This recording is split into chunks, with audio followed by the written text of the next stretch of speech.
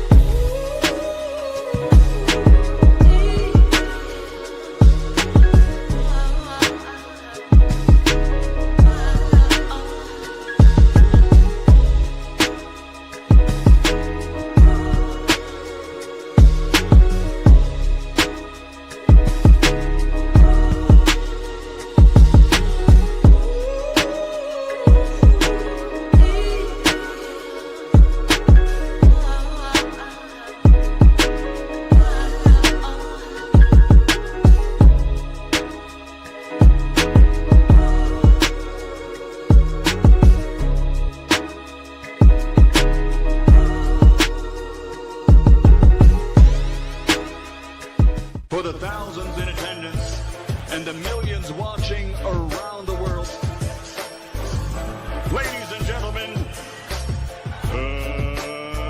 let's get ready to rumble!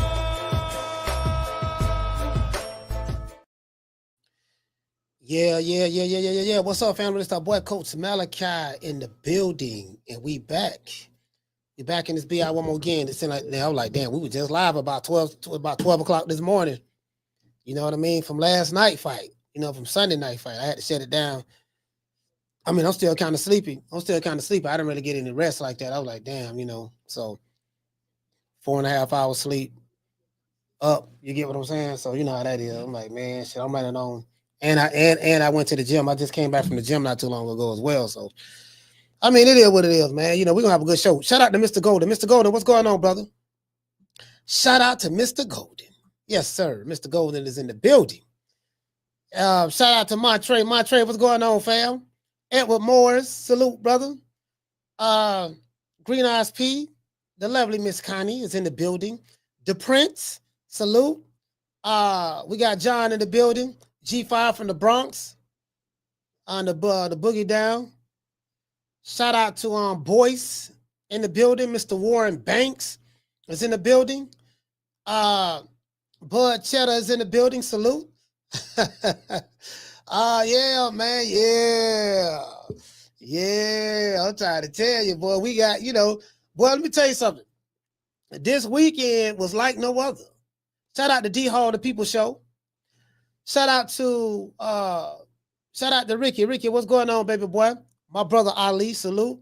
Y'all supposed to be doing an interview with Ali too, man. So I'm definitely looking forward to doing that one. Definitely looking forward to doing that with my brother, man. Shout out to Rodney Green in the building. Shout out to everybody watching, man, on X and Instagram and stuff like that. It's gonna get cracking. Y'all share this live show. Let everybody know that we're on. Share the live show, please. Let them know that we're on. We got a whole lot to talk about. You get what I'm saying? Man, let me tell you something, boy. Let me see. Well, I'll give everybody a round of applause once we get to over 100. Oh, we have over 100. Let's give everybody a round of applause. Dang. Yeah. Yeah, man. Shout out to Hollywood Leon. My main man Mason, man. Mason, what's going on? Bro, listen, check this out. Bro, we never had a week. We never had a weekend like this before in boxing. Not that I know of. Friday night, Saturday night, Sunday night. All right. I'm sitting there thinking, pocket watching. I'm counting pockets. I think I have what I have over here. I have 2 quarters over here, 2 quarters in my hand, and I can rub them together. So at least I got 2 quarters I can rub together. So I'm rubbing 2 quarters together, right? And I'm thinking about all this money them Arabs got. I say, you know what, man? I don't want to put my conspiracy hat on, but I'm starting to feel like hold on, wait a minute now, hold on now. Why are they spending all this money? You get what I'm saying? They blowing money, bro. Hey, shout out to Teach. What's going on? He say, salute, coach. He say, why we don't have Big Roll on the thumbnail? No, sir. No, sir. No can do. No can do. No, sir. No, I won't do that. I give him his props, but I ain't doing that now. No, sir. That's against my religion. Anyways. Damn, I forgot what I was gonna say, fam. Damn, I forgot what I was gonna say. Hey, shout out to Miss Sheila. Miss Sheila, I forgot. Damn, I forgot what I was gonna say. Damn. I be hating that shit. I be hating when I do that. You know what I'm saying? Cause I had got thrown off by what Teek said in the chat. And I should have just continued on what I was talking about. But anyways, man, what the hell I was talking about? I forgot. Oh no, yeah, this weekend. Yeah, so I was sitting back looking at these fights this weekend. I'm like, okay, cool. I'm looking online. You know, I have a master's degree when it comes to studying comments. I have a master's degree when it comes to studying comments. You know what I mean? You know, I can decipher comments. You get what I'm saying? Like I can decipher comments like it ain't nothing, right? You know, I can pretty much tell. I'm so good. I can tell when somebody types something in the chat, I can tell whether you're left-handed or right-handed. True. And I can tell which device you was using. Well, you know what? That was an iPhone 13 Plus right there. Oh no, you know what? No, that was an Android. That was an Android Betamax 5000. Android Betamax 5000. Yeah, that was. Listen, I'm that good. You know what I mean? I can literally tell. Yeah, you know what I mean? Like, you know, the feds called me, but they want me to decipher tweets and stuff. They be like, Coach, look here, man. We need help again. You need help again? What you talking about, man? I ain't no snitch. Nah, we don't want you to snitch. We just want you to come over here and decipher these tweets. All right, so I'm looking at this tweet right here. This tweet say drop the Addy. Now, when he did the drop, it was in all capital letters. So we know he meant business. But then he sent like 3 or 4 gun emojis. We're trying to track where these gun emojis were manufactured at, so we can hit them with the RICO. We can go get them for possession of a firearm, but you know, we can get them to flip on others. But we need to find out exactly where was this gun emoji manufactured at. Once we find that out, we can get his digital fingerprints off of it, and then we can go arrest him. True. Yeah, you get what I'm saying? So, hey, shout out to Mo Easy. Yeah, for real though. You gotta be a detective when it comes to this stuff. So anyway, I'm sitting back watching Monday show. We know we was up Friday night. We was up Friday night watching. I'm not gonna lie, it was. I think the best, bro. Like I heard Ryan Garcia crying. I saw him crying in the car. That was funny as hell. You know, I saw him crying in the car. That was funny. Then let's see, saw him crying in the car. That was funny. Then he get beat by Roland Romero. All right, so I know that blowed up the rematch. The rematch is done, him and Devin Haney. And then Devin Haney.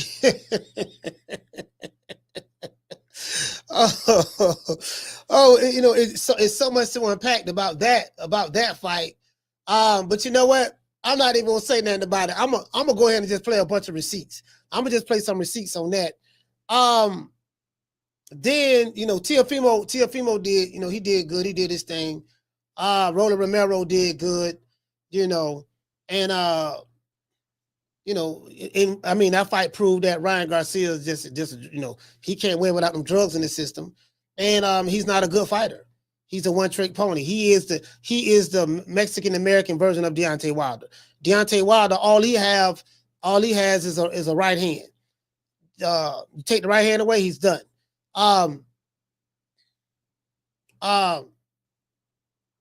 Ryan Garcia, all he has is a left hook. You take the left hook away, he's done. And then if you take the Ostarine away, he's done. True. Yeah, he's done. So, he's done. You get what I'm saying? So, hey, shout out to New Country, man. He said, yo, coach, so when are you interviewing Big Rolo? Never. To this day. I listen, it'll rain cocaine and snow heroin 8:30 tomorrow morning, you know, before I ever try to interview or do any interview of him. Never in life. Never. You know, I ain't really, you know what I mean? I don't really be on that really too tough anyway. I fuck with those who fuck with me, so That's how I roll. Shit, you know what I mean? I ain't on that like the current media circuit right now. You know, I'm hearing a lot of these guys been bought off and this and that. I don't know. You know, if they are, man, you know, so be it. I'm not tripping either way. You get what I'm saying? But you know, I'm not a part of that. I'm not a part of that cloth. You get what I'm saying? I'm cut from a different cloth. So it's just certain things I'm not gonna do. You know, it's just certain things I'm not gonna do, man. I don't, you know.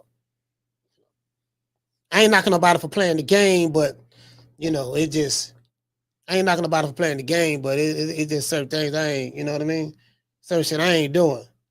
It just I have too strong of a character, and I'm too outspoken. That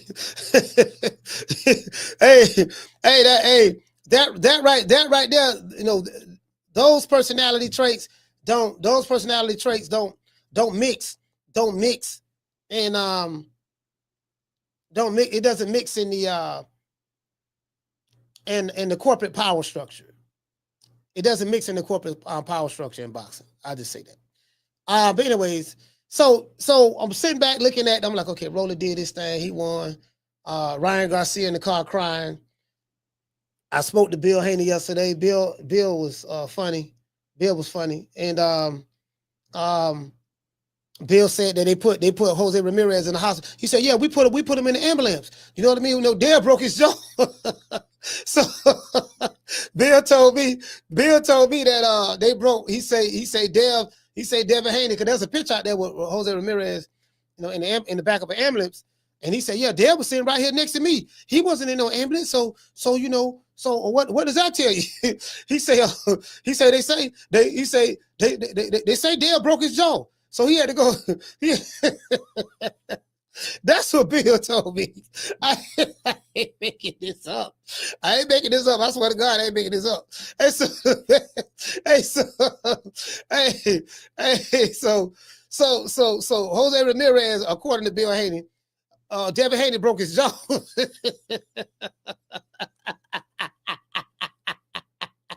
So according to Bill, that what Bill told me now. Bill said, "Yeah, man, we broke his jaw, man." Hey, Coach Eddie say, "Coach, that's Coach Eddie ATL. Hey, Coach Eddie, that's you?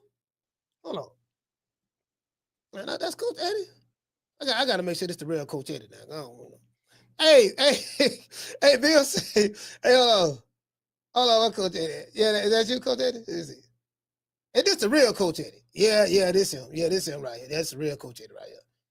Yeah, this the real Coach Eddie. All right, Coach Eddie. I got you. Hey, so check it out though, right? Hey, Coach Eddie. So check it out. So Bill said, yeah, you know, and you know, Dale put on a spectacular performance, and he couldn't touch him. He couldn't touch him. Now, you know, now everybody's saying, you know, hey, bro, Bill. Oh, that Bill Haney. Boy, hey, listen, bro, I swear to God, bro, that's one of the funniest. Bill Haney is one of the funniest human beings in boxing. I say, damn, boy, they broke his jaw for real. Hey, I'm sitting there thinking, I say, damn, Devin broke his jaw for real. He broke his jaw. Shout out to New Country. Hey, okay. Hey, New Country, dropping that $2 super chat. He said, "Yo, Coach, so when are you interviewing Big Rolo?" No, sir. Shout out to Mr. T. Hey, okay. Dropping that $2 super chat. He said, "No rematch. Leave Ryan and Devin in the desert." Hey, check it out though, Mr. T. Hold on, check it out now. Check it out. I'm finna get to that. We're gonna get to that. Check it out. So I'm asking Bill a direct question. I say, Bill, so that's messed up. Ryan got y'all can't, because you guys know I was talking about that. I wanted to see that rematch. I really wanted to see that rematch. And prior to past weekend's fights, after the weekend fights, I'm like, well, shit, Ryan Garcia can't beat goddamn Roller Romero. he getting outboxed by Roller Romero. he get that box, and then Devin Haney. People booed so much at his performance and Jose Ramirez's performance because it takes two to tango. You know, they said Devin Haney was doing the goddamn the tight rider, you know, in the ring. Now, if you guys don't know, for all you younger people, if you don't know what the tight rider is, it's a dance that MC Hammer used to do where you move side to side. You know, you move side to side. Just look up MC Hammer and then put the typewriter dance, and then you'll see what I'm talking about. True. You'll see what I'm talking about. So, anyways, so I spoke to my homeboy. Big Herm, right? Big Herm, Herm, Big Herm, right? So I was at Herm. Herm said, man, you seen that fight that weekend? I said, yeah, I saw it. He said, man, that shit was trash. He told me, my homeboy told me, right? Man, that shit was trash, man. He said, man, Devin Haney like he was scared. No, this what my homeboy. Hey, listen, he's a casual. Well, he used to be a diehard, but now he's a casual fan. You know, we made him around the same age. He was like, bro, he said, man, Devin Haney like he was scared. He said, I don't know, Bo. He say, Bo.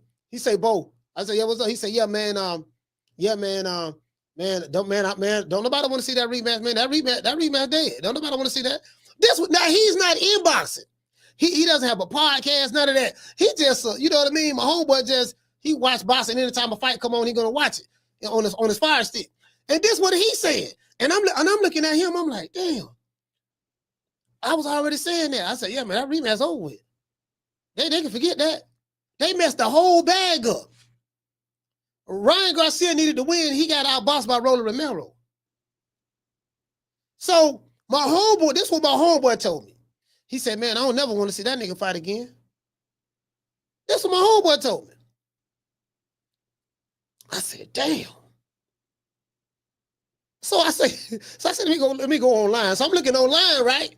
And bro, I'm hearing all these complaints online about Devin Haney, Jose Ramirez. But now you have, and I get it. Now you have people who love Devin Haney, and you know the Devin Haney, YouTube channels and stuff like that. They'll say, "Hey man, look man, this was the sweet science." Now I did a show. I was on Blood Boxing's panel this morning. Blood Boxing had a boxing panel, and I was on there. Me, Bruce Gas came on there. A couple of John Martinez, a couple of other people on there who really know boxing, right? And I had a lot to say. I had a lot to say on there. I had a lot to say, and y'all remind me because I forget. I got this ADD and I'm high and shit. So y'all just work with the old boy.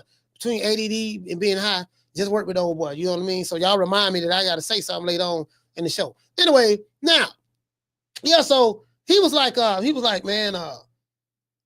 like my homeboy. Was like, man, he looked like he was scared. And I say, I say, damn.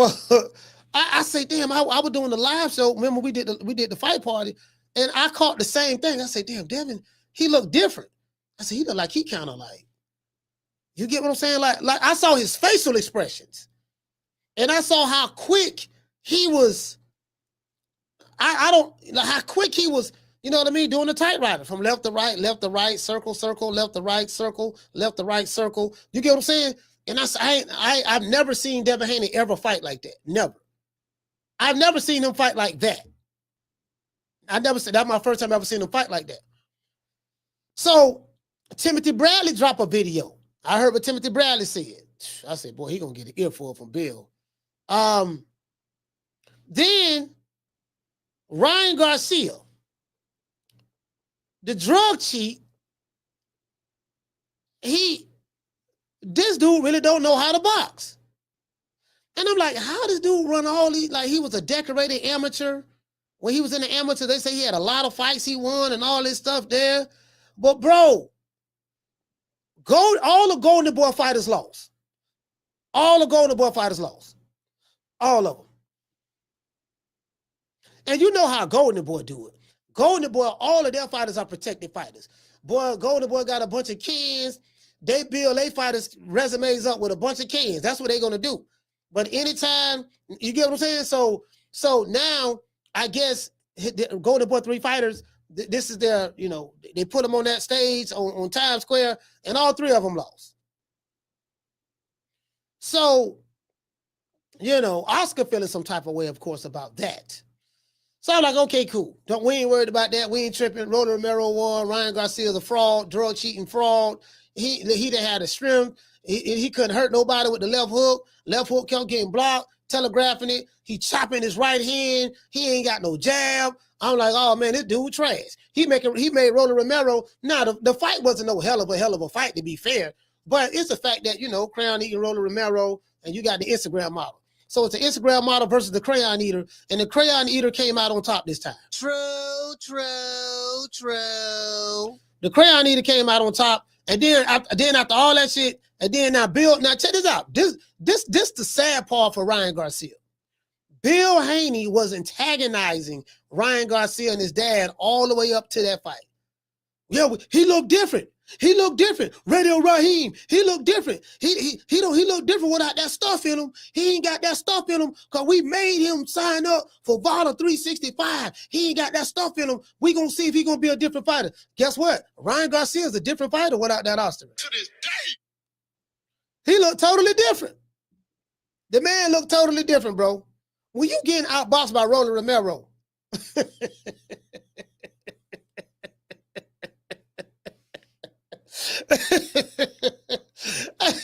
Rolly Romero outthinking you in the ring, fam, and thinking is not one of his strong suits. Rolly Romero outthought you in the ring. You could tell his trainer. I don't know who his trainer is, but his trainer prepared Rolly very well. Look, we know what this kid wants to do, Rolly. Don't worry about it. He ain't got nothing but this. I don't look that fight film on this dude. This all you got to do. This kid ain't got nothing. Rolly Romero knew when Ryan was going to throw the left hook. He knew when he was going to try to throw the right cross. Like Rolly Romero took everything away from him. Disarmed him. Rolly Romero was figuring things out in the ring, and Ryan Garcia couldn't figure it out. I said, Rolly Romero is outthinking this dude.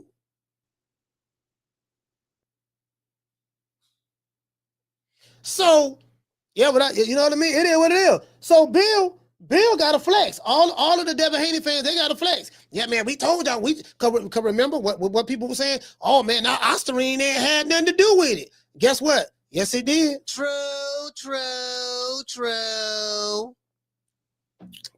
If it didn't have anything to do with it, tell me why he couldn't win this fight against Rolly Romero. Tell me why he looked totally different. He didn't look as strong. He wasn't inspired. None of that. You get what I'm saying? And then Rolly Romero dropped him with a left hook, a double left hook. Rolly Romero threw a double left hook. That same double left hook he was practicing in the locker room and in the gym. He hit you with that same double left hook, dropped him. He felt that retarded strength from Rolly Romero, and at that point in time, Ryan Garcia knew he was in trouble. He knew he was in trouble. He knew, man, god damn, dog. And I ain't got that goddamn Ostarine. Where that Ostarine at, dog? Shit, I gotta get that Ostarine. Hey, Derek. Derek, man, I need the Ostarine, man. I know you don't know nothing about no Ostarine, but Derek, I need it, man. I need it, man. My energy ain't there. He got that retarded strength, Derek. Them crayons making him stronger. Them crayons making them stronger, Derek. Why you ain't tell me? You know what I mean? I think them crayons got Ostarine in it. Like them crayons, Derek. You know, I need the Ostarine in order to compete. True. Man, shit. True. I said he got beat by crayon power. Hey, Bless.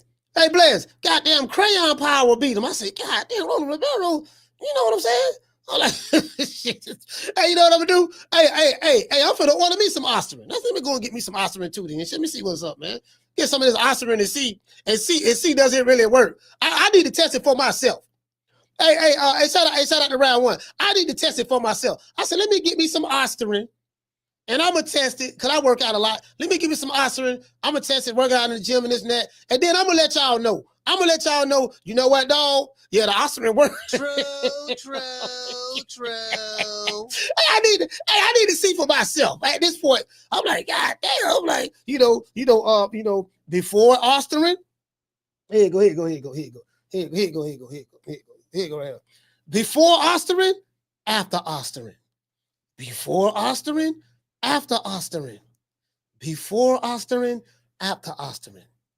Are you feeling down? Are you upset because you're not having the performance that you know you could have? What, are you tired of feeling like water and you want a little Sprite in your life? Come on down here to the Nick Sack Promotions where we can give you the fix that you need. Have you ever heard of Ostarine? Ostarine is the wonder drug that once it gets in your system, it gives you stamina, helps you lose weight, and it retains muscle. So if you're tired of looking like a bottle of water, why don't you come over here and get some of that Sprite? Ostarine, that is. You get what I'm saying? True. Yeah. We just shot a whole infomercial. We just shot a whole infomercial just then. You get what I'm saying? Yeah, you can't, boy. Crayons and Ostarine. Hey, you know what? Hey, that's what we need to name that fight. This the battle between crayons and Ostarine.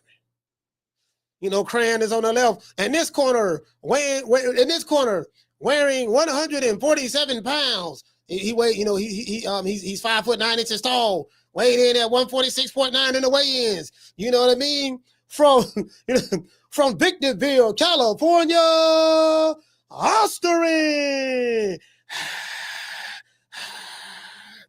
And in this corner, you know what I mean? Somewhere in Nevada, I think Ramirez from Vegas, or I don't know where the hell he's from. Somewhere in Nevada, you know what I mean? Wearing 146.9 pounds, you know what I mean? And you know, and he is the pride of Las Vegas, Nevada, and Booker Ray Leonard. We have before you, you know what I mean? Crayon. All right, Crayola, Ostarine. Look here, man. I want y'all to you know, obey the rules at all times. You know, this right here is below the belt. If you hit right here, this gonna be below the belt. Ostarine, you know for that left hook. You better hope this nigga don't take that left hook away. Crayon, you're known for not Crayon. You are known for not being the most brightest and intelligent person in the world. Hopefully, you can put two brain cells together to figure out how to beat this guy to Self King. All right. On the count of three, y'all shake hands. 1, 2, 3, break. All right, that's it. That's how we gonna do it. True. Yeah, that's how we gonna do it. We're gonna do it just like that. Yeah, I'm finna give me some Ostarine, dog. For real though. All bullshit aside, I'm finna get some Ostarine for real. Listen, I'm gonna tell you something.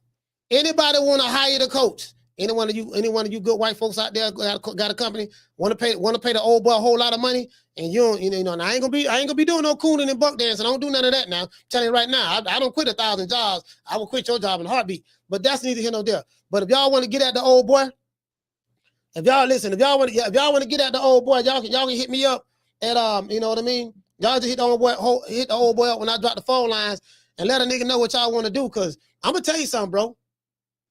That shit right there, that rematch is done. And that rematch is done. That's done. And then another thing, as I said before, if there's any one of these companies want to hire me, I'm gonna tell you right now. If you tested me, if you do drug testing, I'm gonna tell you something. If you do drug testing, depending on what you're testing for, I might not pass. Now, if you want me to work for you, it's 3 drugs you better not test me for. Don't test me for weed, marijuana. I'm gonna fail that. If you test for marijuana, I'm telling you, I'm failing right now. If you tested me for Ostarine, I got some Ostarine coming in the mail, so you know what I mean. I might fail that, but I'm just trying something. And if you test me for sniggity snack, now I got some sniggity snack in there that Victor Conte sent me a while ago. So if you test me for sniggity snack, I'm gonna fail. And anything outside of marijuana, Ostarine, and sniggity snack, you know, I'm your guy. True. I'm your guy. True. Facts. You know what I mean? I pass that. Anything outside of them 3 right there. You get what I'm saying? You know, I'm telling. Listen, you know, some of y'all need a job. That's what y'all need to do. Y'all got to tell these people. Say, look here, man. I'm gonna keep it a bean with your dog. You know, I was on probation before, right? And you know, the probation officer, you know, I was on drug probation, so they used to piss test you, right? So I had this one probation officer. He was cool as hell. I ain't gonna say his name. He was cool in the motherfucker. And then like you can go back in the back, and they got a whole bunch of test kits. You know, man, THC, you know, cocaine, you know, methamphetamine. They got several test kits, right? Now I was smoking. I had started back smoking at this time, I was smoking, I used to always grab the cocaine kit. He said, "Yeah, man, go in there, pick your kit." Like he knew what time it was. He be like, "Yeah, go in there. Yeah, man, I got a drug test, man. You all right? You good? You can make it?" I said, "Yeah, I'm good. Then he be like, "Yeah, go in there, get you a ticket. Go in there, get you a kit." I go in there, I get the cocaine kit, the methamphetamine kit. I'm getting everything. I'm getting everything but that marijuana drug test. True. Yeah, dog. You know, hey, good looking out on. Hey, bet that up, dog. Bet that up. Hey, shout out to Reggie Owens. Hey, Reg. Hey, Reg. Hey, Reg. I'm always picking. Let me go. Yeah, dog. I'm picking that. Yeah, let me get that methamphetamine kit right now. I'm gonna pass that one. I know I'm gonna pass that one. Now this one over here now, that THC. Yeah, I ain't you. Well, you might be violating me, sending me back to jail off of this one, bro. I ain't trying to go back to jail. So I ain't trying to go back to jail. So yeah, let me get that methamphetamine. Hey, I got on probation early too. Hey, I'm just letting them know. Look here, man. Y'all want me to work for you, man, and you drug testing, dog. Hey, listen, weed, sniggity, snack, and Ostarine. Cause I need to see what this Ostarine all about.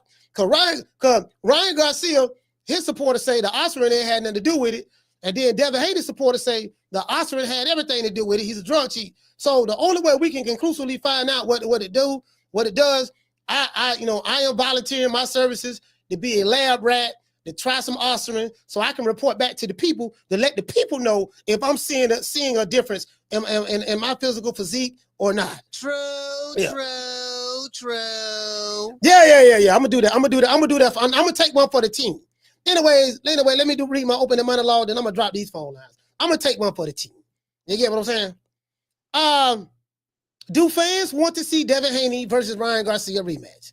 Do y'all want to see the rematch after the festivities that just went by this past weekend? And guess what? We're gonna talk about Canelo and Skull fight too, and we're gonna talk about Canelo and Terrence Crawford facing off in the ring. It sent chills through me. You get what I mean? No Diddy. Anyways, let's and we're gonna talk about a new way to monster. The one who a lot of the Haymanites don't like. Oh, man, we don't like him, man. He ain't good, man. He ain't fighting nobody. I said, who do you like and who they fighting? Oh, wait a minute now. Hold on now. This is the era of, and what I said over there on Blood Boxing. This is the era of the niggas who ain't doing that getting all the praise, all in the video, getting all the attention from the same 2 or 3 YouTube channels. And the dudes who putting in the work, they get shitted on. But that's another story for another day. Lord have mercy. Do fans want to see Devin Haney versus Ryan Garcia rematch?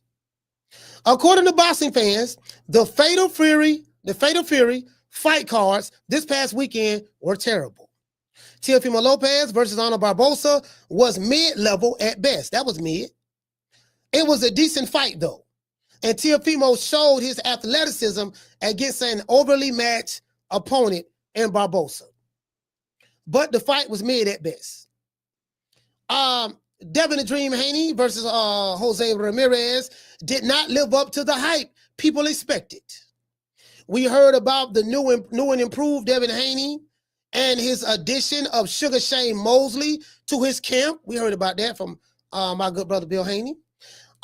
We heard about Devin Haney stepping out of his comfort zone, leaving his mansion, leaving his Rolls Royce, leaving his Lambo with thigh doors, leaving all the exotic women. We heard that he detached from his cell phone, detached from all anything digital, and he went in the Big Bear with no cell phone, nothing, just a bar of soap, a toothbrush made of wood with boars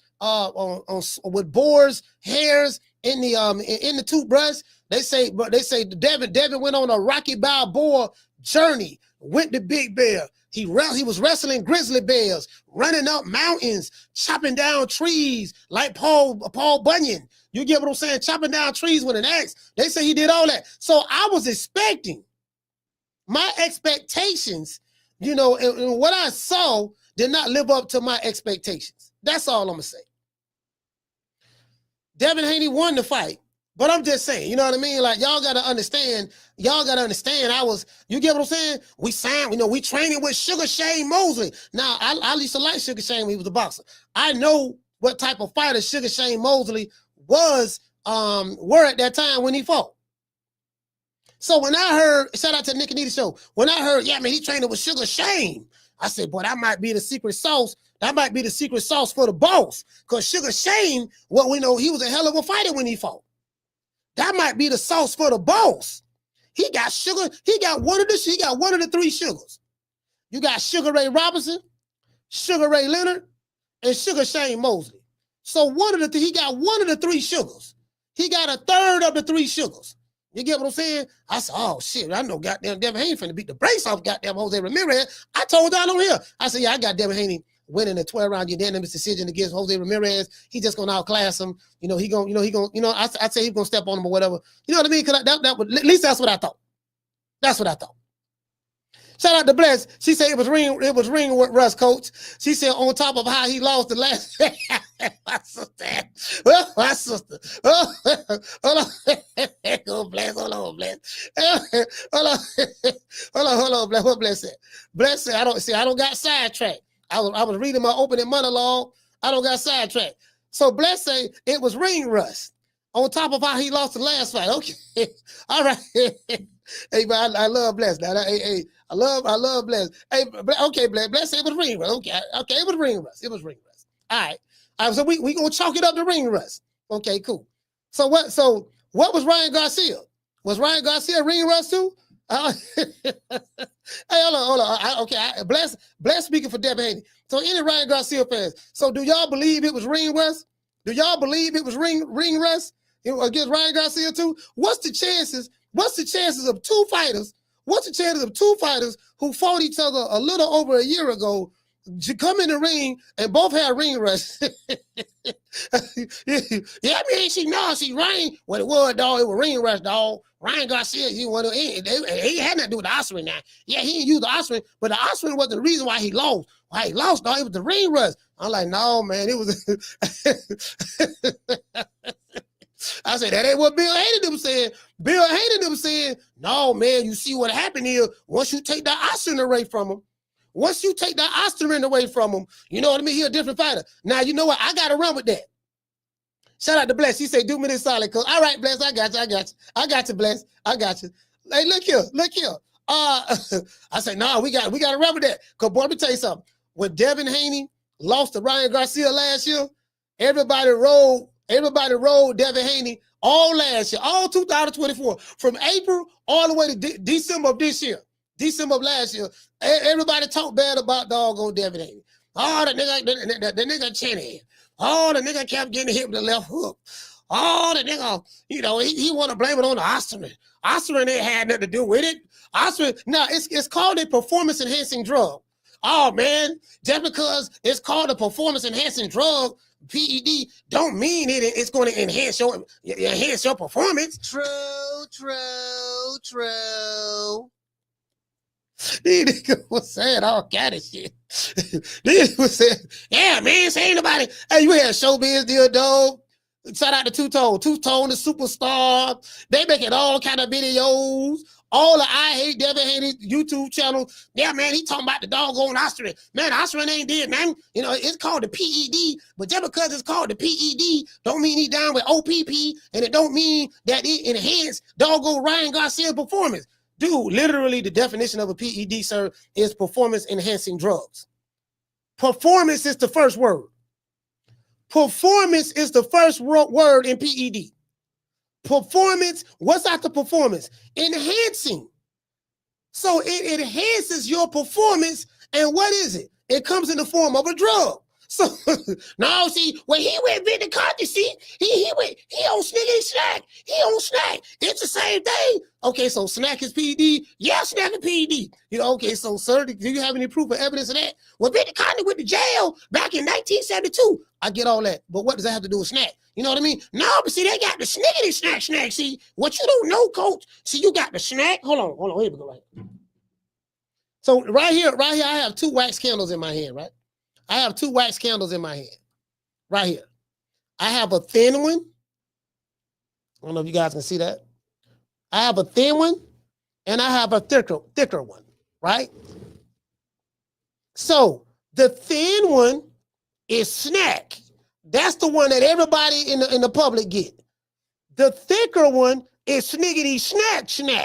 That's the underground version of snack that all the athletes get that wanna take drugs, but the drugs can't detect it yet. So you have snack, and then you got sniggity snack. So I got these niggas with a GED. I got the nigga with a county jail GED. The nigga with the county jail GED trying to tell me my GED from the street, yours from the county jail. This is different. So I'm a little smarter than you in this subject matter. So the dude, yeah, man. So he taking. I say, sir, look, okay, cool. Listen, the man looked totally different. The man looked totally different, brother. A year later. So we got to listen. Everybody this doggone Devin Haney. We were playing the Haney Pack song over here. Doggone Ryan Garcia went on tour. He went around the world. He went triple platinum on the Haney Pack song. Everybody was clowning Devin Haney, right? Guess what? The Ostarine helped Ryan Garcia perform at a high level. How do we know? We saw what he did. We saw what he did this past weekend. He looked the total opposite. That's all Bill Haney was saying. Now, and guess what? Bill said, well, Dev won. Dev won his fight, and Dev put on the boxing masterclass.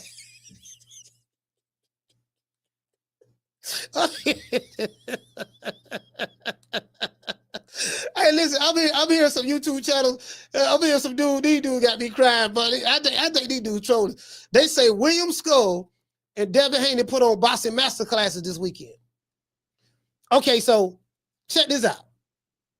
I'm trying to figure out, because when I saw the Canelo and William Skull fight, William Skull did the same thing that Devin Haney did.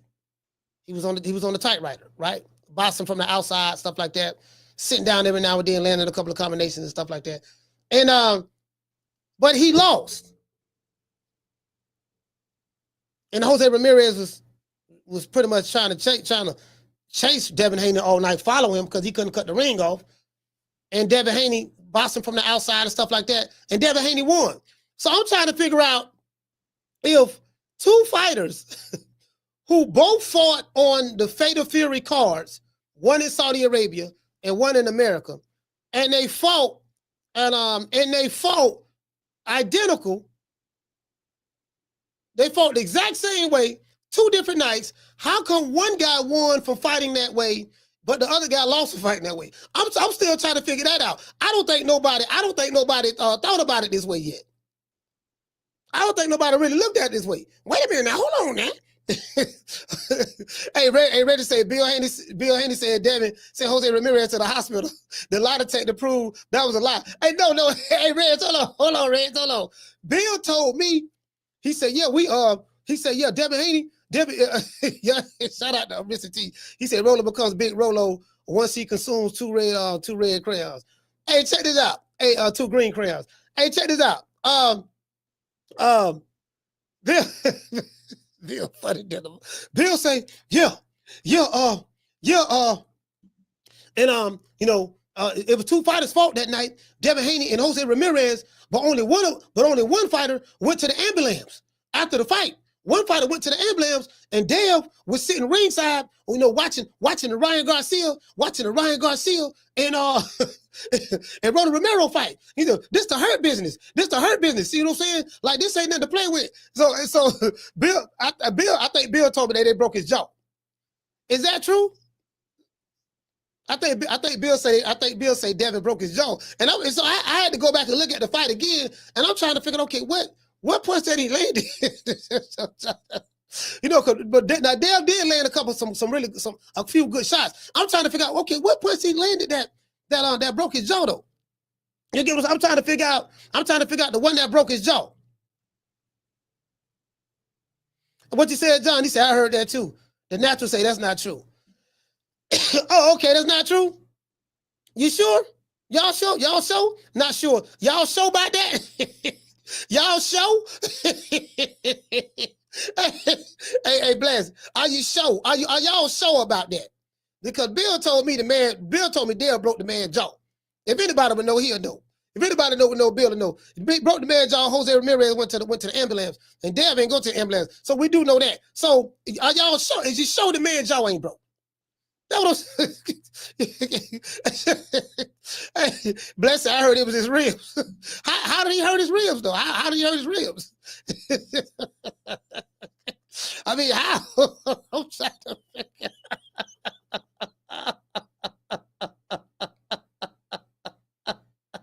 Marky VR said he needed oxygen, coach. He needed oxygen. Oxygen for what? What did he need the oxygen for? I just, Bill said the man's jaw was broke. So I'm trying to, he needed oxygen. You say his jaw must have been broken before the fight. Hey, Dita Grace say his jaw must have been broken before the fight.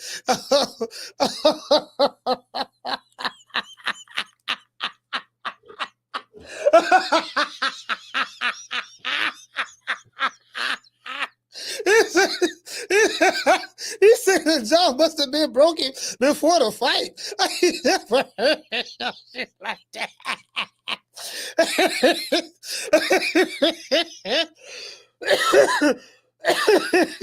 He said the jaw must have been broken before the fight.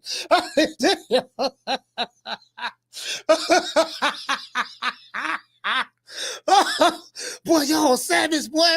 Y'all is savage. Hey, shout out to Marky VR. Hey, y'all is savage, fam. Y'all need to, oh my God, bro. I don't want no smoke with y'all, boy. Y'all vicious, boy. Anyways, hold on. Let me finish reading the opening monologue. Damn. All right, I'm finna finish this up quick. All right, okay. So we heard about Devin Haney stepping out of his comfort zone and moving his training camp to Big Bear, California. But something seemed different on this night, on the night of the fight. Devin Haney appeared overly cautious at times. And some would say that he looked scared. A lot of people told me that, for real though, bro. I'll put it to the side. And these people who brought this to my attention, they are fans of Devin Haney. These are not Devin Haney haters. These ain't nobody who jealous because he got a daddy in his life. No, these are people who like Devin, you know what I mean? They like Tank more, but they like Devin. They like, man, he said he looked scared last night, dog. You know what I mean? Like, I'm telling you, Devin Haney appeared overly cautious at times, and some would say he even looked scared. Since Devin Haney trained with Sugar Shane Mosley for this fight, me personally, I was expecting a Sugar Shane Mosley type style. That's what I was thinking. You get what I'm saying? But that wasn't the case. Jose Ramirez looked old, washed up, and slow. But that wasn't Devin Haney's fault. He didn't know how to cut the ring off. Devin Haney moved laterally throughout the entire fight. He'll tight righter to the left, tight righter to the right. You know what I mean? Critics say Haney was running. That's what the critics say. Haney fans say Devin showed the sweet science. Either way, the fight did not live up to fans' expectations. You get what I'm saying? This was the co-main event to the lead-up fight with Ryan Garcia versus Rolly Romero. Speaking of Ryan Garcia, he looks a lot different without that Ostarine. True. The drug cheat himself proved that he could not win without his special sauce. I got some of that special sauce coming soon. I'm finna let y'all know what do it work or not. Rolly Romero outboxed Queen Rye for 12 rounds. Rolly Romero. Although Ryan was the heavy favorite going into the fight to win, he was no match for the crayon-eating Rolly Romero. Rolly caught Ryan Garcia on that chinny chin chin, nigga. He caught him on that chinny chin chin in the second round with a double left hook that floored the Instagram model to the canvas. True. After that knockdown, Ryan was finished. He kept trying to land that left hook, but Rolly always countered Garcia. That made Ryan Garcia reluctant to throw the left hook again. Rolly Romero is a far superior fighter than Ryan. I think everybody knows that and see that by now. Ryan Garcia proved to be trash. He proved to be trash and a worse fighter than Rolly Romero. You can't make this up. Now that the bigoted drug cheat has been exposed for the fraud that he is, he can go back to modeling and selling selfie sticks on TikTok and Instagram. To this day. Maybe Ryan can go back to doing the body shot challenge. You know, he like doing the body shot challenge. He can go back to doing that. As for boxing, Oscar De La Hoya needs to put Garcia back in the Golden Boy Witness Protection Program and keep him away from elite fighters. Without the PEDs, Ryan Garcia is just another trash fighter. Now, on to the Canelo versus William Skull fight. Canelo won by unanimous decision over William Skull. You get what I'm saying? And now Canelo is two-time undisputed champion. Nobody's even talking about that. You notice that? There's no big celebration like, yay, Canelo two-time undisputed. Bro, didn't nobody even say nothing about it. I didn't even realize it until just now. I'm talking about it now. It was like, you know, when the New Way became two-time undisputed, it was a big deal. When Usyk became two-time undisputed, it was a big deal. When Crawford became two-time undisputed, it was a big deal. You know, a lot of people talked about it and this and that. It was excitement. Canelo just became the two-time undisputed champion, and it was like a dud. Like, wow. You get what I'm saying? You know, so, I mean, to me, that was kind of crazy. Now, even though that Canelo is a two-time undisputed champion now, for some reason, it doesn't feel like it. Fans say that this fight was a dud. Very similar to the Haney versus Ramirez fight. Per CompuBox, Canelo landed 56 of 152 punches. William Skull landed 55 of 293 punches. As you can see, William Skull threw 141 more punches than Canelo Alvarez. William Skull fought Canelo the exact same way that Devin Haney fought Jose Ramirez. He did the exact same thing. The exciting part of the event came when Terrence Crawford and Saul Canelo Alvarez met face to face in the ring. Everybody was excited about that. When they met face to face in the ring, and it was officially announced that Saul Canelo Alvarez and Terrence Crawford will be fighting in Las Vegas at the Raiders Stadium September the 12th, and they faced off. That right there was the best part of the night. True. Best part of the night. You get what I'm saying? So we're gonna see. Hopefully that fight, Canelo and Crawford, live up to the hype. Hopefully it's a classic. In other news, Top Rank saved the weekend. Their fight card was everything the fans wanted and more. A New Way versus Cardenas was exciting. The fights before that, who it was, what a dude named Espinosa versus I forgot the other guy he was fighting, the shorter guy, he ended up stopping him. Like, all of those fights was exciting fights. That entire what the fight card, the part of the fight card that I saw, because I saw 3 fights. It was very exciting. The co-main event was exciting than all of the fights combined under the Fatal Fury fight card. All of them, yeah, the co-main event, I'm just saying that's my opinion. I was engaged. I didn't get sleepy. I wasn't bored. I wasn't none of that. And I'm an avid boxing fan. You get what I'm saying? I'm an avid boxing fan. I've been watching this shit a long time. You know, I like talking about old school fighters myself. I like talking about old school fighters. As I said, hopefully this fight lives up to the hype. You get what I'm saying?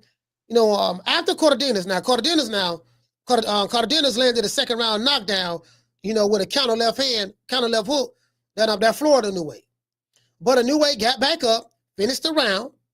As the fight continued, a New Way kept his same aggressive style, ensuring that he did not get caught with the left hook again. And he did not get caught with that left hook anymore during that fight. Cardenas was also doing a great job as well. He was doing great work, Cardenas was. But a New Way's jab proved to be the difference maker in the fight. A New Way can pretty much get sloppy at times by taking calculated risk. That's the type of fighter he is. He likes to take calculated risk. And, you know, when you're in boxing, you're going to get hit. That's just how it is. When you're taking risks like that, you leave yourself open for other things. You know what I mean? But as I said before, but that's what makes a New Way the monster a special fighter. pretty much like Tito Trinidad, not comparing the two, but I'm comparing this comparison right here. You know, when Inoue gets knocked down, very similar to Trinidad, he finds a way to get back up and finish off his opponent after getting knocked down. At 32 years old, he's 32, with a record of 33 and with a record of 30-0 with 27 knockouts, this dude is special. Inoue scored his first knockout in the 7th round, well, his first knockdown, my bad, in the 7th round, catching Cardenas in the corner and dropping him by landing 4 consecutive right hands. In the 8th round, Inoue scored the TKO stoppage via the referee. Inoue landed double-digit unanswered punches prior to the referee stopping the fight. You know, a boxing fan on X, I just read that on X, a boxing fan on X who goes by the name of Pure Comeback Sports said it best. Inoue could have just switched the boxing on the outside, played it safe, and easily outpointed his opponent. He could have gotten on his bike like Shakur, this is what he's saying on here, like Shakur, Haney, and Skull did, or shut down as Ryan Garcia did in their fight. But Inoue didn't do that because unlike those fighters that he just named, I'm going to show you the tweet. I didn't say it, he said it. He's a real warrior, end quote. That's what the dude said on X. Me personally, I would also like to add that Inoue knows how to cut off the ring. If a fighter tries to run and not engage, he know how to cut that ring off. You get what I'm saying? Now, Top Rank saved boxing for the weekend. That's what a lot of people are saying. They saved the boxing for the weekend because the Fatal Fury card was trash. Both of them. As for Devin Haney and Ryan Garcia, Haney versus Ramirez set the record for the fewest punches thrown in a fight. That's what, that's the information that's out there. Rolly Romero exposed Ryan Garcia. He exposed him for the fraud that he is. Do fans want to see the rematch between Haney and Garcia after this past weekend's performance? Let's talk about it. Let's give everybody a round of applause.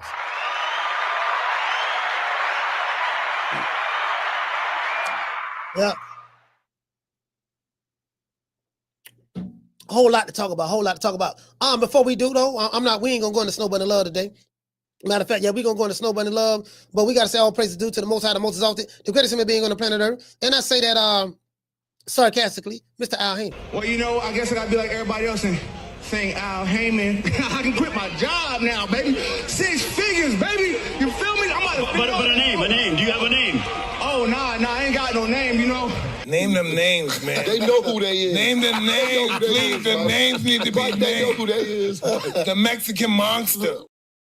Yes, sir. It is what it is, man. Shout out to the 100 deals to PYTs and the Snow Bunny. See her eyes shine, she's my Snow Bunny, please. In the winter lights, too, she's my sweet dust of free. Talk to my nose, this lover's got is so raw. Make you move, stepping out, grip out of control. It's me against the light, Snow Bunny. Moving on the bar, everything's so right. Got that smooth, so feel. No, that's next to the law. With my Snow Bunny love, been funny about the night. See her eyes shine, she's my Snow Bunny, please. In the winter lights, too, she's my sweet dust of free. Talk to my nose, this lover's got is so raw. Make you move, stepping out, grip out of control. It's me against the light, Snow Bunny. Moving on the bar, everything's so right. Got that smooth, so feel. No, that's next to the law. With my Snow Bunny love, been funny about the night. Hey, man, shout out to the face of boxing. Yeah. Oh, that look good.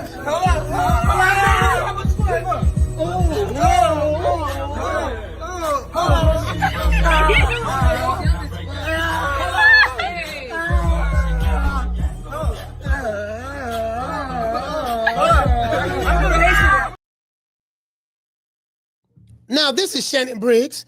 Shannon Briggs was a pretty good fighter. My cousin sparred Shannon Briggs back in the day in Tampa. Let's see what Shannon Briggs had to say about this weekend's performance. I went to the fights last night. Sucked. Horrible. I'm telling you, champ, it was the worst fights ever. You know what I'm saying?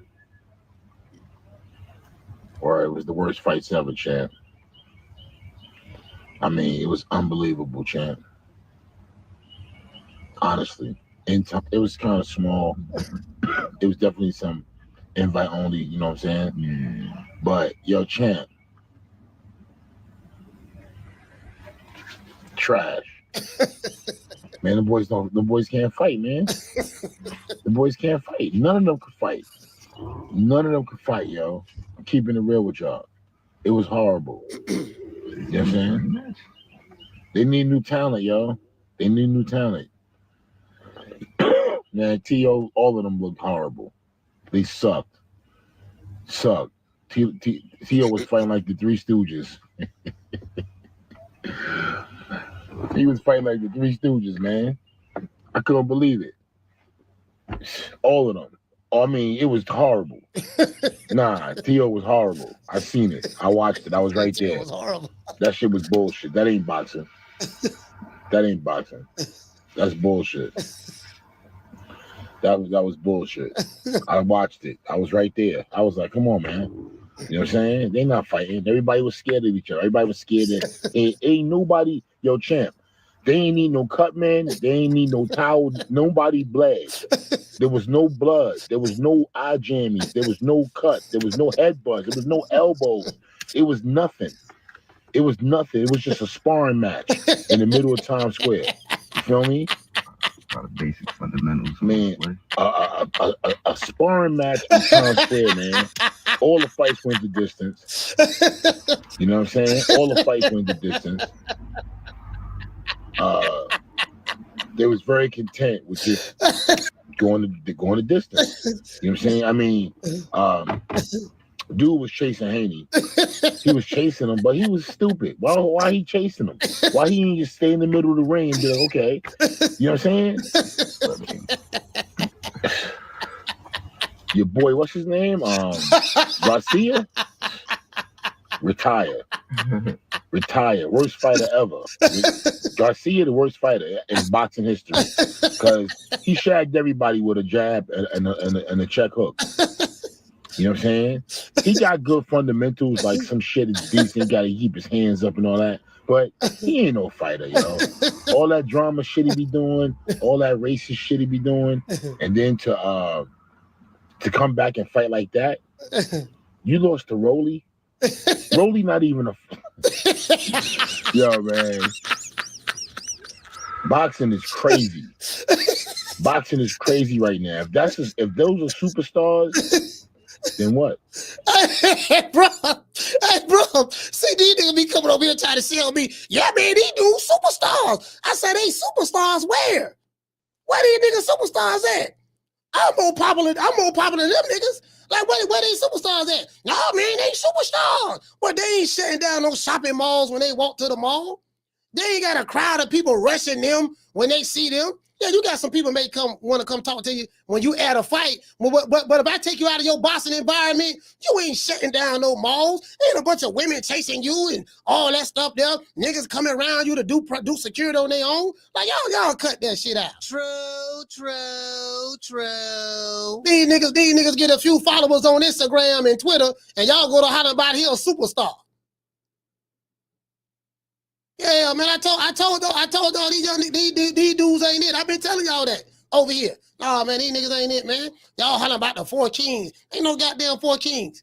The four kings was Hagler, Hearns, Duran, and Leonard. That was the four kings, and ain't no goddamn new four kings. That's disrespect to the original four kings. Yeah, these the new four kings. Where? How? Different era, different criteria. Nah, you don't just, you know what I mean? Like, bro, I'm trying to tell you, man. Anyway, let's go to the next one. Let's go to the next. Let's see what Timothy Bradley have to say. I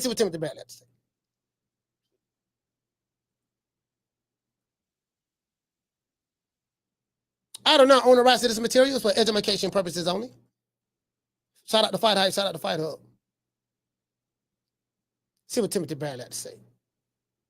Come on, Tim.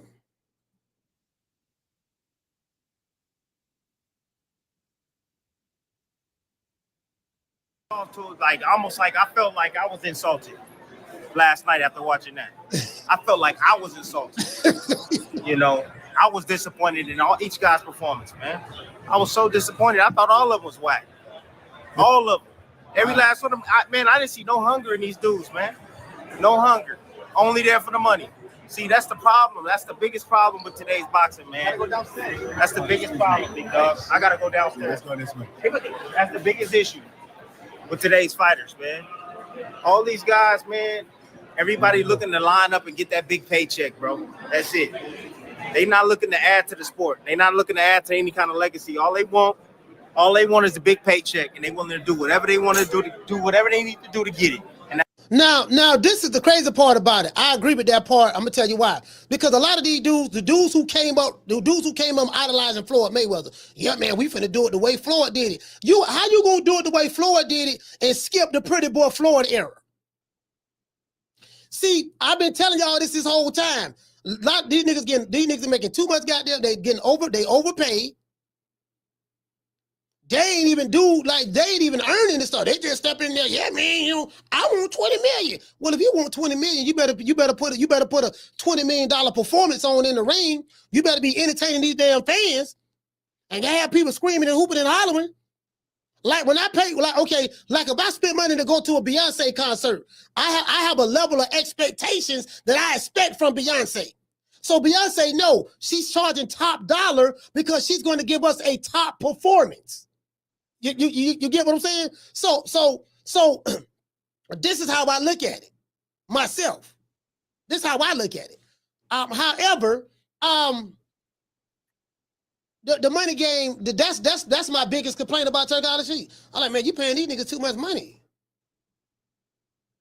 If they ain't gonna if they ain't gonna do if they're not gonna fight, if they're not gonna, like really get it down, like doggone, and we ain't finna let you niggas get dismissed. We're talking about rock'em sock'em. Ain't nobody talking about no goddamn rock'em sock'em. We talking about an entertaining fight. You can do an entertaining fight without rock'em sock'em. Cause these niggas try to be dismissive and say that. It's not either one or the other. It can be multiple things can be true at the same time. So, but yeah, listen, man, that's the worst thing he could have done. Al Heyman did the same thing as well in the beginning. But see, what happens is now, like, these niggas making all this money, and it's like, shit, nigga, my money guaranteed. I ain't got to really entertain that shit. That's about getting the check. I'm following the money. I'm following Floyd Greenprint, and Floyd Mayweather is so misunderstood by these people, but even by these fighters, they so misunderstood and about Floyd Mayweather how he did it. Did you want to jump? You don't get money Mayweather without Pretty Boy Floyd. You gotta put the work in. These niggas they're jumping in. Yeah, I want 5 million. Yeah, dog. I want 10 million, dog. I want 10 million. You got Edgar Berlanga. Now y'all know I call him Puerto Rican assassin, but I really do be clowning. Yeah, man. Yeah, man, I'm Edgar Berlanga. I'm just saying, I got Joey Crack, baby. I'm with the Terror Squad, baby. I fought Canelo. I'm in a different kind of tax bracket right now. Dude, like, you got a Canelo fight. And you was a cherry pick. And after that fight, man, he got keys to the city of New York. Puerto Rico threw a parade for him. He's the Puerto Rican assassin. He's the Prince of Puerto Rico. I call him the Puerto Rican assassin. He getting a statue built for him in Brooklyn. The mayor. They got Edgar Berlanga Day. There's a local bodega. There's a bodega in Brooklyn right now. Buddy gonna change the name of the bodega to doggone Berlanga, Berlanga pastries or something. I'm like, bro, that's it. That's all it take now. That's all it take now, dog. Everybody a star. Rolly Romero a star. How he's a star? He beat Ryan Garcia. Who the fuck is Ryan Garcia? True. You're talking about, I had a dude talking about some, yeah, man, a new way fighting Cairns. I said, what the fuck Ryan Garcia and all them other niggas fight? Okay, if you believe a new way fighting Cairns, surely you feel that way about your favorite American fighter. Surely you feel that same way about these so-called superstars that y'all be clamoring over. Because if you think he fighting kids, surely you feel that way about these young niggas. Surely you feel the same way. Oh no, he ain't know what you talking about. They fighting killers. Oh yeah. True. Yeah. True. Yeah. Nah, see what it is. See, you niggas practicing tribalism. That's all. You just practicing tribalism, and that's all that is. Well, really more so nationalism, but then even within the nationalism, you're practicing tribalism within your nationalistic way of thinking. As a matter of fact, the dudes that you hyping up, they tomato cans.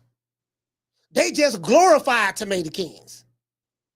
Man, he a star. You see how many followers he got on Instagram? Yeah, he a tomato can. He just a tomato can with a lot of Instagram followers. He was able to fool the public.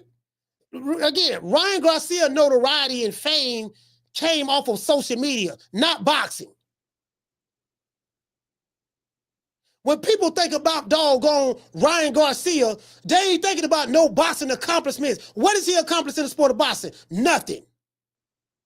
He beat Luke Campbell. Oh, he beat Luke Campbell. He caught him with the left hook to the body. That was a good fight. Has he ever fought for a title? No. Has he ever fought a champion? Well, he fought Devin Haney and Tank Davis. But you know, every time he had a step up fight, he lost. Yeah, pretty much. Well, he beat Devin Haney, yeah, but he was on Ostarine. Well, Ostarine ain't had nothing to do with it. Well, if it ain't had nothing to do with it, tell me how come Ryan Garcia got his ass beat by Ramirez? And he looked totally different. Left hook went fast, right cross went fast, jab went fast, confidence gone, chin in the air, getting knocked down, you know, was scared to run back in there. You know what I'm saying? So what happened? We didn't see him banging the gloves. We didn't see none of that. We saw when the fight was over with, Rolly Romero had Queen Ryan in the car crying. He was crying, dog. Video out there, this nigga Ryan Garcia crying after Rolly Romero ate that crayon and whooped his ass. True. They was feeding the nigga Rolly Romero crayons in between rounds. Different color crayons. The first round, they gave him the green crayon. The second round, you know, and then going to the second round, they gave him the red crayon. That was when he dropped Ryan Garcia after eating the red crayon. Because he saw blood. Go get him, Rolly. I'ma get him. You're not gonna get me, Ryan. Ryan, you're not gonna get me. I know you want to throw that left hook. I know you want to throw it. As soon as you throw that left hook, Ryan, I got something for you. Ryan threw that left hook. Rolly caught him. Hack up. True.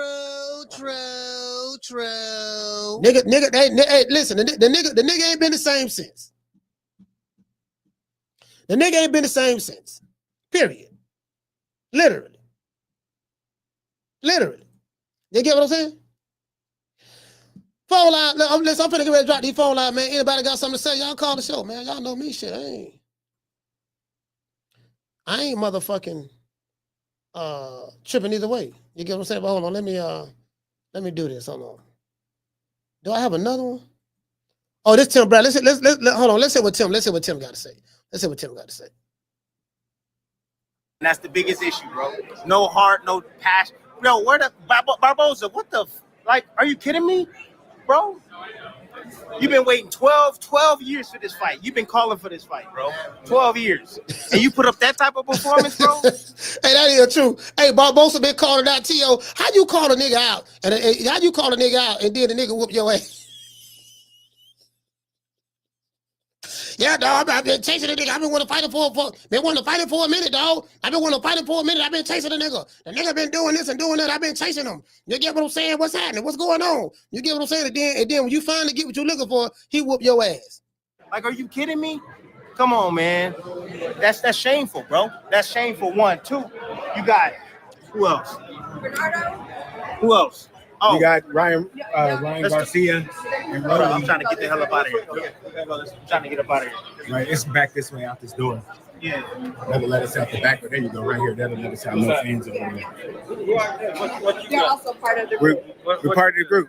No, I gotta go. I'm right here. All right. Thank you. But Haney was supposed to be going back to the drawing tab. He put on the shit tab. One that was rehab. But that whole year off, no true fighter. See, Ryan Garcia, same thing. Ryan Garcia ain't no true fighter. He's not no true fighter at all. It's so ironic, right? It's like how one didn't even train, or not I want to say train, but that whole year off, you had one that was rehabbing, the other one that didn't rehab, he put on the shit show too. Haney put on the shit show. Ryan put on the shit show as well. But Haney was supposed to be going back to the drawing board, getting better. Did you think he got better? Absolutely Shannon not. Mosley to the team, all that stuff. Just because you add a Hall of Famer to your team don't make it, it's gonna make you better. I promise you that. You see what I'm saying? So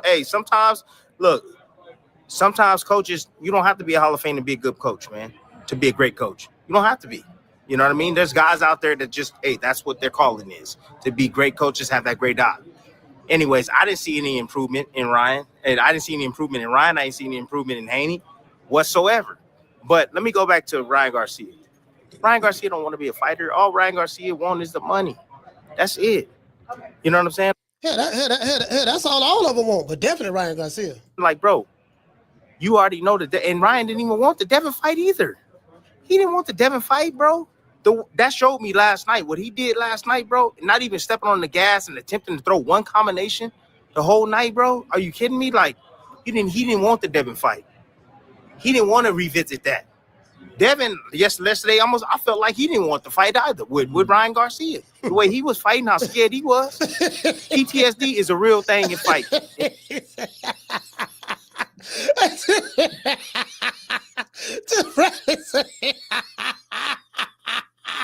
He said, yeah, man, I hope they never would have fight you. How scared he was. He said,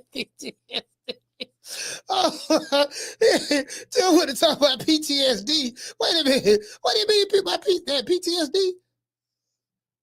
Yesterday, I felt like he didn't want the fight either with Ryan Garcia. The way he was fighting, how scared he was.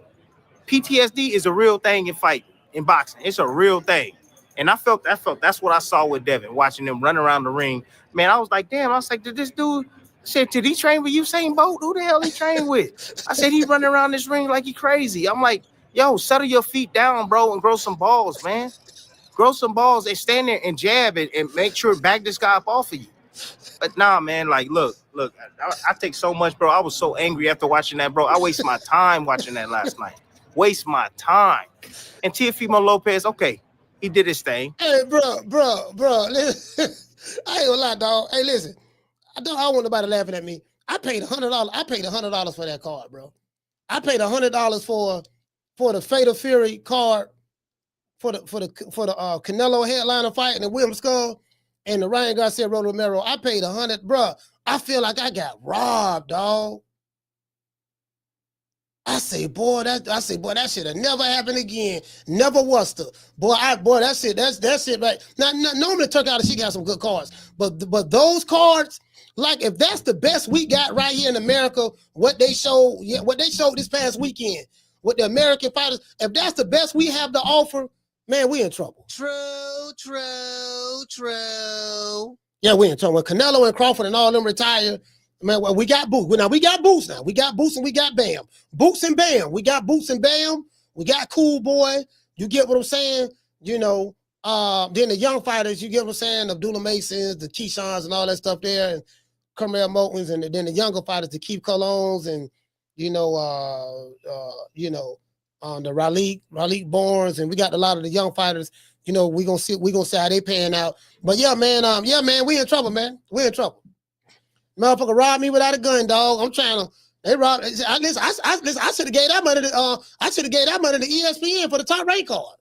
That was the one that should have got the $100. You know, we don't even need no bundle, baby boy. Just go ahead and let me go ahead and just give you that deal, and just give me no fights. I don't even worry about the bundle. Just take that Hundun. I took the Hundun back. I took the Hundun back from doggone from doggone the zone. I'm gonna let y'all get that hunt done.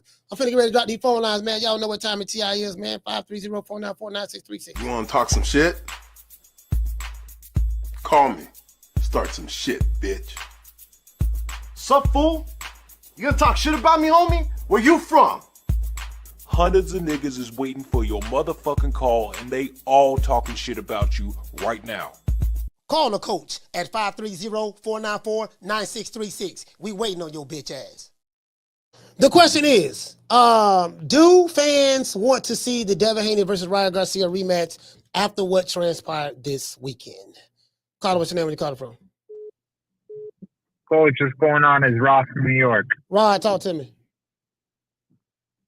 Coach, I mean, I think we definitely don't see eye to eye on everything. I mean, everything that I talk about is I don't talk about it from the eyes of being a casual. I mean, been watching boxing for a very, very long time. I mean, and the way that I see it, I still gotta pretty much lay on the fact that I don't truly believe the Ostarine is a factor in that fight. The way that I looked at it first, and I was like, okay, maybe there is a little bit of a ring rust, not only with Ryan, but with Devin as well. Obviously, Devin has to get over the hump psychologically, and Ryan, you know that he's not living an athlete lifestyle. He's fucking drinking in between fights and shit like that. But going ahead and rewatching the fight, Rolly just fucking, he just disarmed the kid, you know, and I told you prior to the fight, and I told multiple people, and people just laughed at me. And this is like that, this crayon eating motherfucker, like, he ain't gonna do shit. And I'm like, listen, man, the kid has something over Ryan psychologically after those sparring matches. And B, the kid has power. And the minute that you hit Ryan with power, you're gonna tame the kid. You know, now that Bill's bringing in the Shane Mosley, the quote-unquote Hall of Famer, I want to bring this back to this. Ricardo Mayorga beat Vernon Forrest twice, not once, twice. And who did Vernon Forrest beat? He beat Shane Mosley twice. And fucking Shane Mosley went to beat the shit out of Ricardo Mayorga twice again.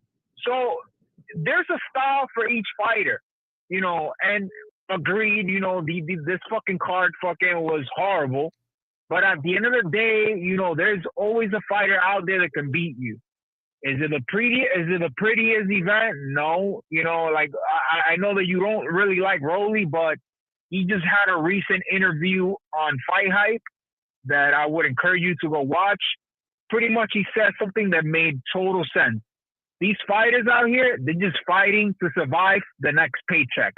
The minute that Ryan got disarmed, he was like, fuck it, man. You know, I'd rather just not get knocked out and fucking turn into a meme, and I'd rather just fight till the next fight and fucking get paid again.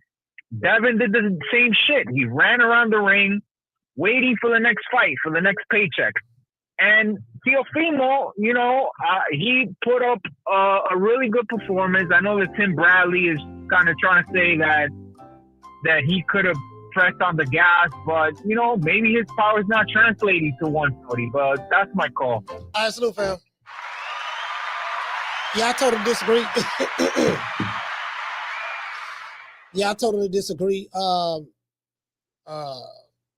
Ryan Garcia performed poorly very shortly, right after he was involved in the drug testing. Can't use that Ostarine anymore. He looked like a total different fighter. So we can't disregard that, because, as I said before, had the shoe been on the other foot, had it been that Devin Haney would have popped dirty for drugs, I know what people would be saying.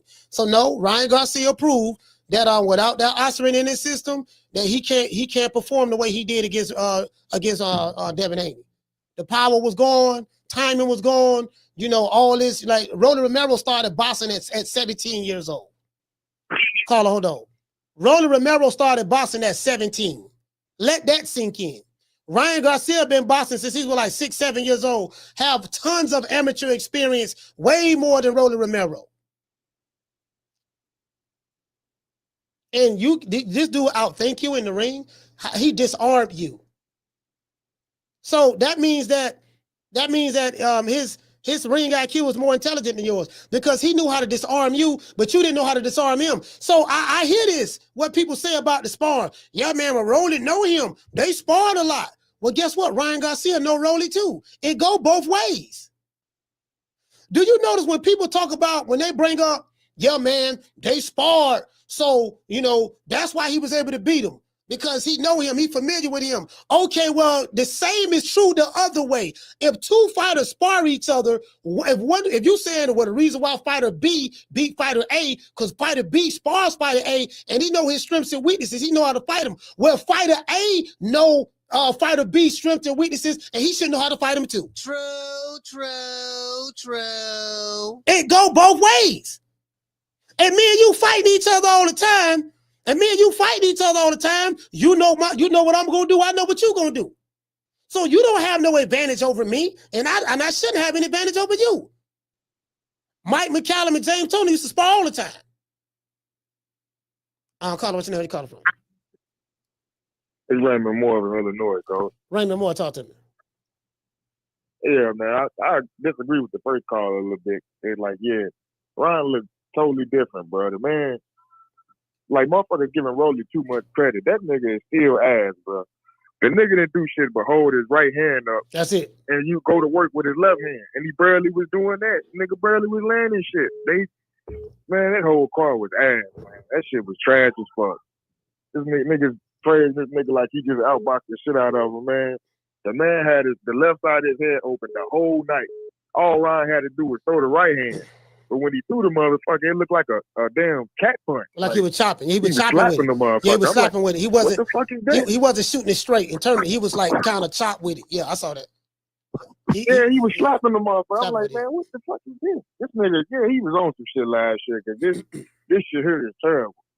And now I'm gonna go and get on my boy Haney because I've been defending the nigga all this time against the bullshit motherfuckers talking about the shit, but I gotta keep it 100, man. And I'm a real Haney fan. You see, I got the DHT jacket and all this shit, man. But man, this nigga looks so bad this weekend. It's like he was scared, like they say. That shit ain't. Yeah. Niggas can't say that's boxing. Don't nobody want to see that shit, man. You need to keep that shit to yourself, or I feel like Bill shouldn't be the coach no more or something, because that shit was just trash as hell. And he wasn't telling him shit in the corner. Like, he just kept telling him, yeah, you doing good, stick and move. Man, that shit was trash, bro. And nobody telling the nigga that. And like, I ain't never seen Haney fight like that. That shit was, me neither. That was disgusting. I'm gonna be honest with you, Raymond. I can honestly say, brother, I've never seen Devin Haney fight like that. Never. I never. It was like he was. I never seen his eyeballs get that big in the fight. His eyes was very like open and wide, and he was just being very, very, I get it. Sweet signs, hit and not get hit, but the way he was looking, and again, like my homeboy, he's a Devin Haney fan. Even he said, what you saying? He said, man, he looked like he was scared, bro. He looked like he was scared. Yeah, man. He looked like he was scared. That shit was. And I got one more thing, coach.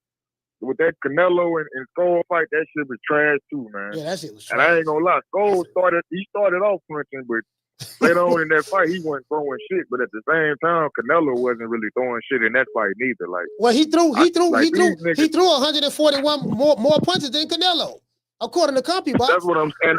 I agree with that. That's what I saw. Canelo wasn't throwing shit. No, Canelo wasn't throwing. He was doing the same thing Ramirez was doing with Haney. It's like he didn't know how to cut the ring off, or he was just trying to go out there easy win or something. But that's all I got, coach. That's my call. Man, thanks. Yeah, man. I think for me, my expectations was high. I had high expectations. I was excited about this weekend, and the only thing we got out of it is the top rank card. Top rank came through. They say today. Well, they say today the top rank came through. We got that. So that entire card was fire.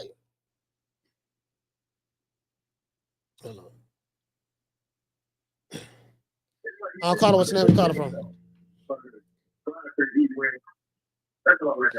Carter, what's your name? Where you calling from? Moeezy, talk to me. Okay, so I just wanted to put my take on the on what the last caller said. Mhm. So I watched the fight with Rolly and Ryan. I didn't watch it that night you was live, but I did watch it the next day, and I can agree that the fight was trash. Like, I don't think that Rolly did anything spectacular. Like he said, he disarmed Ryan, and Ryan just looked as so like pathetically like weak. Yeah. And it was just it was just like, you know what I'm saying, I'm gonna be honest, it just was like a shit show a little bit for him. Like, you know, so it was not an impressive fight. It wasn't entertaining at all. But I just watched the fight just for the sake of it. I didn't watch the other fights with Canelo or Haney. I haven't watched. I just feel like with y'all talking about Haney, it's probably you know, it ain't too much spectacular to see, but I might take a peek. But other than that, like, I mean, I'm gonna just brag about me real quick. I did have some great news. So I took 2 tests today that I passed today. So I did great today early this morning, and they both was physical. One was physical, one was swim. So I just want to kudos myself today. So with that. All right. Well, salute. I appreciate you. Thank you so much, Moise. I'm glad you accomplished those things today. Broward County, stand up. Salute. All right. Yeah. Hey, Bless. Bless. Look here. Listen. Let me. Man, the phone line's hot today. Phone line's hot today. Lord have mercy. Caller, what's your name? You call from? Jamie from New York. Jamie, talk to me. Hey, man. Listen, I'm rooting for Haney, and yes, I shit on him a lot, okay? Because of performances like that. I don't know if I will ever root for this boy again. That was horrible. Man, bro, Coach, look, I think it's safe to say that these boys are hype jobs. All right? They're not as good as they want us to think. You know, we're not stupid. We know what we see. You know, if I want to see the Road Runner, bro, I can just turn on the TV and watch cartoons. You know, the boy ran all night. Could it be scared to get hit? Could it be that you don't really know anything about boxing and that you can't appreciate the sweet science? You know, Devin Haney and William Skull, what they did with the sweet science, and you don't know the sweet science because you want rock'em sock'em. Could that be it? Yeah. Sweet science. It's possible, Cole. It's possible. I've only been doing this boxing thing for like 46 years. But I don't know, bro. I could be wrong. Maybe I was seeing things. I don't know. Maybe I smoked pot too much. I really don't know, bro. But listen, the guy was scared to get hit. He was scared to throw his hands, man. That was a horrible performance. You know, this is a new and improved Devin Haney. Come on. Look, man. I don't know what Shane Mosley was teaching him, but Shane did not fight that way. He did not put people to sleep. You know? I didn't see Shane Mosley fight tonight in the ring, bro. You know what I mean? Bro, listen. Shane Mosley got nothing. All right? He was coming to knock you out. Devin did the opposite of that. Everything that I just said, he did the opposite. You know? Shane Mosley would throw 200 punches around if you let him. What happened to Haney? I still, what I saw, I still can't believe it, bro. They were not throwing. Both fighters, Ramirez too. He didn't do shit. You know what I mean? So again, bro, I don't know why they brought Mosley into camp. You know, just for show maybe, because Mosley had no say in the ring. You know, in that corner, I felt that he should have been in charge. I don't think that Bill knows shit about boxing. I know that's his kid, and I respect that. But brother, that was horrible, man. I don't know about the rematch, coach. So how do you feel about Ryan Garcia? How do you feel about Ryan? Yo, Ryan Garcia, bro, straight trash. Where I was at, I was hanging out with Yamas. We went to a bar, brother. Everyone after that knockdown, everyone was rooting for Garcia. Everybody, I'm sorry, for Rolly. Everybody, coach. Everybody, bro. It was fun. It was great. It seems like again they're hype jobs. He's not as good, bro. He's not as good. None of them, bro. You lose to Rolly Romero. I still cannot understand that. I don't think I'm going to shit on Rolly Romero, coach. I don't think I'm going to make fun of him no more. I respect the guy. He showed up. He did his job. He washed Ryan Garcia, bro. He washed him. That was incredible, man. The boy didn't think, you know. So did Teo. Teo won clearly, you know. That was a decent fight, you know. Barboza, I don't think that he looked that bad losing, but I got him beating Rolly. I think he beats Devin Haney. I think he beats Garcia. No problem. But the fight goes Friday night, Saturday night. That shit was boring, including the Canelo fight, man. I chose to go to sleep. I saw the boy when he climbed up into the ring. Listen, man. Now I give Bud a better chance against Canelo. For me, I mean, I don't know if Canelo lost a step or two. I don't know. That guy was also kind of like all over the place, and it seems like Canelo was frustrated, but he wasn't even trying to cut off the ring, man. Okay, but anyway, all Bud needs to do is fight smart all 3 rounds, and I guarantee you he'll get that victory. I'm out. Shout out to Jamie from New York.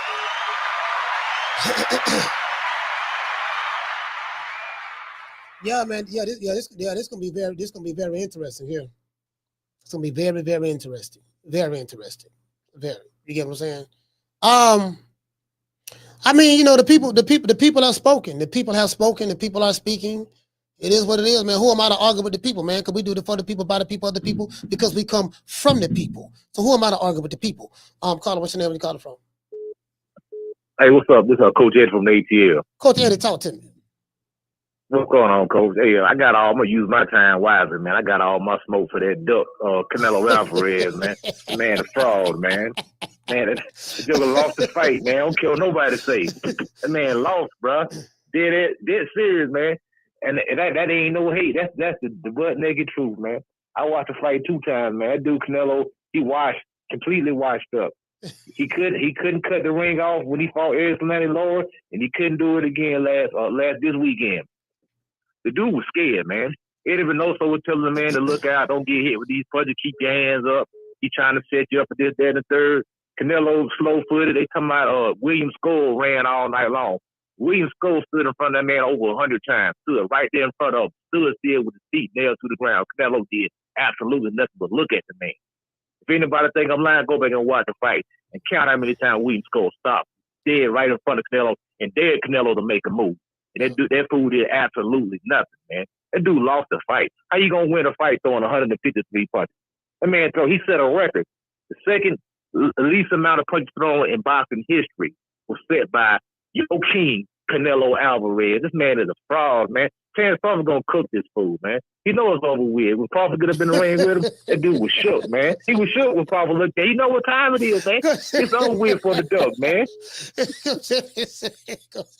over with. That man got William Skull took this man to school, Coach. I'm telling you, man. He's schooled. He got school. Hey, Coach Eddie. So they say it's two records were set this weekend. Devin Haney and Jose Ramirez, they set a record for the least amount of punches thrown in a fight in the history of boxing. And then number 2 was Canelo and Skull. They set the record. I want to say this to Canelo fans. This is what I noticed. Because I'm not here to pander to you. There was a time when Canelo used to work behind his jab. He don't throw jabs anymore. He didn't throw any jabs. He did throw some jabs against Skull. When he did throw them, he landed some of them. But he just walked, he plowed forward, and then he's looking for you to throw so he can counter it, trap counter. As I told you guys, the jab is the most important punch in boxing. We saw a fight again with a New Way in Cardenas. He broke that dude down with a jab to set everything else up. Even when he got knocked down, he still went back to the jab. He kept jabbing him. A lot of jabs, crosses every now and then, but a lot of jabs. He don't throw jabs anymore. I mean, that fight really shocked me. It wasn't necessarily so much William Skull was moving a lot, because he was moving a lot, but I was just looking at Canelo's demeanor, his, just his whole disposition. And it's like, okay, even when the guy was close to Canelo and he did sit still for a minute, I didn't see him shooting that jab, doubling the jab to get on the inside, to try to work behind the jab in order to get on the inside to land the shots that you want to land. You know what I mean? We know you want to throw the wide right hook. Know you want to throw the wide left hook. That's how he was dodging a lot of those wide heavy shots because you're loading up on him. You're telegraphing it. And I'm like, man, normally when Canelo's that close, he normally shoot that jab out there to set everything up. I don't see him doing that anymore. Am I wrong? No, you exactly right. And even with the biased commentary, Sergio Moore, he would say, "Oh, Canelo ran the body shot, man. He was hitting the dude in the thigh, and he was talking about it was a body shot. That dude was missing all type of shots, man. He was in the ring, shadow boxing and punching ropes. Is what he was doing. He was looking foolish. His feet are bad. William Score was clowning this dude. It was a one round where Canelo threw 4 punches, and they gave it to him, and he didn't even land a punch. He was 0 for 4, and they gave that round to Canelo. Man, come on. I mean, the dude's trash. It's over with for him, man. I mean, when Bud stepped in the ring with the dude, man, Bud was like, yeah, I got you. It's over with. And Canelo had that look of resignation on his face, like he resigned, like he know what time it is. He had a look on his face like, hey, Coach Ada, boy, you hey, he said, yeah, he know what time it is. It's over with for him, Coach. It's over with. It's a wrap. Hey, man, I'm gonna let you wrap up. That's that, Michael. I ain't gonna hold you line. I know you got a lot of calls, man. But yeah, that jab is gone, man. The head movement is gone. Everything is gone. Yeah. He can do it. I guess he can do it. He can do it as long as the person is sitting in front of him. If you're sitting in front of him and you got your forehead to his forehead, very similar to how Jaime Munguia fought him, just sitting there like this here, you know, he can get off. But if you just show any kind of movement, you get what I'm saying? It's like, you know.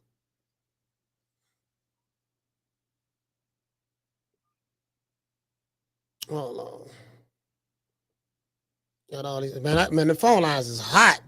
Carter, what's your name? You called from? Martin from Oakland. Martin, talk to me. Yeah, Coach. I think as much praise as Turkey gets for making these fights that we all want to see, he needs to take some of this blame for basically putting on 2 fight cards that nobody asked for. I mean, all of them were basically bullshit fights that you wouldn't go out of your way to watch. You know what I mean? 1 minute, they're all main event caliber fights. What fight were the fans asking for? Canelo versus Score was a bullshit fight. That's a fight that would have never gotten made without him. There was no point in making that fight other than for Canelo to get back the IBF belt so that Crawford could fight for undisputed. That's the only reason that fight remotely made sense. And it was dumb. So you saying the reason why that fight happened was because of Turk Al-Sheikh?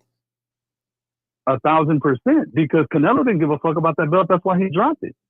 You know, he knew he couldn't sell that fight. He knew nobody was interested in that fight. Nobody knew or cared who the hell Skull was. You know, now I don't know where he would have went from here because he basically already beat everybody unless he fought Diego Pacheco. But beyond that, it's like, who was he going to fight next? There was a yeah, but that fight's been on, you know, right there for the past 2-3 years, and it still hasn't happened. And you would have thought Turkey Al-Sheikh, if he's going to break the bank to pay Canelo, to fight Crawford, to fight Skull, to fight God knows who else, he should have made that fight first and foremost. Because if he gets his ass whooped against Benavidez, you could basically just make an excuse. You know what? Dude was too big. Dude was too young. Crawford, it's more of an even match. Let's do that one next.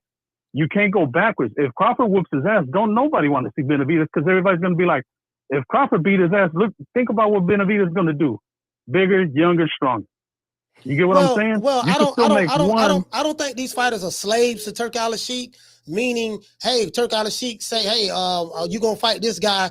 The fighters have a right to say no. Certain fighters have said no. We don't want to go over there. We don't want to fight. Do this and do that. So if you can't put all of it on Turk Al-Sheikh.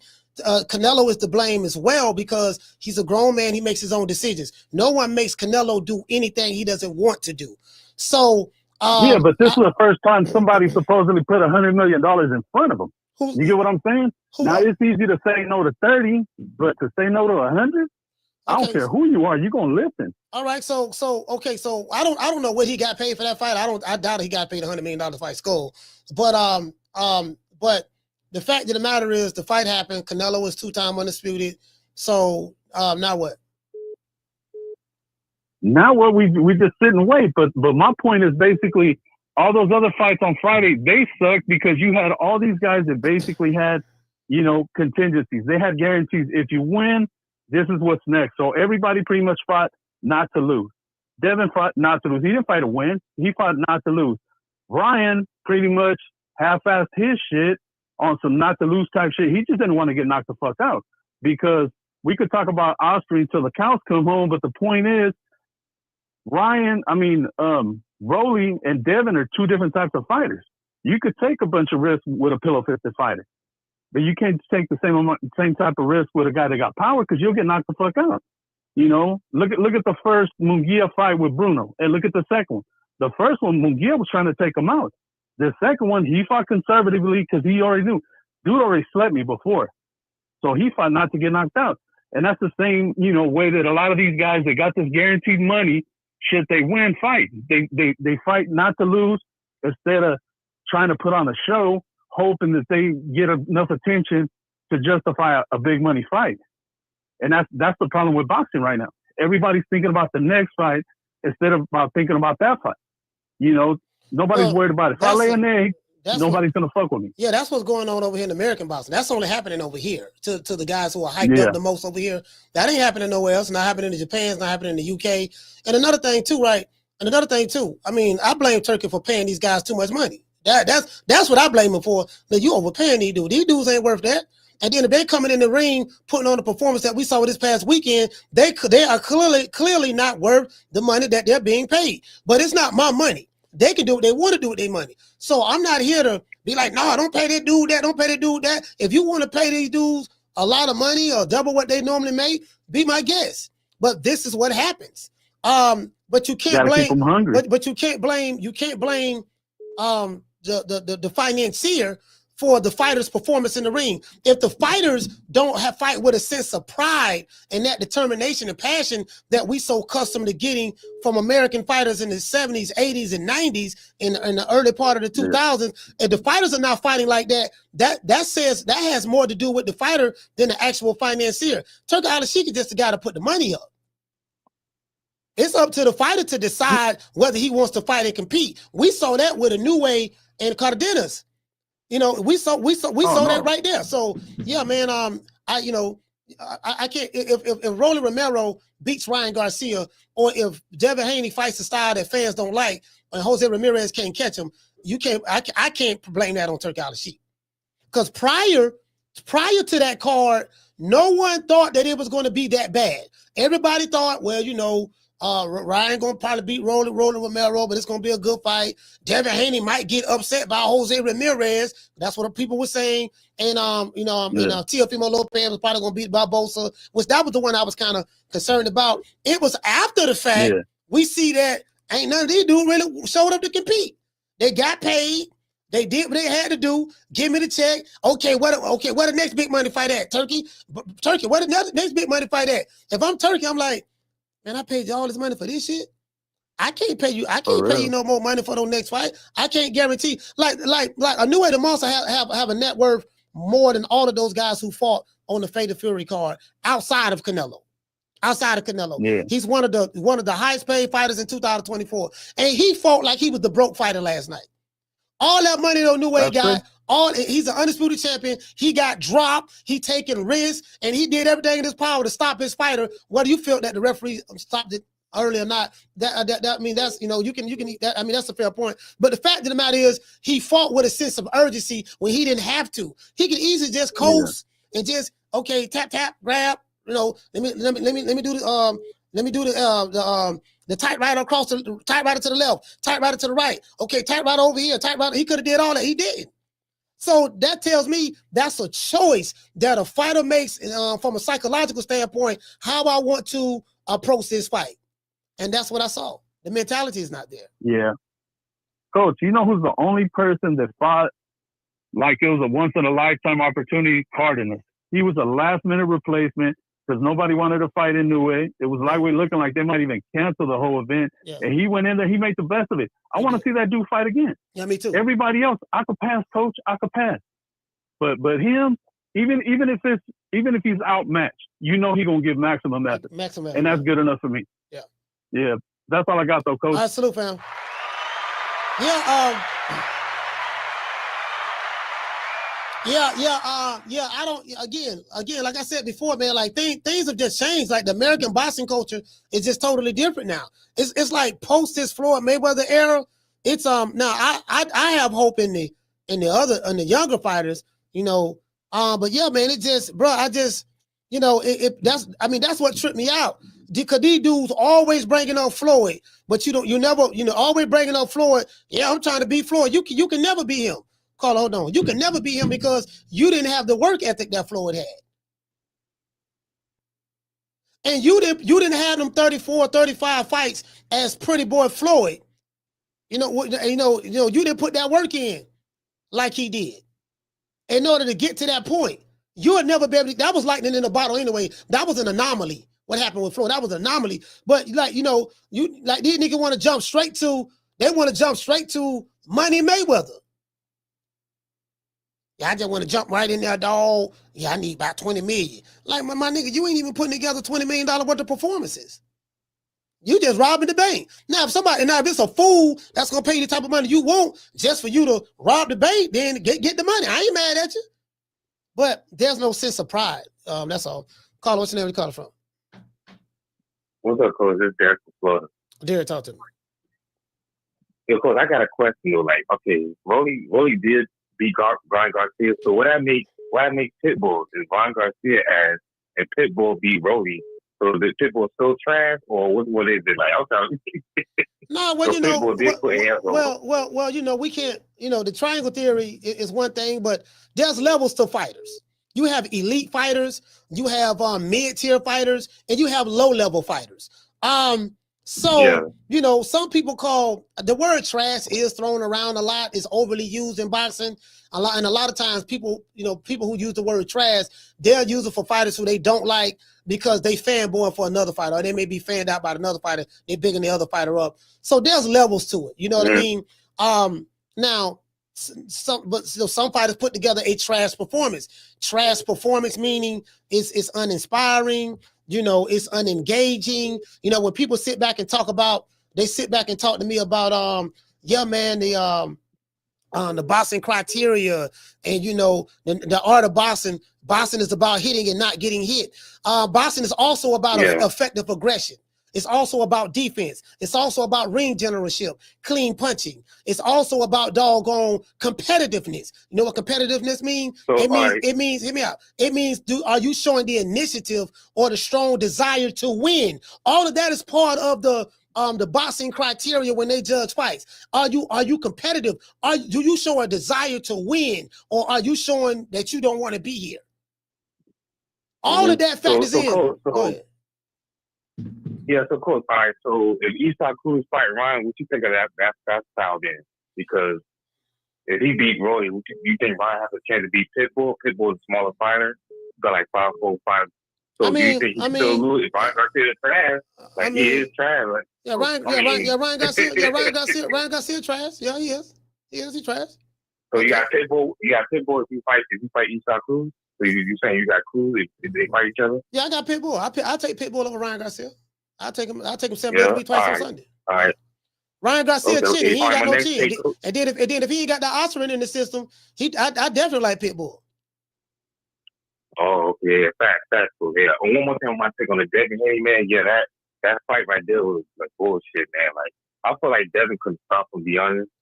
I feel like he could stop Ramirez. He had turtle feet, coach. The man had turtle feet, slow hand. I mean, Devin didn't have to do that. He could have fought him like he fought Regis Progress, coach. I know you said that we did a Regis. He could have fought Ramirez like that. I don't know why he didn't do that, but you feel me? That's why I feel. But I ain't gonna lie, I don't want to see that nigga on main event, but that performance, but he don't deserve to be on main event. He just has his ass. No. That was the sweet science, brother. You don't know nothing about boxing. That was sweet science. that was some straight, it was just sweet bullshit. That was some sweet bullshit, but you need to stay on the co-main though. But yeah, that's my call. All right, salute, fam. Yeah, y'all. That was the sweet science that right there. Yeah, hey, shout out to Texas 16 South. School up, what's going on, fam? What's going on? I mean, it is what it is, man. I ain't gonna lie, man. That top rank card was lit. That top rank card, I'm like, man, and I didn't have to pay for it. I didn't have to pay for it. I got to put a time limit on some of these calls, man, so I can get, because I got a lot of people calling in. So y'all please land your plane from this point forward. Call what's your name? Call from. Hey, you got the pilot right here, bro. I'll make it quick. Everybody's still reeling from the horrible fight card weekend. 40 plus years I've been watching boxing. My thoughts after that weekend was I might not watch boxing again, and that's what I'm hearing. I mean, that card. I mean, them fights really depressed people, really, really bad. And what's a little bit more perplexing is to see people not criticize these fighters. Like I hear a lot of people they don't want to criticize Devin Haney. Well, Devin Haney deserves criticism for the way he performed, just like Canelo. Canelo, yeah, the guy was running, but he didn't do nothing to try to chase it. He didn't take no chances, none whatsoever. And so all of them, Teofimo Lopez, his fight was trash too. Let's not kid ourselves. He did a lot of shucking and jiving, but he did very little fighting. And of course, Ryan was trash. And anyway, showed him what it's supposed to look like yesterday in a great fight. That like the other guy said, his opponent was a good fighter, good, strong fighter. That wasn't no fluke, him knocking him down. That guy's a good fighter. I'd like to see him again too. But especially on the heels of that Eubank Ben fight, and then we get this garbage. And lastly, I'll say this just to touch on what you said a minute ago. Turkey, there's good with him and there's bad. And he's got a lot to learn about promoting fights. Promising these fighters big fights, regardless, is not a good idea. He needs to stop doing that. And hopefully he learned this weekend, because he did a good thing to put that fight there in Times Square. It was an eventful thing, and it could have been a great thing, and it just backfired to be horrible. So hopefully he learns that, you can't treat these fighters like that. No. And the fighters not doing their part is just makes it even worse. Jared, hey, shout out to Jared B. Moore. Jared, I totally agree. Jared hit the nail right on the head. You know what, Brown? Listen, when you telling niggas, I'm gonna give you $8 million guarantee. You just gotta show up to fight. And this dude looking, and again, you're dealing with fighters who are accustomed to being match made very well. So they're leaving the comforts of their cherry picking matchmaker at their promotional company. But yeah, when I come over here, he gonna put me in the ring with a tough opponent. So, but he guaranteed that I'm gonna get this much amount of money. So the American fighter doesn't understand how you build a fan base, how you generate more money and make more money in boxing. It's based on your performance. This is a performance-based business. And if you're trying to attract the fans, you better give them a hell of a performance. So when they see you, they want to see you. Man, that dude fight good, man. I'm gonna get my money's worth. Don't ask me for my money and then tell me just take what I give you. These dudes have no sense of pride. There's not a boxing culture in America anymore. That's over with. It's about clout. It's about clothes. It's about talking mean to each other on videos, talking mean to each other on X and social media. That's about it. This is the diva era. Turki Al-Sheikh, what I don't like is, look, dude, I mean, it's like, there's no incentive for me to fight if I know I got this guaranteed money over here. Shit, all I got to do is just show up. I get in the ring. I get in the ring with G5. I just need to show up, and you get what I'm saying, and get my money. That's it. I knew the Monster got more money than all them niggas. He don't even fight like that.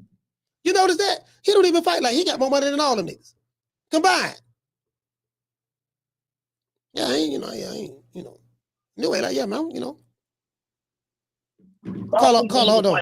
How you let a nigga, a Japanese dude, a little dude, Japanese dude, come to America in Las Vegas?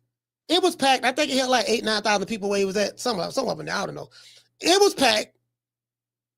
And he outperformed that entire fight card. Let's put it this way. I don't want to just say a new way because he's the name. But that entire fight card outperforms the so-called superstar fighters who fought Saturday and Friday and Saturday. The dude that's a superstar globally in boxing, but a megastar in Japan, comes to America He brought Goku with him. Black Frieza. He brought he brought Vegeta. He bought Krillin. He bought Piccolo. He bought doggone Goku, Gohan. He bought Trunks. He brought all them with him to America, and he said, "Let me show y'all how to do it." True. And I want to say one more thing. Dude said, "Y'all man, the new way got dropped." Welcome to the fight game, partner. Sugar Ray Leonard got dropped. Hearns got dropped. Like fighters get dropped. Boxing is like life. If a fighter gets knocked down, me personally, I don't trip on the knockdown because you're going to get knocked down in life. My question is, are you going to get back up? And once you make a decision to get back up after being knocked down by the life of boxing, it's what you do when you get back up. One of my favorite Puerto Rican fighter of all time, Tito Trinidad. Every time Tito Trinidad got knocked down, guess what he did? I'm finna get up and finish this nigga. True. For the most part. So did you get back up and did you fight? What happened? Yeah, I got knocked down, but guess what I did though? I ended up stopping them. Remember that. Carter, what's your name you called from? My name is Richie out of Boca. Richie out of Boca, talk to me. I agree with what you said about getting knocked down. It's like football. It's tackle football. You're gonna get tackled. You're gonna get hit. It's just a part of boxing. You may get knocked down. You know what I'm saying? That's a part of it. But yesterday's fight, the Sunday card, that last fight, I'm not too familiar with them two fighters, but they fought a hell of a fight, and I bet you they didn't get paid a tenth of what them people got paid for them turkey cards. You see what I'm saying? When they fighting for less money, they fight harder. You see what I'm saying? They trying to still prove themselves. Them boys was they barely touched the ropes. That last fight, the last two cats, they was in the middle of the ring the whole time. Yeah. You see what I'm saying? Yeah. They was in the middle of that ring. I'm glued to that fight. I'm like, damn, what was this action at with the Fate of Fury stuff? And on Devin, I'm gonna get on Devin because I think he's way better than what he displayed this weekend. I think he's way better than that. You know what I'm saying? Like Devin's a good fighter. I would never call Devin trash or nothing like that. He may have a little bit of he got hit and he don't want to get hit again. I forget what they call it, but PTSD. I think PTSD. Exactly. That's what Timothy Bradley said. He said, man, PTSD is real in the sport of boxing, and he said he think Devin Haney suffered from PTSD because like people who I know who are fans of Devin Haney. And I picked Devin Haney. I said, he gonna run through this dude, because Bill told me they with Sugar Shane Mosley, they in Big Bear, California. So I'm expecting Big Bear, California type of performance, Sugar Shane Mosley type of performance. And I didn't see that. I saw something and I'm with you. Totally opposite. So, to be fair. And I think like how you said, they was, or like one of the other callers said, they was just fighting to not lose. They wasn't really too much tripping on beating these people. They were just trying not to lose.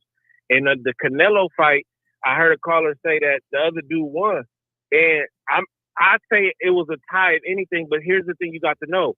You're not going to beat Canelo by running and shit. Not even running, but you got to actually beat Canelo. They got a lot of money invested in that dude. So automatically, just off him entering the ring, he won. You have to beat him. He don't got to beat you. Yeah. You understand what I'm saying? You got to take it to like him. Canelo. You got to take it to him. Yeah, you can't. He already won just off showing up. You know what I'm saying? Just on some real shit. So you have to beat him. Like how Rolly beat Ryan. You got to beat Canelo like that because guess what? That how Canelo got that belt, Ryan was supposed to get that same little special belt. They make two of them. You feel what I'm saying? But Ryan lost. Mm-hmm. You see what I'm saying? They were supposed to do the whole thing with. Yeah. No, you're right. Yeah. They was gonna do the face off. Devin Haney was gonna step in the ring. Face off, all that. Yeah, that's why gonna Devin make an was announcement. still right there. Yeah. That's why Devin came up to the ring. If you watch closely, he came up to the ring and shook hands. But they told him, hey, don't come in because bro lost. We can't even do the same shit we told you we was going to do. Yeah, so he was supposed to come in the ring just like Crawford. They were supposed to match up and do all. But Ryan lost. You see what I'm saying? Yeah. So Hey, last thing. I got to hear what Gray got to say. Can you call Gray? Please call Gray. Man, if I call Gray, man, ain't nobody gonna be able to call. Please call Ain't nobody Gray. gonna be able to call in. I'll call him later this week, but ain't nobody gonna be able to call in. And man, that bro, because Gray, I'm telling you, Gray. Yeah, Coach, I got to hear Gray while it's fresh on his mind. We can't give him too much time. No, I got to hear Gray. I'm gonna get Gray. I'm gonna get Gray on this morning. I'm gonna do another show tomorrow. I'm gonna get Gray on tomorrow. I get him on tomorrow. We'll see what's up. Please do, because we are waiting for his opinion, because he got a lot to say, and a lot of stuff he say, he's not hating. He's just explaining it from like, As a matter of fact, Gray called me Saturday. Gray called me Saturday. I'll hit him up and see. I'll hit him up and see if he'll be able to see what he got to say. Man, please, thank you, Coach. That's my all right, call. salute, fam. Yeah, I'm like, man. Yeah, Gray called me Saturday.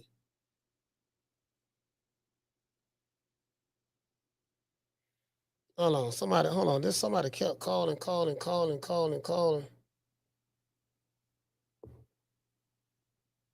Yeah, hold on. Hello? Hey, what's going on with you, fam? What's up, Coach? Yeah, I see you call. We live on air. What you want to talk on air, or what you want to do? Yeah, I thought I was calling the live joint. Yeah, this is it. Go ahead. They hear you. Oh, okay. Oh, what's up, y'all? What's going on, man? Hey, Coach, first of all, we got to get you your money back, dog. They got you. I'm here to tell you, they got you, Coach. Because that shit was some straight garbage, man. From the beginning to end. Now, I will say this. I give Teofimo his credit, right? Yeah. He did his thing. He boxed a little more. I did want to see him separate himself and knock the dude out. Yeah. The dude been calling him out for a while. But Devin Haney, man, Coach, it's like he was training with Usain Bolt. Now, let me say this.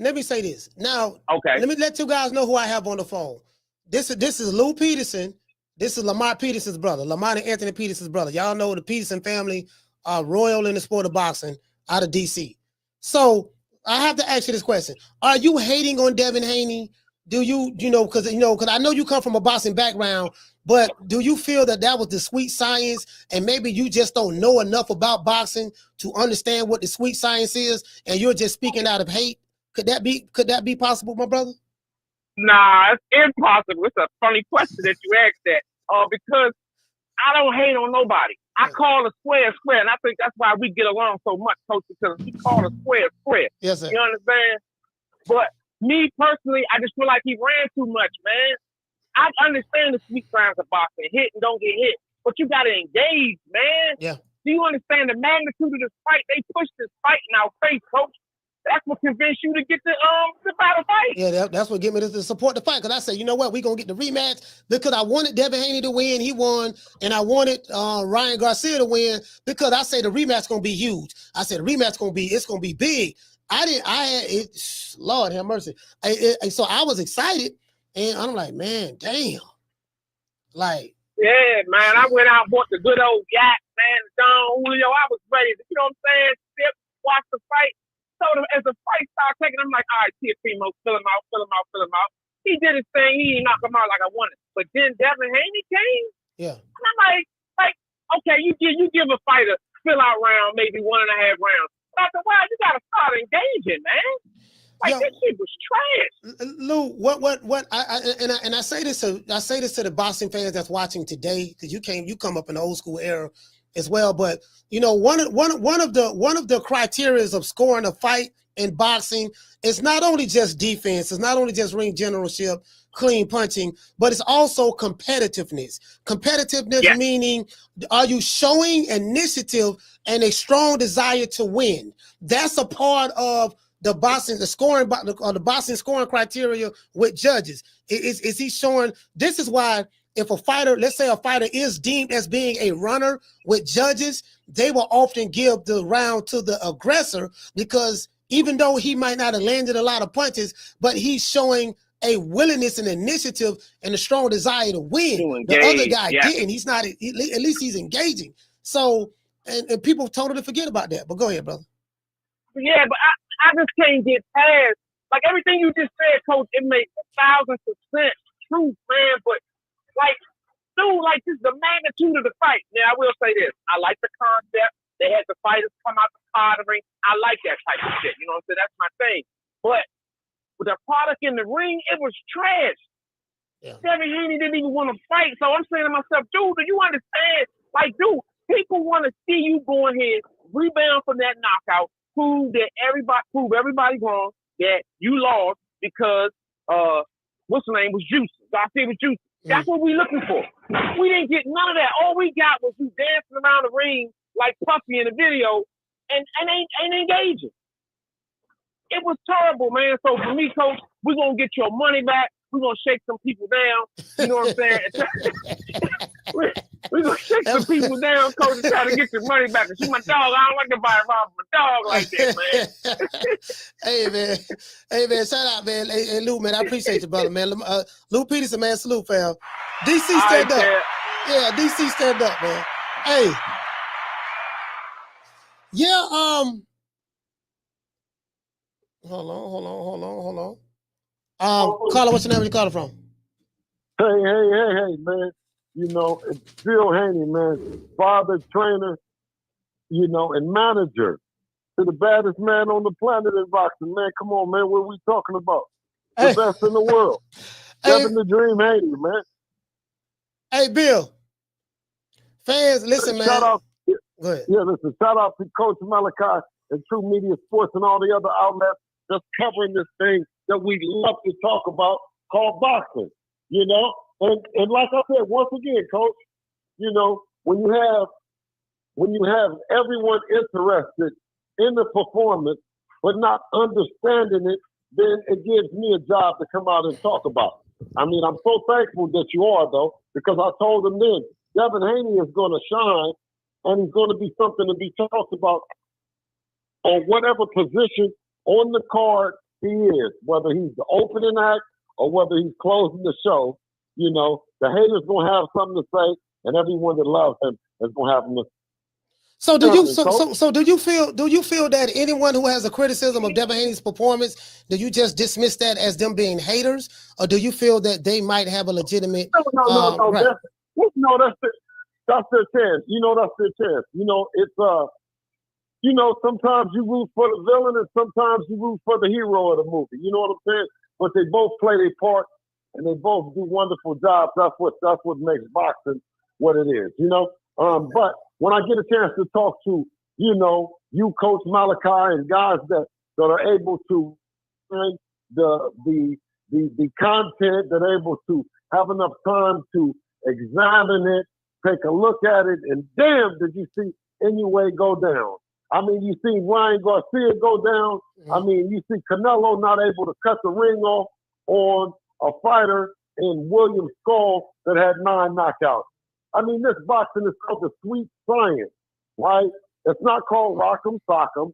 It's not called Bill, what's Rock'em Sock'em? Please break that down for me. What is Rock'em Sock'em? Give me some examples of Rock'em Sock'em. Well, listen, in Rock'em Sock'em, there's only one way to do. Is to come forward, like, you know, like the little game, the little Rock'em Sock'em games. There's no science in Rock'em Sock'em. You know what I mean? It's rocking them and socking them. Talk about two fighters. Was a New Way's performance Rock'em Sock'em? Huh? Was a New Age performance Rock'em Sock'em? Oh, no, I'm going to talk about a Rock'em Sock'em. Okay. Eubank and fucking Conor Benn. Right. That's Rock'em Sock'em. But that's that's a great fight between two fighters that started the game late. You know what I'm saying? They got the game late, so it's going to be one way and only one way only that you're going to go there. But you got a fighter like Devin, who I told you, I said he has a warehouse full of tools and ways that he can beat you, you know, and ways that he can fight you. You know what I'm saying? So we can fight to our advantage or we can fight to the opponent's advantage. It just depends. And when we fought Ryan Garcia, flat-footed, in his face, all that, no one respected him. He went down 3 times, and we told you, I said, I don't have to have Devin get hit not one time. Bill. And still the fighter across from me Listen, he didn't just walk up out of there the same. He walked up out of there, listen, his ego, his community, he lost a lot. He lost an opportunity, and if he could do better, he would have. He had a Hall of Famer. He had the trainer of the year in his corner. So you don't think the trainer of the year can tell a fighter what to go and do? You don't think he's going to tell them? They're not telling the truth. This is called the science. And if you're limited, listen, like Floyd said, let me ask you this. You say, I'm glad you brought up the science. Are there multiple ways to display the sweet science of boxing? Because you brought up that a new way went down and you left it at that. What you did not finish was not only did a new way go down, but he got back up, knocked down the guy who knocked him down, and he ended up stopping him. And you know just as well as I know, boxing is like life. You're going to get knocked down sometimes. Sugar Ray Leonard got knocked down. Roberto Duran got knocked out. That's a part of boxing. Yeah. But what is it that you do when you get up? What you bragged about last year, you said that, you know what, while people was clowning your son, that what they didn't give him credit for was he kept getting back up and fighting. You're right about that. You're right about that. He kept getting back up and fighting. Yeah. Okay, that's one. And that's one form. We showed you that last year. But let's show you something this year. Let's show you this year that if we don't want to get hit, I don't care how good that you think that the fighter is. We'll handicap them. We'll limit them. We'll make sure that, see, we learned that part too from Floyd, right? How to take away their weapon. Now, but guess what? Ain't no sense in using ours because y'all say we ain't got none anyway. So if we handicap your favorite fighter or handicap a fighter that you guys said when we were going to get knocked out, you said we were Kenny, you said that, you know what I mean? He has PTSD. Yeah, that's what so what about it? That's what Timothy Bradley said. Yeah. So okay, so what about if we don't get hit? Can you not get hit mid range? Listen, you cannot get hit mid range. You can get not hit on the inside too as well. You see what I mean? But when you take a fighter and you take a fighter and a two-time champion like Jose Ramirez, and then you take a fighter like, a trainer like Robert Garcia, and you say, you know what? I said, okay, guess what? These guys, to me, like Lomachenko and his dad, they're easier to me. They're easier to fight because they're going to prepare in a different way. Now, a fighter like you might not expect Rolly to do certain things because he started the game late. He started like 17, right? Yeah, he started like 17. So he's going to have what you call an awkward style. And even though he doesn't have, so he might not have a Hall of Fame trainer in there that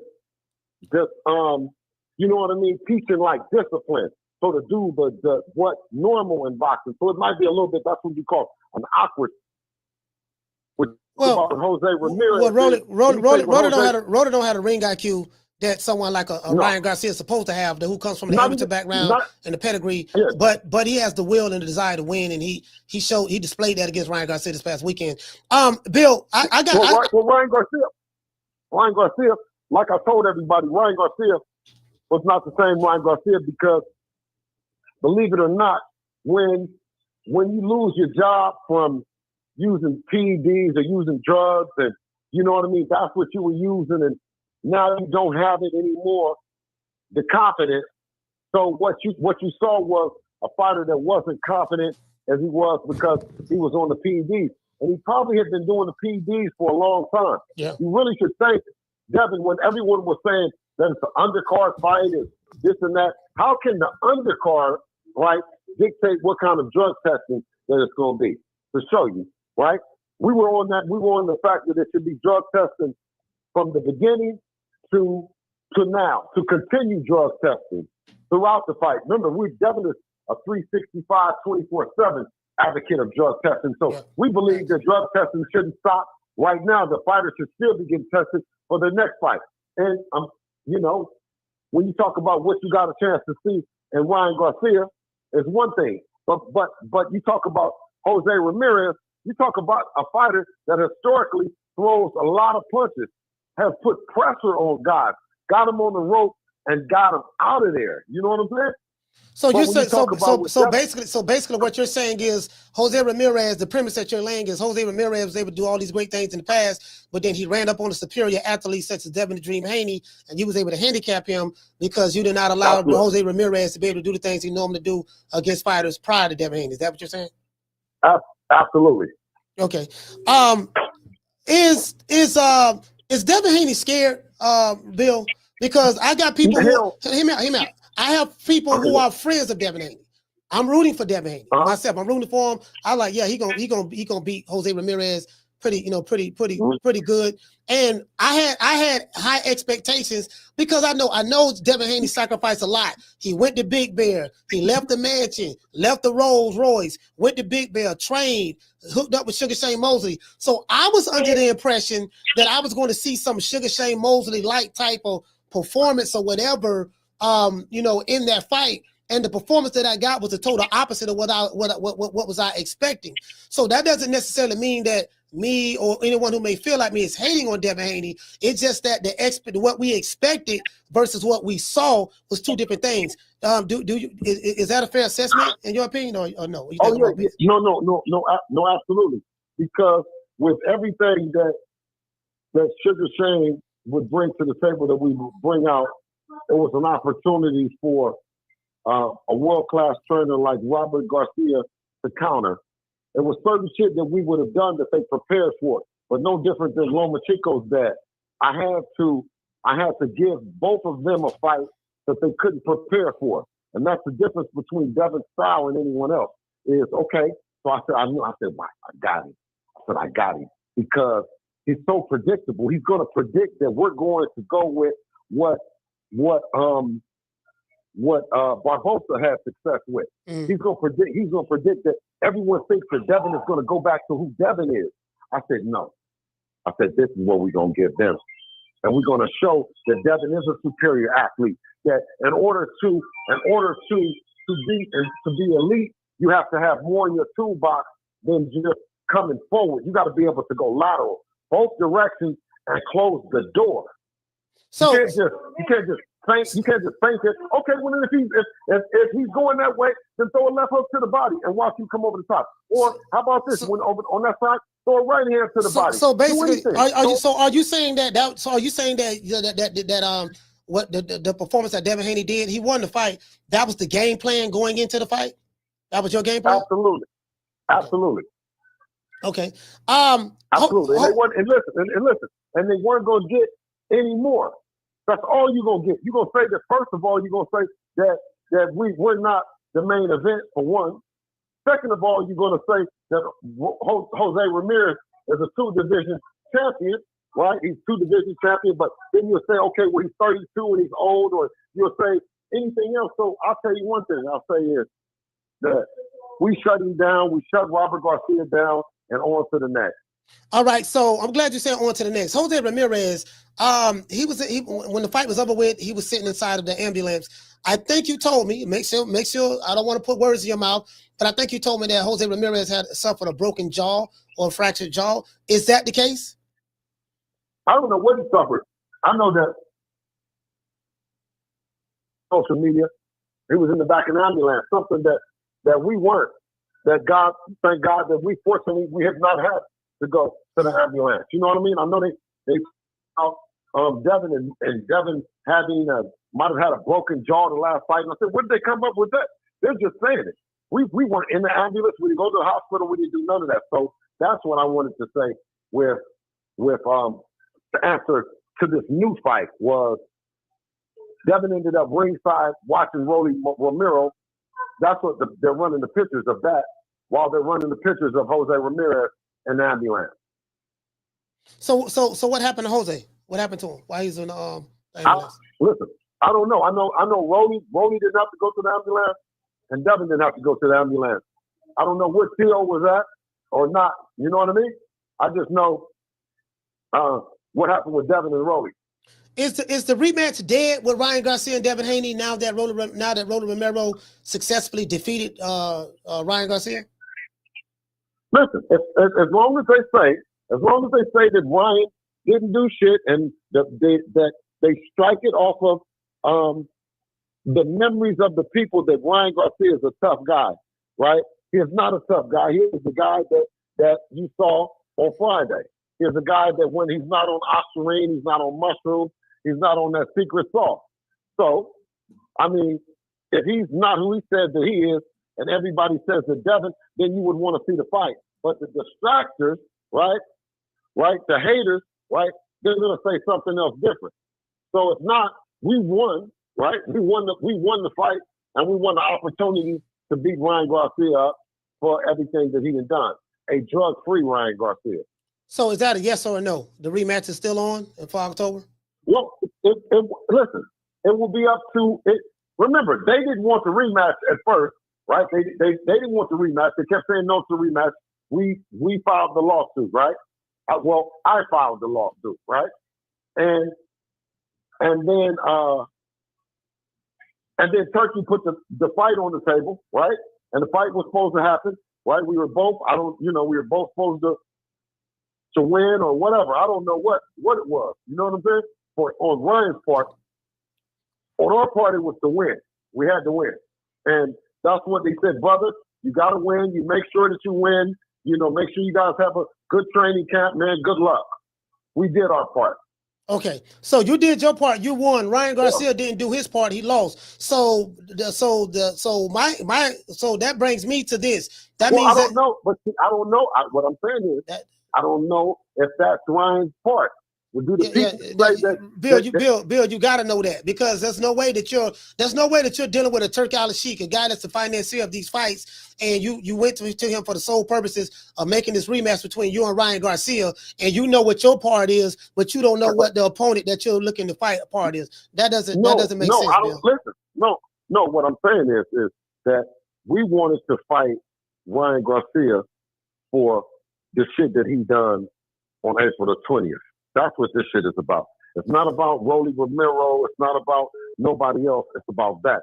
That's why Devin did the promotion. That's why Devin did the commercial. That's why he did that.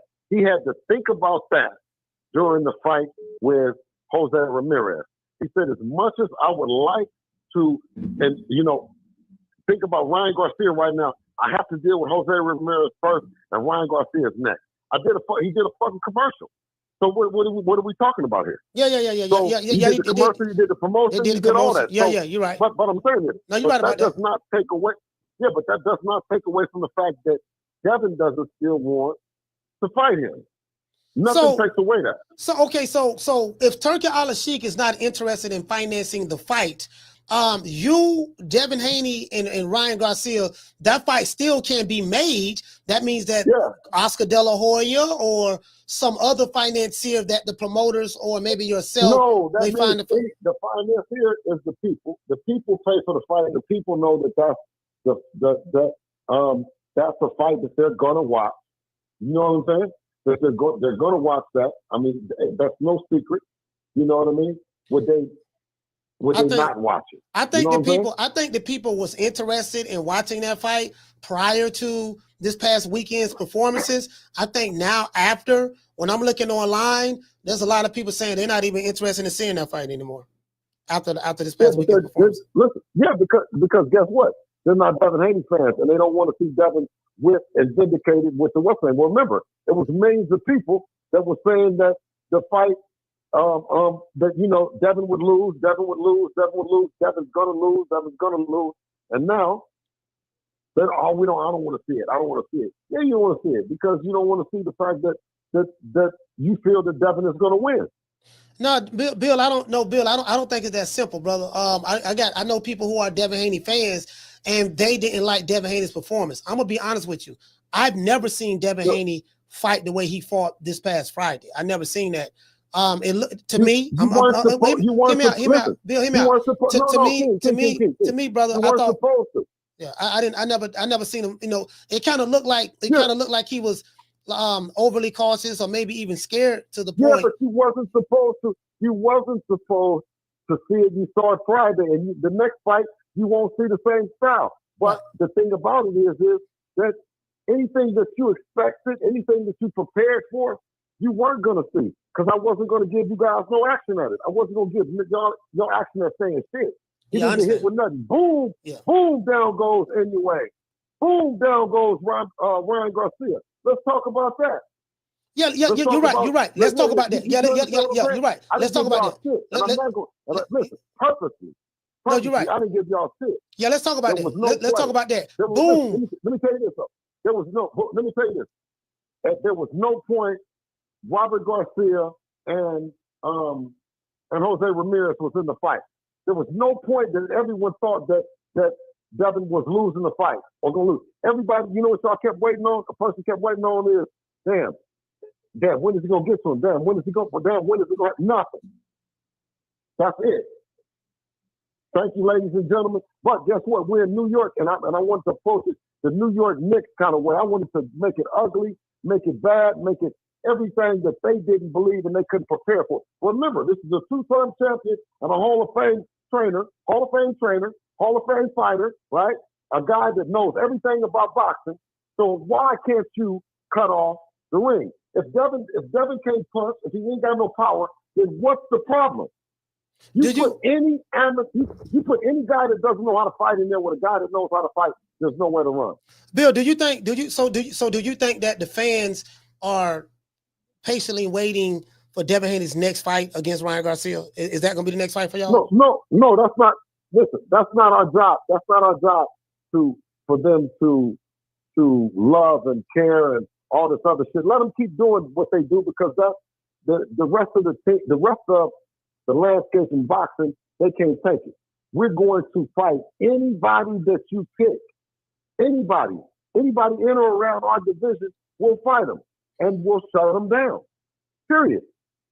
Is the lawsuit still standing now that this fight with you and Ryan Garcia, Devin and Ryan Garcia is not going to happen? I don't know the fight's not happening. I don't know that.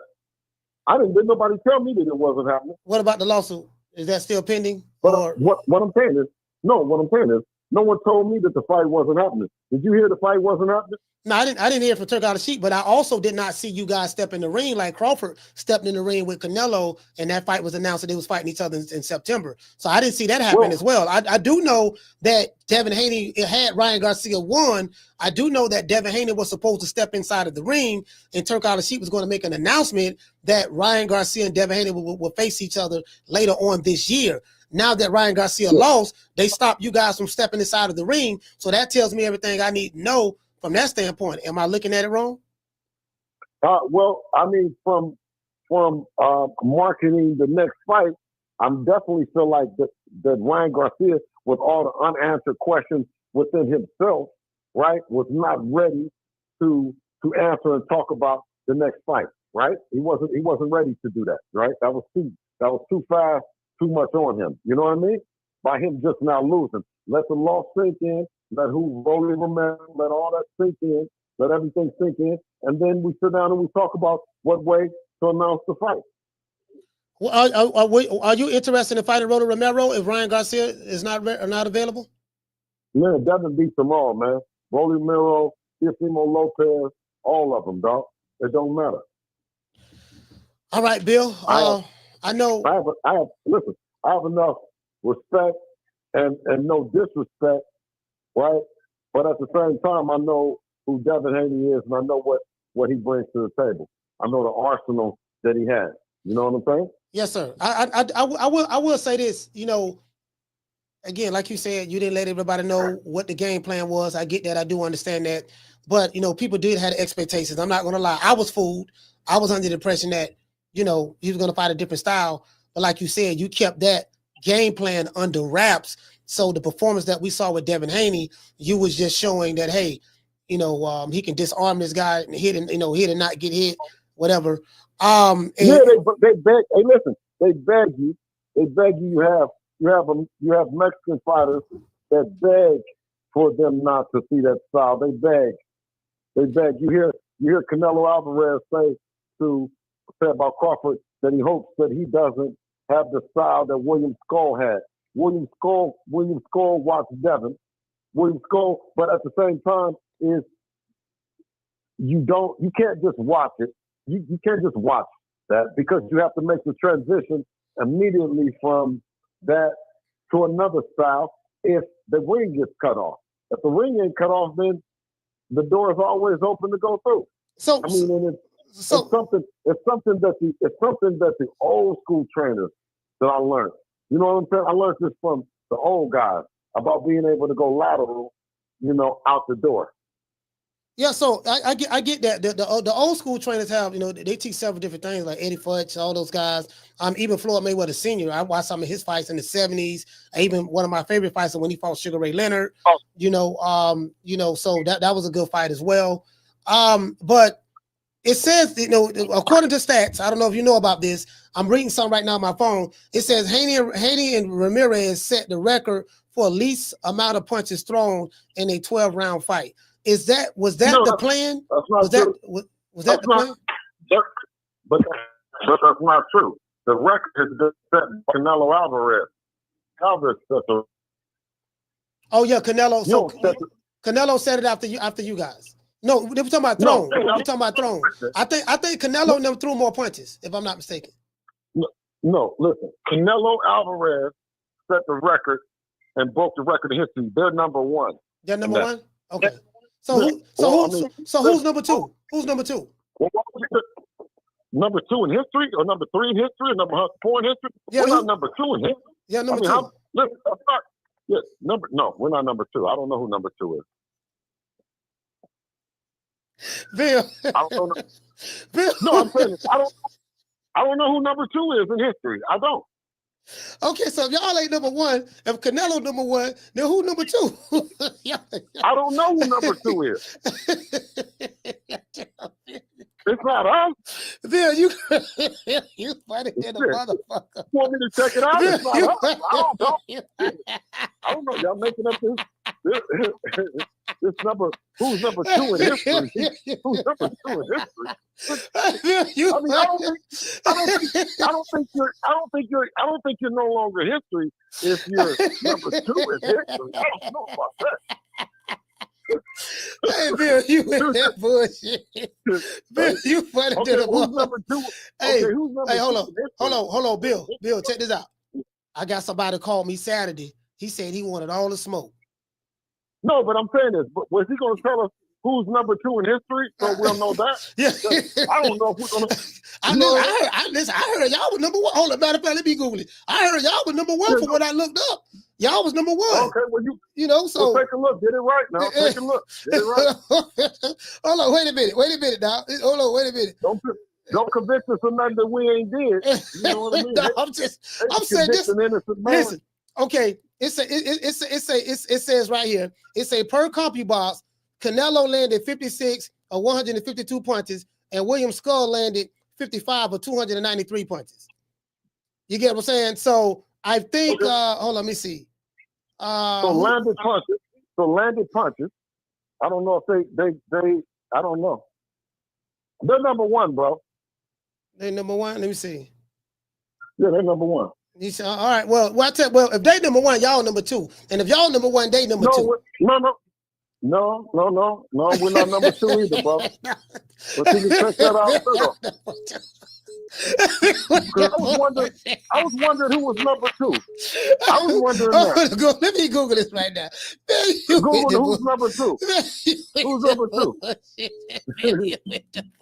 Since Canelo being, I know, since Canelo being number one is good enough, let's look for number two. Let's look for number two. Man.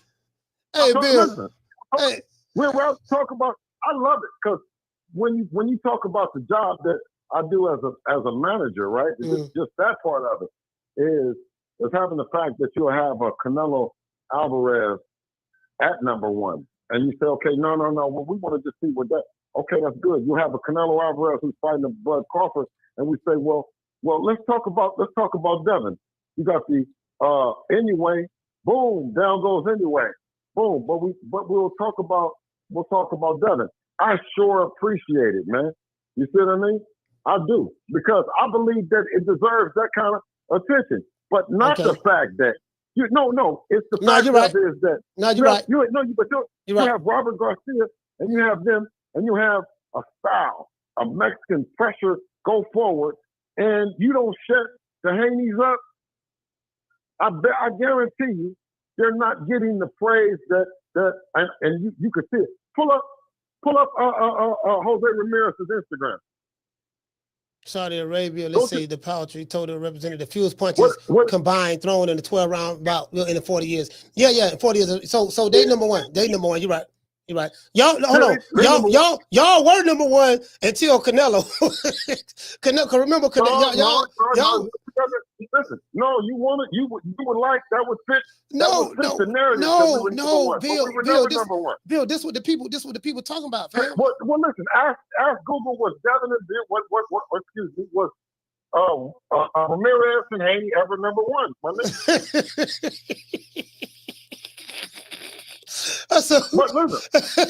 it says anywhere around Canelo Alvarez is cool, ain't it? Anywhere around Canelo Alvarez is cool, right?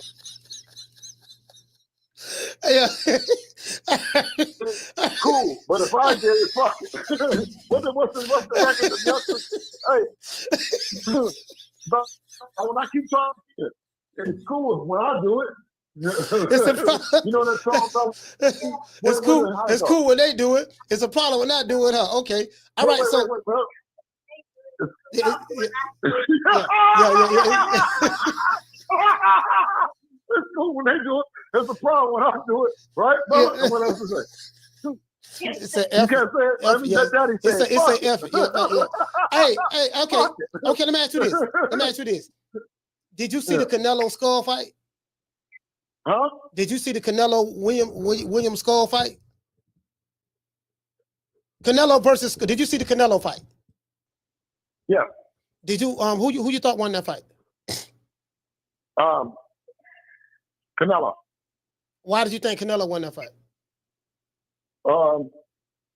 Because Crawford and what's the name are the bigger fights. You got to understand that, Canelo is the face of boxing. If Canelo can choose to be strategic and be calculated and not give you, he gives you a strategic fight and he actually wins the fight and he didn't take it from him, then you got to give it to Canelo. He's the guy. So, William Skull didn't take it from him. He just showed that Canelo can be vulnerable to a fighter like a Bud Crawford, who I think, and everyone else thinks now has a more of a chance, right? I'm the one that told him. I said, man, you got him. And now I think, I think even more, huh? No, that's true. You did. Yeah, he said that. He said you were the reason why he's fighting Canelo. He said you were the one that planted that seed in his brain, and you kept telling him that's your fight, the Canelo fight. He said that. Yeah. And then when you see him look across from me, and you say, God damn, man, for the Crawford family, for the name, the legacy, the everything that checks off on all the boxes, right? Crawford ain't no scary dude to nobody. I don't care. You could have been, the guy could be 6'5". Crawford don't care nothing about that. But 5, but still like that, and then not necessarily as fast, but powerful, with the, not have as much feet speed, can't cut off the ring the way that he can with Crawford, a lateral and stuff like that. I mean, it's going to be a tremendous fight between two super talented champions. I mean, Canelo, it's just, that's all you got to say. The name Canelo, it speaks for itself. And then Bud. You know what I'm saying? That's going to be a heck of a joint, man. And I told Bud, that appreciated the fact that, he kept it real and told the people that, that's because that's the fight that the people want to see. And that's the same thing with Dev. You know what I mean? I have a pulse on the people of what they want to see, and I always keep it real with Devin, and I kept it real with Bud. So what is it that you have to do now? You're going to have to go back and revisit Turki Al-Sheikh and see, because I'm from what I'm hearing. Now you're more closer to the situation than I am, but I heard Eddie Hearn say that fight is dead. That fight ain't happening now because Ryan Garcia lost. I'm hearing Tim Bradley say the same thing. People are saying that fight is over with. That's why you guys were not allowed to step in the ring in order to announce that fight. And it kind of seemed like the way that fight was. But we also heard, or actually seen. So I don't go about what I hear from people that aren't the decision makers in there, because Eddie Hearn is not a decision maker on there. Turkey Al-Sheikh said that he's still behind Ryan Garcia. So that let me know, with him still being behind Ryan Garcia, Devin Haney is one of the best fights that they can make, because the relationship that Devin has with Turkey, and also how the relationship that Turkey has with Ryan. Ryan is the one that actually gave Turkey the phone call. It wasn't that Oscar. He said, I talked to Oscar. He said, I talked to Ryan Garcia, and everything is okay. That Ryan will be back. Do you feel vindicated, Bill? Because last year, after Devin Haney lost to Ryan Garcia, and when it was found out that Ryan Garcia was a drug cheat, you guys got clowned the entire year. We even played the Haney Pack song over here on this channel. You know, it was a funny song. I'm not gonna lie, it was a funny song. The guys who edited it on the internet. But you said that the entire time that, listen, the reason why that fight happened the way it happened. Y'all was smoking on Boo Boo. Did you get what I'm saying? So do you feel vindicated? Do you feel vindicated? No, I'm saying this. Listen, y'all was smoking Boo Boo and you was acting like you was high. It was like a nigga at the party, you know, and he was, smoking some of that Reggie. Yeah. And he's like, I'm high as a motherfucker, man. Whoa. Yeah, I know a nigga. I know a nigga who did that. You wasn't even smoking real weed. Hey. Yeah, you was smoking CBD. Hey, but no, it wasn't real. No, but my question is, do you feel vindicated? Absolutely.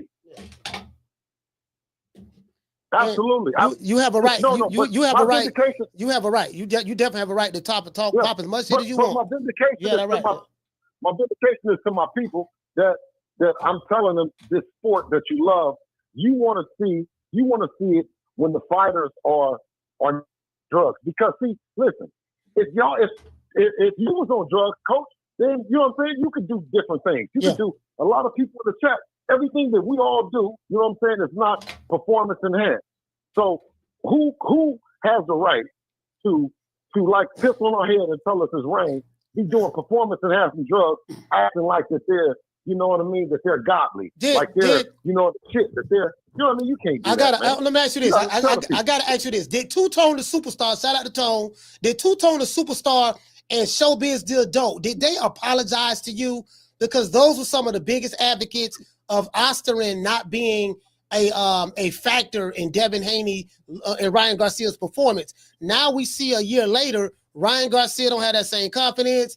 Rolly Romero out-thought him inside of the ring, took away his left hook. He didn't have anything else. He got dropped, and he looked like a total different fighter. Did they apologize to you? Tone, I'm talking about you. Did they apologize to you, or him and Showbiz, or what? What did they do? They didn't. No, them two guys. I got bigger fish to fry.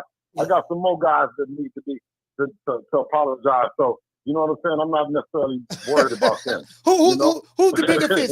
Who's the bigger fish? Can you share it?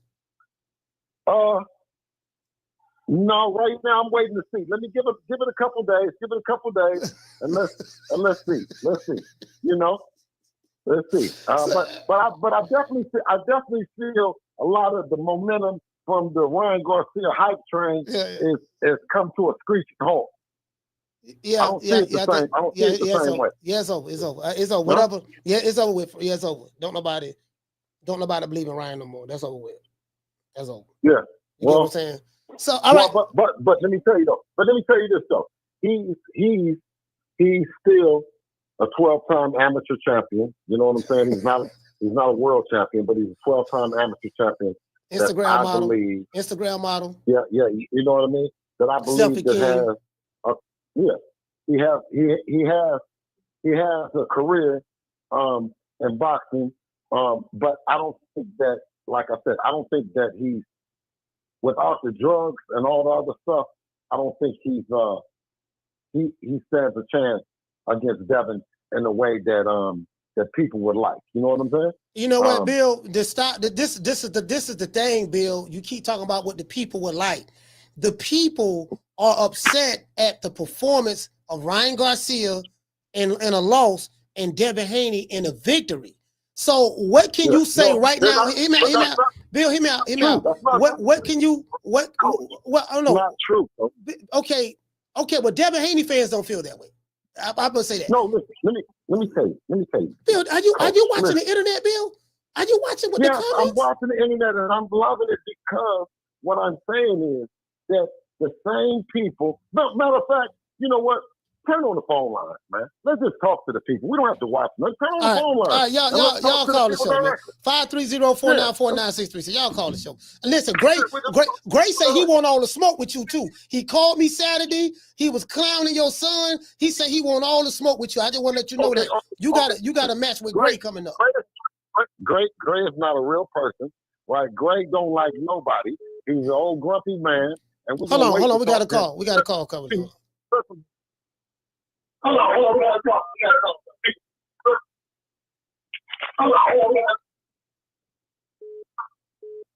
All right. Caller, what's the name of the caller from? Yo, No Cup Entertainment. Wagwan, Coach. Wagwan, Mr. Bill Haney. Yes, sir.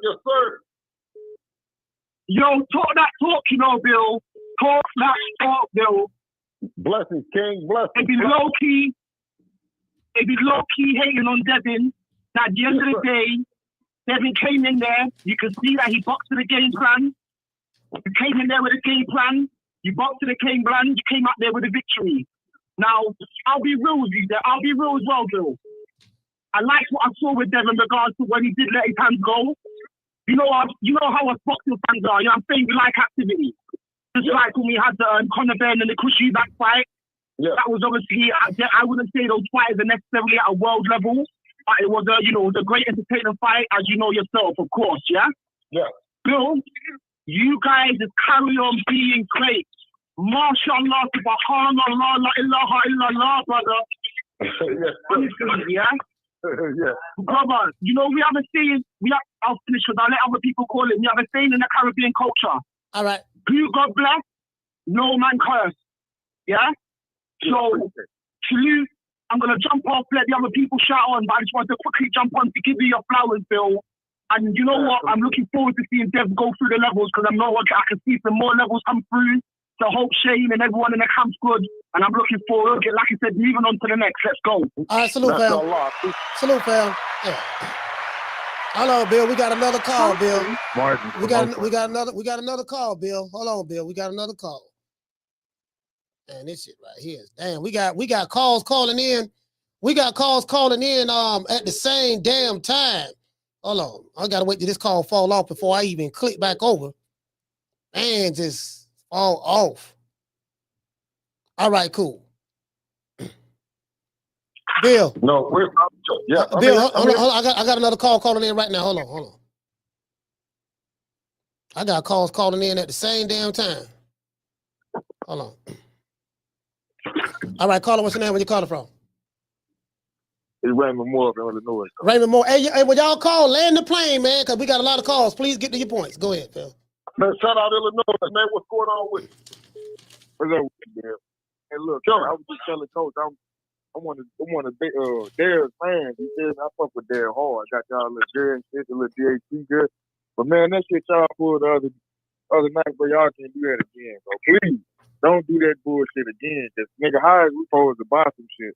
If a nigga ain't fighting, bro, like I've been rocking with Devin this whole time, bro. We want to see the old Daryl. We don't want to see that shit that was, because y'all could have stole the weekend, to be honest. Like, you niggas could have stole the whole show if you just would have let Daryl be Daryl. And that's my thing. Do you ever think about stepping down from coaching and just being a full-time promoter? Because I think you a better suit. Nick can't tell you what to do, but I feel like you're a better promoter than the coach, because it's like you don't got no answers for him when he's in the corner neither. So what do you think? Well, I mean, and I appreciate your opinion. I appreciate that. But the thing about it is that if they had the answers, they would have done it. And I'm saying you have a world champion coach. Are we going to ask Robert Garcia that he needs to step down for the performance that he did? Okay, matter of fact, let me ask you this then. Should Robert Garcia retire? Because he didn't have no answer. I ain't saying he should retire. I'm saying you should. No, what I'm saying is, wait, King. Okay, because I'm hearing what you're saying is, but you've already said you don't have to say it again. But I'm asking, do you believe that Robert Garcia should do the same thing? Because he didn't have no answers, right? I mean, yeah, he really. I mean, I got the same opinion for him too. For real, like that should be trash too. Okay, but Robert Garcia is the trainer of the year, though, right? This year, the trainer of the year. Yeah. Okay, so then we talking about what's best there, Bill. No, wait. We What talking I'm about saying there right now. Okay, but what I'm but we say fucking niggas though. But we say when we talk about the trainer going up against with a game plan against another trainer. So I was going up against the trainer of the year, correct? Yeah, I see what you're saying. Okay, but no, wait. Give me a second, King. Let me land the plane. Right? If I can go up against the trainer of the year, right, and Robert Garcia, who's had multiple fighters, who's also been in there, and you say that he's trash. You say that he's trash, right? He didn't have no answers. Yeah, his fight was ass. Okay, so then I did a great job then. Yeah, you did. You know what? Fuck it. Yeah, just don't do that shit again, man. Listen. This is the day. Hey, Raymond. And salute to you, fam. Thank you for calling, brother. Shout out to Raymond, man. Look here, man. Bill, these are the people, man. That dude is a diehard Devin Haney fan. Well, hold on, the phone lines. But you see when I talk to him, phone lines hot. When he learns the game, if you allow me to teach, the game is a sweet science, so it's a whole lot into it. So the sweet science, the sweet science is hitting and not getting hit. So and winning. Listen, and winning, not just that you got the science and you're not winning. You know what I'm saying? We won on all three judges' scorecards. You hear me? Yeah, I get all that. You won on all three judges' scorecard. I was always taught from what I learned from my uncle. You know, when they score a fight, they look at the number of quality punches landed. They look at did you dominate the bout from a technical or tactical standpoint. They look at their competitiveness, meaning did you try to initiate and show a desire to win. They look at effective aggression. They look at defense, ring generalship. What else? Guess what you have to clean punches. Gotta look at. No. Your uncles would have to look at. King, I understand what they got to look at, but we got to look at what the judges looked at as well. The judges grade on that kind of stuff, right? Yeah, that's true. What they grade on. That's what they grade on. There was not one judge that graded or picked Jose Ramirez for anything that he done. That's true. I'm not denying that. I'm just saying I think a lot of I just wanted to clear up that, you know, that's the judges, again, each judge look at things differently. You know what I mean? They know certain styles that they like, you know, and stuff like that. So and they pretty much call it. No, but we had something. I have something else for him. But if you don't stop what we're doing, you're not going to stop doing what we're doing. Yeah, I'm not going to stop doing it. I get what you're saying. You had a contingency plan just in case. Okay, we gonna go with this plan right here, and if this don't work, if he stopped this, then we got a backup plan. So what you're saying is, what you're telling the fans is, if Jose Ramirez would have did a better job in doing his job, then that would have given you guys an opportunity to show another wrinkle in Devin Haney's game. That's what you're saying? Well, yeah, but I'm saying is, if you cut off, it's no fucking secret, man. The shit is out because Canelo did it then, and I know with anybody else to get to an elite level, you got to be able to go both ways, and you got to be able to have something in both hands. So he got enough to keep you honest. You see him hitting with a left uppercut. Yeah. That got the respect from him. He hit him with a right hand over on the side, on that side, that gave him respect. So it was respect on both sides. But it was a fight for Jose to want to get a mid-range counter on Dev. So Dev never gave him the mid-range counter, which would have been Jose Ramirez's famous left hand to the body. We got other calls. We didn't give him no air. Hold on. So we didn't give him no air for the left hand on the body. He would have to have thrown the left hand on the body outside. So I took away his biggest weapon. That was his left hand to the body. I went the direction away from his right hand, which was his signature punch. And the only thing that he had was a long left hook that he could have did. So it was totally handicapping a fighter that I respected the corner. So I said, listen, okay, this is the plan. If he didn't taught him like he should have taught him, then he's gonna cut the ring off there, and then you're gonna check hook him, and you're gonna go the other direction. You know what I'm saying? But Yes. he would never come. He would never come. He would never try to close the door. Bill, we got other calls. People try to get to you. You got to. Hey, hold on. I'll wait. But do you understand? Because I want them to know what they're looking at. Yeah, I see what you said. So what you're doing is you're educating the people on what they saw. You're telling them you didn't see what you thought you saw. You didn't see running. No. You didn't see Devin Haney being scared. No. What you saw was a strategy that we implored to handicap our opponent, take away his best weapon, while at the same time implementing what you needed to do in order to get the victory. I got you. Hold on, we got another call. But also handicapping a coach who hasn't prepared his fighter for everything. He only prepared him for the Devin Haney that everybody knew. And if I give him the Devin Haney that everybody knows, that's the one that he prepared for. That's where the counters is at. So we had to give him something else different, man. We couldn't afford to it because y'all wasn't gonna respect us if he get hit with a shot like anyway. Then you say he's chinny. If he goes down like Ryan, then you say he's shot. You see what I'm saying? So now the one that they come up with is PSD. He's scared to get hit. PTSD. Yeah, they said he's scared to get hit, not he's chinny. He's scared to get hit. Well, hell, man. All right, Bill. Hold on, Bill. Hold on. I got other call. I got other call. Let me get it. Yeah, bad. Hey, this dog, Bill, man. Caller, what's the name? Where you calling from? It's G5 from the Bronx. G5, talk to me, brother. Put you down. Hey, what's going on, Bill? I got two questions for you, Bill. Yes, sir. What was the grade you gave Dev for Friday's night performance? Okay, so there's gonna be two grades that I'm gonna give him. One, A for sticking to the game plan, right? And I'm gonna give him an A for dealing with the pressure.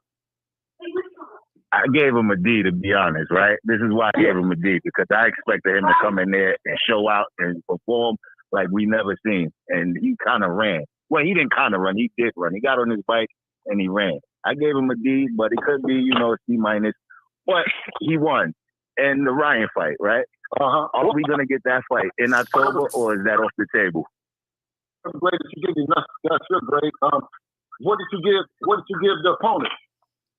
What did I give Ramirez? I gave Ramirez a D too, because he didn't come to fight. It's like everybody came there to collect a bag, and that was it. Yeah. Okay. Well, I don't think Ramirez had a lot more on the table than that. You know what I'm saying? I think Ramirez and Robert Garcia and all that, I think that they had a lot more on the table to win, to beat us than when we had to win to beat them. All right, so let's say you don't fight Ryan in your next fight. Would you give Rolly the chance, or is there somebody else on the table? No. Rolly is a good fighter, but I don't want to get distracted from the agreement that I had about Ryan Garcia first. I don't want that's contractual, right? No way out to say, oh, well, Bill's willing to go here and go there. I'm only willing to go what I agreed on. Okay, so the contract has been signed between Ryan and Devin. Yeah, it's definitely an agreement that was signed. We signed. Okay, so both parties have signed. So that means that this is still a potential fight that's going to happen in October this year. Yeah. So what? Only thing that would change is probably what? The money that Ryan is going to make for this fight? No, I don't know. I don't know if the money changes at all anyway. I don't know. I don't know for him. I know that our money doesn't change. And what grade did you give Shane Mosley as far as his help coming into the corner? Because was he the lead trainer or was he the assistant trainer? No, I give him an A, but he was definitely part of our camp. You know what I mean? I give the whole situation an A. You know what I'm saying? It's like somebody coming up and they're saying that they're gonna knock you out and they're gonna do all these things when they see you in the Bronx. You know what I'm saying? And They don't do it. I ain't They're ducking not no smoke. I ain't ducking no smoke. right. But you get into a fight, and then they say what happened, and what did the dude do? If the dude didn't step on the gas and you whipped him, and the nigga didn't do nothing, that's what you're gonna be saying. The nigga, and they say, well, you know what? We thought we were gonna see this in the Bronx, and we were gonna see that and all that. Man, what did you come for? You came for, you thought that the man was gonna knock Devin out. That's what you guys thought. I didn't think he was gonna knock Devin out. I thought Okay. Devin was gonna come in there and beat brakes off of him and show everybody like. Wait. No. The question was not whether Devin beating the brakes on. The question was, did Devin have a chin? Was he going to be? He didn't really show us if he had a chin because he was kind of running. He got on his bike. He was. Look, have you ever? He got on his bike, Bill. In my opinion, Bill, he got on his bike. I agree that you have an opinion, but I'm telling you this though: you cannot.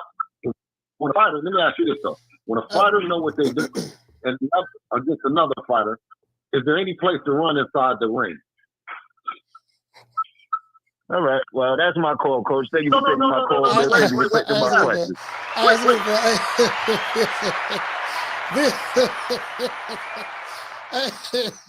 Hey, Bill. Bill. Man, look, Bill. I'm anxious to see. We got a bunch of calls. Like people right now. You got another call calling in right now. Hold on, Bill. Another call calling in. Yeah, I'm glad. Man, this is all right. Hold on. All right, caller. What's your name? Where you calling from? Jamie from New York. Jamie, talk to me. Second time.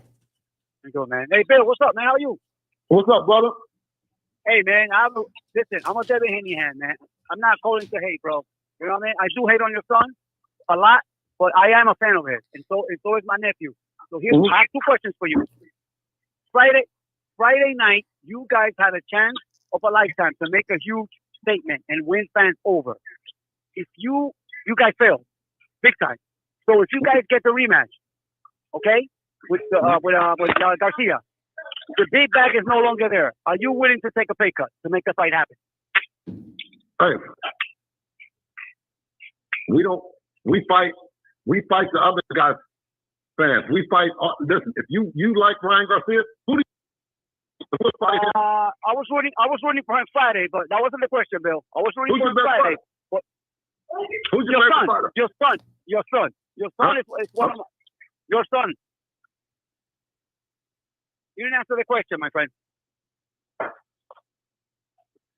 I got another question for you, Bill. Okay, we're talking. Which fight do you like, my son? Which fight do you like? All of them. I always root for him, bro. Even when he looks like this. Which one? Which one? Brother, why do you? That wasn't the question, man. But now you're asking me questions. But here we go. I got another question for you, man. No. Listen. If you were a fan and you were talking to the coach, you were talking to his dad, then only when I talk to a fan of that. All right, let me answer the question. I'll answer your question, but you didn't answer mine. All right. The Loma fight. I love the Loma fight, and I had him losing, but I was still rooting for him. Oh. So you're a fan. So we didn't get anywhere. No. That was the hardest fight. But we're not. I didn't ask you that, Bill. I'm sorry, man. I didn't ask you that, brother. I asked you if you're willing to take a pay cut to make the fight happen. You guys threw the bag. That's the new thing. Listen, we don't take a pay cut and one fighter lost and then we won and then we take a pay cut. Get out of here. You're not no fucking fan. You're an imposter. All right, Bill. All right. Listen, I got another question for you, brother. You're an imposter. You're an imposter. Okay. All right. I know that you're not a fan. But Bill, because you don't even know. But listen, Shane Mosley, you brought him in. Huh? You guys had a plan to box from day one. Why bring in Shane Mosley when the man fought for nothing like that? Because let me tell you why. Because if make something up. You wasted your time, brother. You wasted your money. No, you wasted your money, bro. If Robert Shane Mosley did not box like that, bro. He was aggressive. He was entertaining. He did not put people to sleep. You're not a fan because you're not interested in him anyway. Say what you want, but I was rooting for your son. I'm being frank with you. I was rooting for your son, bro. No, you're not. You want me to answer the question or you want me to answer the question? All right, man. Listen, thank you for not answering my questions. Have a good day. Thank you, Coach. Salute, fam. Don't worry about it, Bill. Hold on. We got another call calling in, Bill. Bill, we got another call calling in. The phone, man, these phone lines is, man, I'm talking about, bro, Bill, But he phone line jumping like hotcakes right now. Caller, what's the name? Where you calling from? Sugar Shane. Martin Sugar from Shane. Oakland. Martin from Oakland, 2 times. Let me ask the question from the other caller. So Sugar Shane, he did a great job, right? When you talk about, violating and having to demonstrate, if the guy had just ran up, because it's easy to just run up, but it's something that's called respect. And you got a chance to see a fighter that's normally throwing over 100 punches around, a fighter that's been busy, 2 division champion. He got power. You know what I mean? He didn't. He wasn't able to close the door, or he didn't over try. I don't know what he didn't do, but they didn't have the answers. All right, Shout Mark out from to Oakland. Mark from Oakland, talk to him. Go ahead. Yeah, Coach. What's up, Bill? I picked Dev to win by knockout rounds 8 to 10, and that was based on having seen Jose Ramirez's last 4 performances, against Josh Taylor, Rancis Barthélemy, and Arnold Barboza. He should have basically been 0-3 in his last 3 fights going into this one. To me, he's a sharp fighter, and I don't know, honestly, I expected, Dev to take him out just based on the way he fought against Ryan, and I get it. He probably looked at it like, fuck that. I'm a fight the way I fight. I'm a be who I am, and I respect that, because a lot of people are like, Devin was scared, this and that, and I don't buy that because I'm going to tell you like this. I give Dev a lot of credit because he showed a lot of heart getting up off that canvas multiple times against Ryan, when a lot of guys, they're looking at their corner, especially if their dad's in their corner like, Pops, get me out of here, save me. So they're looking to the ref. You look at AJ versus, Andy Reeves. He was looking at that ref like, what's up, blood? Help a motherfucker out. Don't make me look like a bitch begging to stop the fight.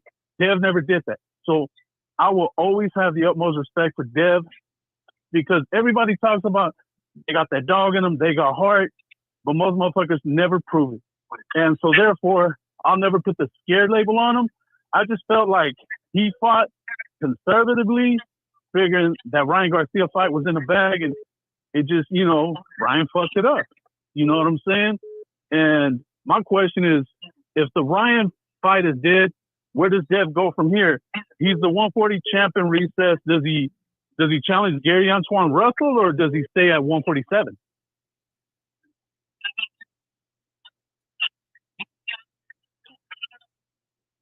Bill,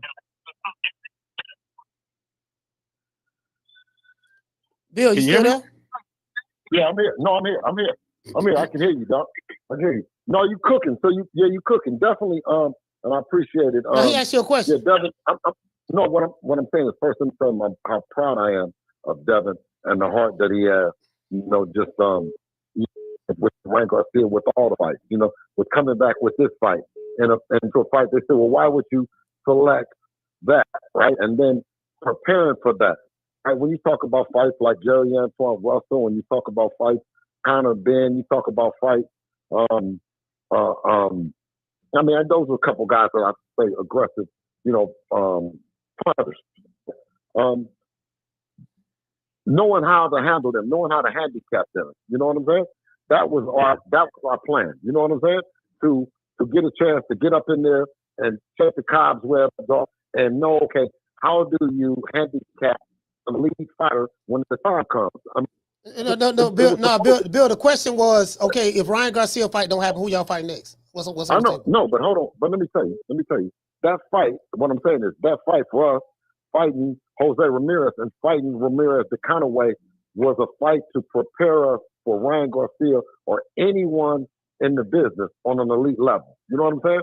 So we weren't going with someone else that wouldn't prepare us. I think that particular fight prepared us to be able to go into a fight with Ryan Garcia or anybody next. And I have to stand firm on who we agreed to. We agreed. I did an agreement. We did commercials with Ryan Garcia. We did all that. I don't believe that the fight is not on the table. It's not on the table until I hear it from Turkey. All right. Well, listen, man. Shout out to Martin, man. Salute, fam. Shout out to Martin. Shout out, Martin. Yeah, give a round of applause. We got other calls calling in. Yeah, we gonna limit everybody's questions to one question. We're gonna limit everybody's question to one question, Bill, because you know, because these answers are kind of you know, I got the same numbers calling me 20 times. Caller, what's the name you calling from? Yeah. Smitty from Ohio. What's going on, Coach? Smitty from Ohio. Talk to me. Yeah, go ahead, fam. Okay, so quick question, Bill. Do you have somebody like on your team that like kind of keep it real with you or is kind of honest with you about what's going on? Because I mean, I'm happy Haney came back, and you know, I thought that to me, I thought he needed that fight to get over that mental hurdle. But the performance, man, I thought Ramirez was there for your son to step on him, man. And so, like, do you care about like gaining new fans? Because I'm watching it, I'm in my house, I have new fans, I got people that don't watch boxing, and everybody in the house is disappointed. Like one of the worst Friday nights of boxing people have ever seen. Mm-hmm. Well, you know, every fight, right, ain't gonna be the same. And new boxing fans are what we call casual fans, right? And you want casual fans to come to the sport, but at the same time, you won't expect the casual fan to understand everything about boxing in one day because it's a sweet science. It's actual science in it. You know what I'm saying? It's like going to science class for the first time. You know what I mean? You're not going to understand everything. So what about the fighters who are veterans, who are Hall of Famers, and who have performed at high levels in the sport of boxing? What if they are saying the exact same things that the casual new fans are saying? Do you dismiss that as just being they don't understand the sweet science, or how do you look at that? Well, I mean, I know it's people that have called me that are in the business, and you have even rivals that if Crawford does what Devin uses the Devin style, he'll beat Canelo. Mm. Okay. Well, listen. Yeah, I thought he was overly hesitant, man. Like some of the movement, I feel like he didn't have to do, man. Like Haney, like old Haney steps on him with no issue. Like old right. Devin steps on him. But the thing about it is that for it to be a turn-up and for us to come in on an undercard and for us to take the small gloves on, you have to stick to the game plan and say, okay, this is a big fight, but we got another bigger fight with an even bigger, faster puncher. Let's see this shit under the lights. Work this shit under the lights, and then come back and let's put it all together as a stew. You know what I mean? In October. But what is a tune-up fight if you're not tuning shit up? No, I'm with you on that. I'm happy you got the rounds. I'm happy you got the rounds. I just thought. I mean, I'm sure Ramirez had a punch his chin. I just thought he was there for you guys to step on, man. And I was kind of looking forward to seeing, you know, Haney get that confidence going into the next fight. Well, the confidence is the confidence. I opted for real confidence and real boxing IQ. Is the fact of is that everyone looks at him now and says, okay, how can I really get him? If I can't mentally get him to do that, how can I really get to Devin? If the media can't draw him in, if you can't draw Bill Haney in, if you can't do all that shit and get Devin to stop on his own, right, and stand in front of him and give him a puncher's chance, then what's going to happen? Oh, no, I'm with you. I mean, I get it. You trying to get to the bag. You trying to get to the next fight. I get it. I just thought, man, Haney, again, I just thought he could have. All right, we got. All right, well, hey, listen. All right, but good luck to you, Bill. And thanks, Coach. Right, shout out to Smitty. Yeah, we got, man. This the last call. This the last one, man. This call here, this dude here calling back to back. I'll call. Hold on. Let's see. Please. Caller, what's your name? Where you calling from? You the last call. CJ from the 504, Coach. CJ 504, talk to me. What's going on, Bill? What's happening with you, man? Hey, what's up? 504? Hey, I need you to land your plane, CJ, because I got calls calling in left and right, so I need everybody to get to their points. I don't want to cut people off, so. All right. Yeah, I wanted to say, man, the best I've seen Devin, man, was when he fought Regis, right? We saw Devin stay within range. He controlled distance very well. He stayed in front of the man the entire fight. He moved his feet when he had to. He pivoted very well. He got on the weak side when need be. That's what I expected when I saw Devin fight against Ramirez. From round one, his feet were real frantic. He had real frantic feet. he bit on a lot of feints. Every feint that Ramirez would throw looked like Devin reacted to it, which I didn't like that either. I thought he would kind of settle as the fight progressed, but he continuously backed up and kind of moved around the entire fight. And I was, I had a fight party, and we was waiting on Devin to actually sit in front of this man and start literally every time Ramirez would throw, we was waiting on Devin to make this motherfucker pay. You understand what I'm saying? Because Devin was faster than him, had better feet. There was nothing that Ramirez could do that Devin couldn't counter. So, like I said, when he in a ring with a fighter of that caliber, we expect him, you understand, to do what he needs to do and get that motherfucker. If not out of there, beat his ass so bad to what they call it a stoppage. But like I said, I didn't like what I saw from him on Friday. I expected way much more from Devin because I got high expectations from the young man based on who we seen him beat and how we seen him fight in the past. You understand what I'm saying? Absolutely. Absolutely. 504. All right, shout out to CJ 504. Salute to you, fella. Thank you for calling, brother. All right, yeah. Hold on, Bill. We got one more. This is the last one right here, because this caller been calling. Oh, they hung up. Answer questions, or am I just, because it seems like I'm just sitting on the phone, coach? Oh, no. The thing is, no, Bill, we got 1,000 calls calling in. People want to talk to you. So the callers are asking a question, but they're long-winded questions, or they may ask multiple questions. And then when you reply back, it's a 5 to 10 minute answer. And then we got 20 calls calling in at the same time. So I'm trying to get everybody in, but I'm gonna just have to shut it down. I'm gonna have to shut the calls down. No, okay. Well, listen, if they call, just give me an opportune time to just let you know. Okay, so go ahead, reply back. You can reply back now. Go ahead. Okay, so 504. That's a great point that he said.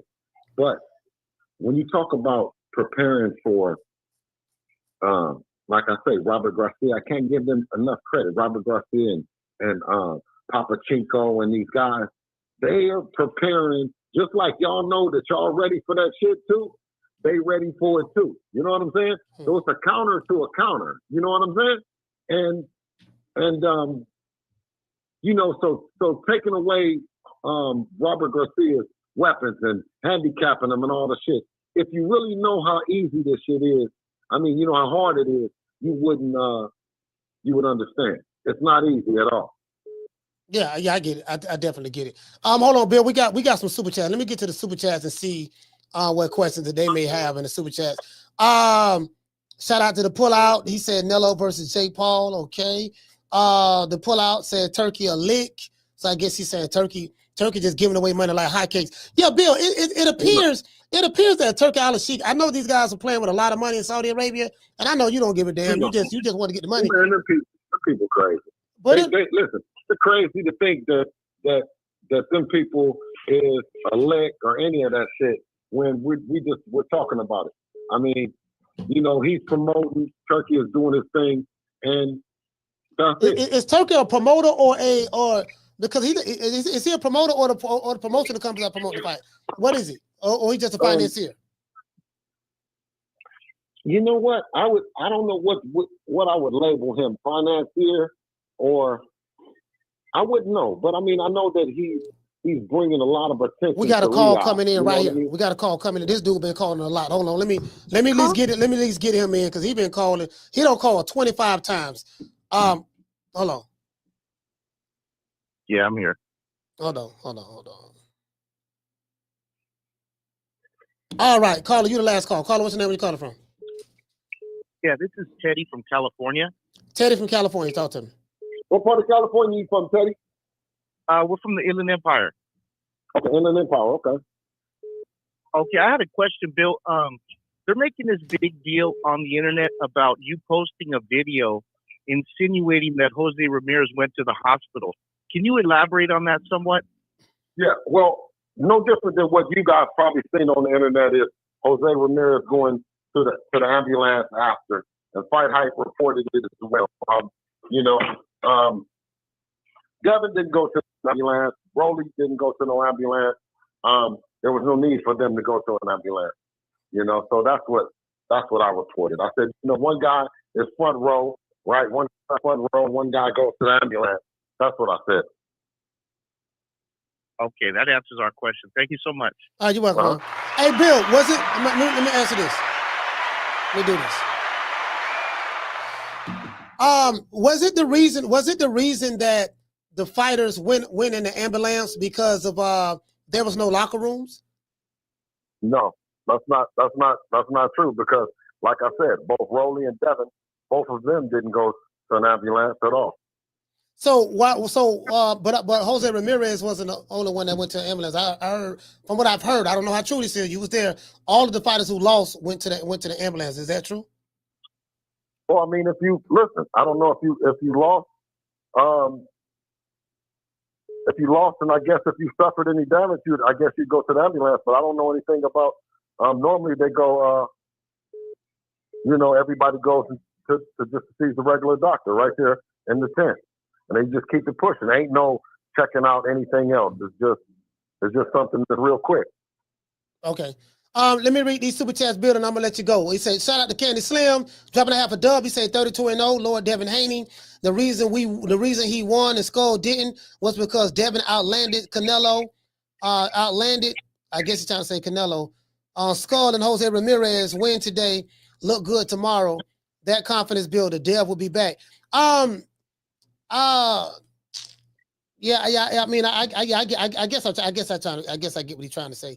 Shout out to David Vasquez. He said, "Bill, why you lie about Ramirez broken jaw?" I think I didn't say Ramirez had a broken jaw. I said that he ended up in the back of the ambulance after. Why everybody is saying that it was boring. Just say this sport ain't. This sport is the hurt business. Mm.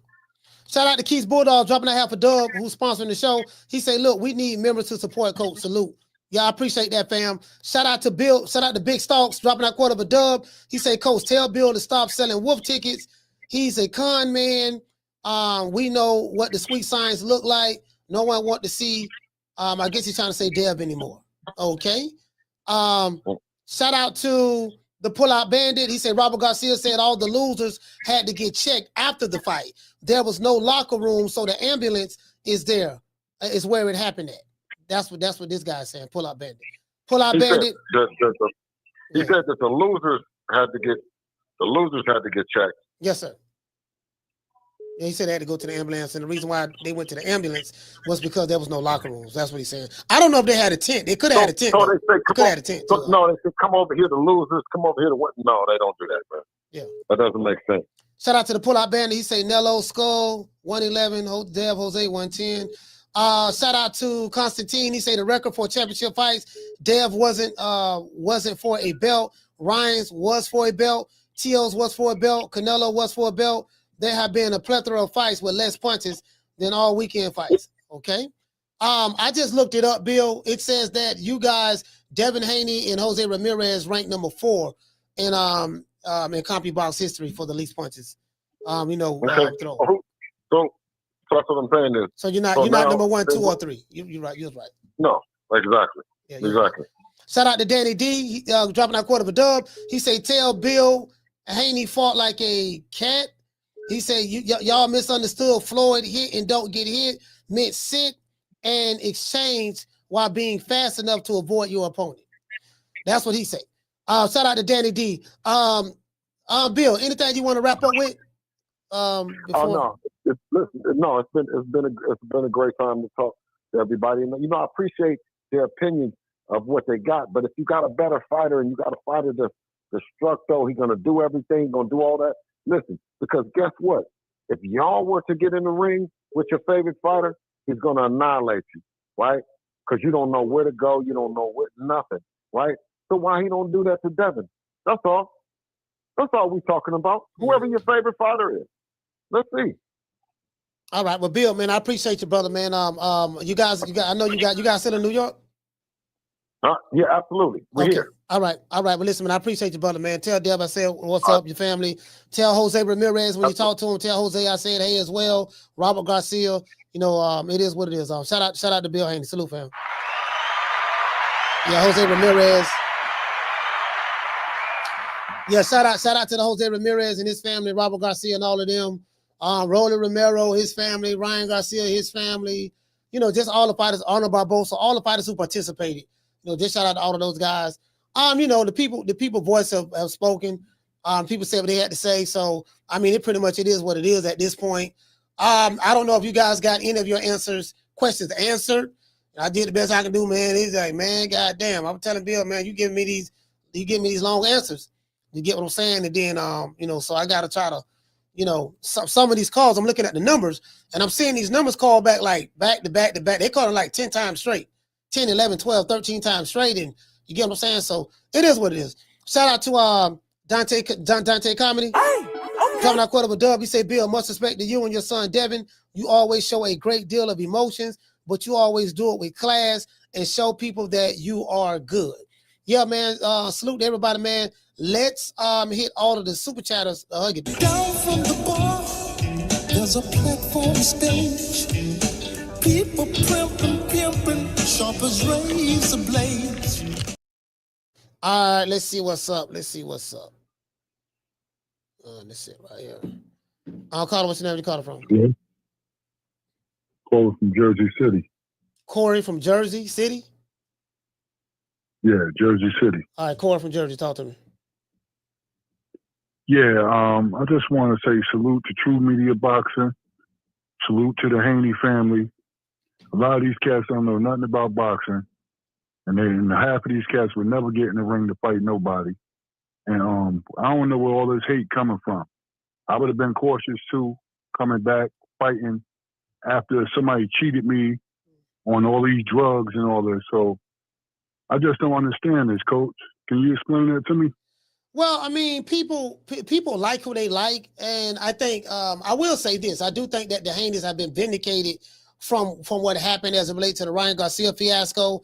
I have to be honest, they did get a lot of flack. I mean, a lot of people don't like Bill Haney for whatever the reason may be. They don't like Devin Haney, and he really didn't get a break after the Ryan Garcia fiasco. Now we see a year later, after Ryan Garcia fights, he doesn't look, he looks terrible. He didn't really look all that last year, to be fair, but he definitely looked terrible. No, I wouldn't say terrible, just that Rolly Romero took his heart from him in this fight, and he beat him, knocked him down, dropped him. Very strong. Rolly was strong as hell. Looked very, very big.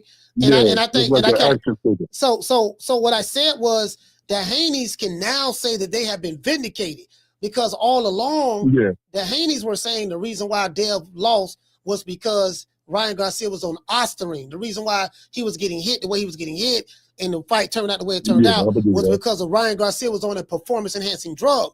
So there was a lot of pro-Ryan Garcia fans and content creators said that the Ostarine had nothing to do with it. Okay, well, if that's the case, explain to us why a year later, now that he's enrolled in 24/7 body testing and he had his next fight with Rolly Romero, he didn't have the speed, wasn't there. Rolly was timing him, catching him. He didn't look as strong, and he got dropped and he lost to a unanimous decision against Rolly Romero. How do you explain that? There's really no explanation for it. You can say, like Martin said, well, no, that's different because Rolly Romero and Ryan Garcia sparred each other all the time. So Rolly Romero knows Ryan Garcia's style, and that's why it turned out the way it turned out. Okay, well, if you want me to run with that narrative, then guess what? Ryan Garcia sparred Rolly Romero as well, right? So on the flip side, that could have went the other way. That could have went, well, Ryan Garcia beat up Rolly Romero because he sparred with him, and he know everything Rolly Romero was going to do. So because of that, there's a familiarity, and this is why he was able to beat him. It goes both ways. It doesn't just go one way. Did you get what I'm saying? So that argument has been blown up as well. So it was the drugs. No, I believe he was just worrying about that bag and that Devin fight. I think both fighters was worrying about fighting each other instead of worrying about the fighters that, are in front of them. So that's it, Coach. That's all I got to say. All right, salute, fam. Yeah, it was the drugs. That's the way I see it. Yeah, that's the way I see it. It was the drugs. Yeah, it's the way I see it because, okay, well, all right, well, from what I seen, guess what? From what we seen a total different Ryan. That's it. So, I mean, that's why I look at it. Because, as I said before, you can't use the Rolly Romero and Ryan sparring argument because it goes both ways.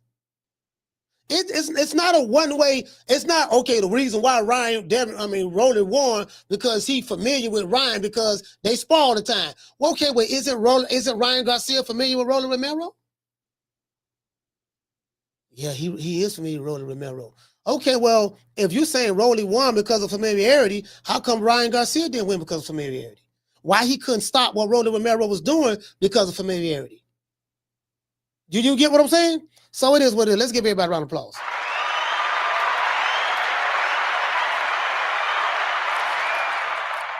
Sean, okay, let's break this down. This is too easy. This is too easy. Too easy. I'm gonna address you. I'm gonna just address you one time, just for the hell of it. This guy says you can't use Ryan's performance to defend Haney's running. Have anybody heard anything that I said on this show? Who is defending Devin Haney's running? If you feel he was running, who's defending that? One thing has nothing to do with the other. What I specifically said was Ryan Garcia didn't perform well because he wasn't allowed to have the drugs in the system, and you can't use the argument of the reason why Ryan lost to Rolly was because of familiarity from sparring. Well, he could have easily won because of familiarity from sparring. They both know each other. That's what I said. Now, the way you heard it and interpreted it, two different things. No one is using Ryan's performance or the lack thereof to justify Devin Haney's performance. No one is saying that. I think that's you're projecting. You know what I mean? That's what I think. True. I think you're projecting. True. Listening is fundamental. All you got to do is listen. If you listen and pay attention, you'll be able to comprehend everything I'm saying very well. And I ain't got but a GED. Let's give everybody a round of applause.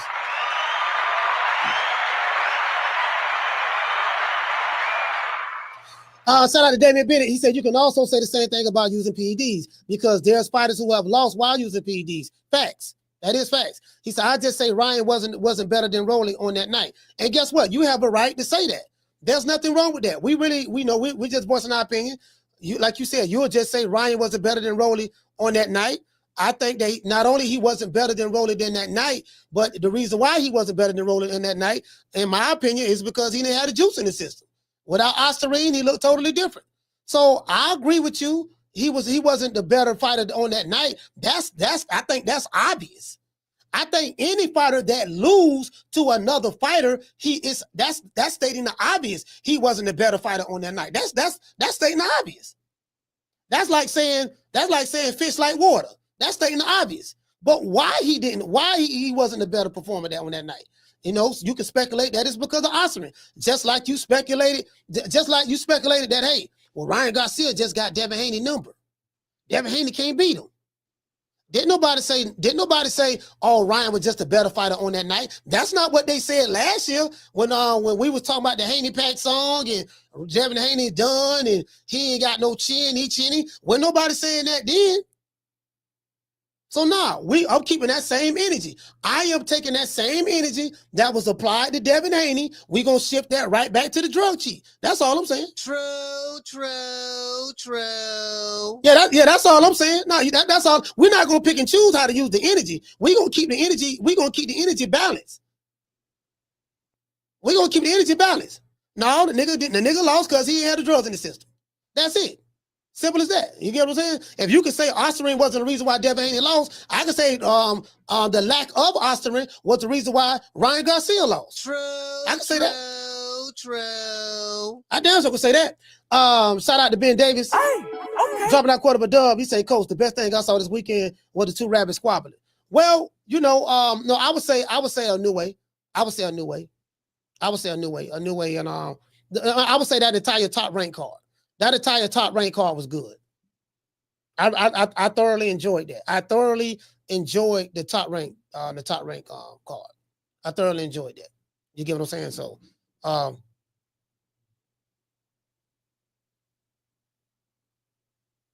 don't know who the fuck this is. I'm gonna go ahead and block you. This somebody keep calling my number and they ain't saying nothing. So let me go ahead and block this number here. Block that one. Yeah. Come out to another call on another number. We say Espinosa won tonight. He was one of them. Yeah, he was one of them. Espinosa, that was a really, really good fight with Espinosa. That was a really, really good fight. Espinosa, that entire card was good. Shout out to Sean of Boston. He say Top Rank card was great. Yes. I agree with that. It was a good card. Now Top Rank don't always have great cards, but I got to keep it. I got to keep it a buck. That card was good, bro. It was exciting. I was engaged. I wasn't.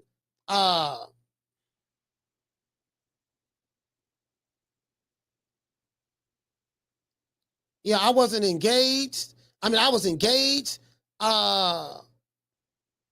Yeah, man. You know, so that fight, I was excited. We did a fight party last night. So you saw my excitement. Like, look at my energy and demeanor on Friday night and Saturday night and then Sunday night and do a comparison. It's like, you get what I'm saying? You know, it was a big difference. It was a really, really big difference. You get what I'm saying? So, Turk out of Sheik gonna have to do something different, bro. He gonna have to do something different.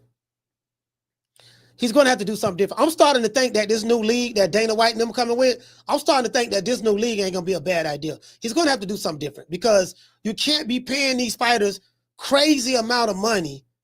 You can't keep doing that. I'm gonna pay you more money than you ever been paid in your life, guaranteed. There's no incentive for that fighter to fight now. Man, I already got the money in the bag. What's the point of me? What's the point of me doing all this hard training or hard fighting? Man, I'm just finna go in there and going there. I don't care nothing about being entertained and none of that. And I'm just going. You get what I'm saying? And bro, that's crazy. That's crazy. And then I see a Japanese fighter leave Japan, come to America, and Bill threw several shots at a New Way during the call, saying, "Yeah, and you see what happened to New Way? He got knocked down." Okay, well, getting knocked down happens in fights. Devin Haney got knocked down 3 times against Ryan Garcia. Devin Haney got hurt and then did the stinky leg against what was it, Ramirez or something of that sort. But it was the way he was able to bounce back and kept fighting.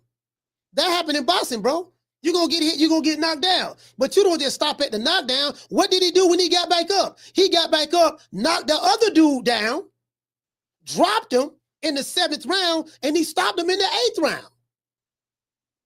You can't ignore that. You don't pick out, you can't ignore that. That's what happened. In life, let me explain something to you adults in life. Whether you grown or whether you young, let me school y'all to the game of life.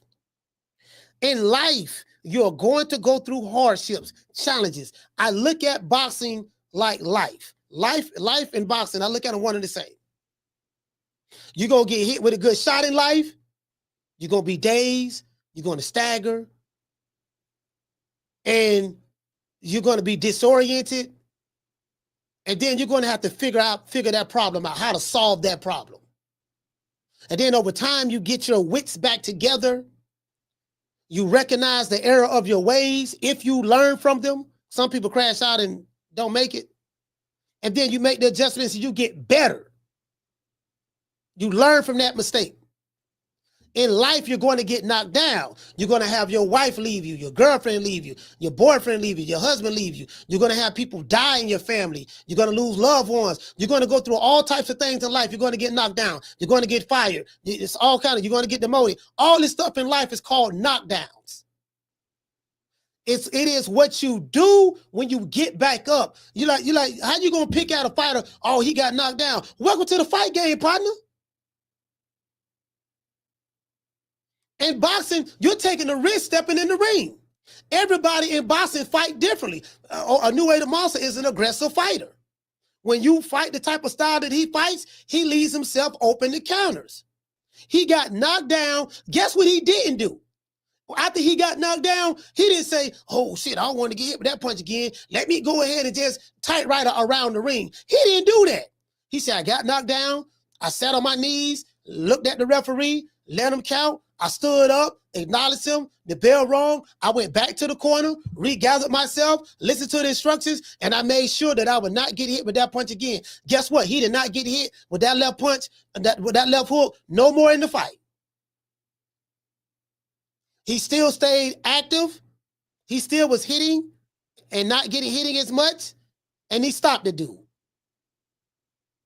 I will congratulate a performance like that 7 days a week and twice on Sunday. And the fans are happy There's no way that a guy from Japan that's not even from this country, that's only had 4 fights in America, come to this country, put on a fight that the other quote unquote superstar American fighters are not doing. So you want me to praise you for putting the fans to sleep? I'm talking about the Fatal Fury card in New York and the Fatal Fury card in the UK. I supposed to praise you for that and say what you did was great, but then shit on a new way. Oh man, he got knocked down. True. What kind of reverse psychology is that?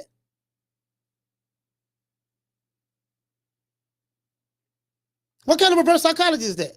You can't make an argument and say, hey, we got knocked down 3 times and we stood up and got up from being knocked down. That shows resilience, while at the same time saying, oh man, the new way got knocked down. Didn't you brag about getting up from adversity of being knocked down last year? You can't brag about that and then shit on the other guy for getting knocked down without bragging on him getting up and overcoming adversity just like y'all did last year. And getting the stoppage. He stopped the guy in America. Let's give everybody a round of applause.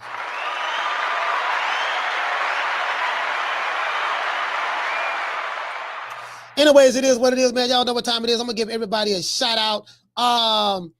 Shout out to all of the super chatters. Let's see. Shout out to Ben Davis. Oh, I already read that. Ben Davis. Hey, okay. Shout out to Dante. Hey, okay. Danny D. Hey, okay. Shout out to Constantine. Hey, okay. Shout out to the Pull-Out Bandit. Hey, okay. Big Stalks in the building. Hey, okay. Jamie Vasquez. Hey, okay. Keith's Bulldogs, who sponsored the show. Shout out to Keith's Bulldogs, Cincinnati Stand Up. Hey, okay. Candy Slim. Hey, okay. Mr. T. Hey, okay. And New Country. Hey, okay. Let's get the super chatters a round of applause.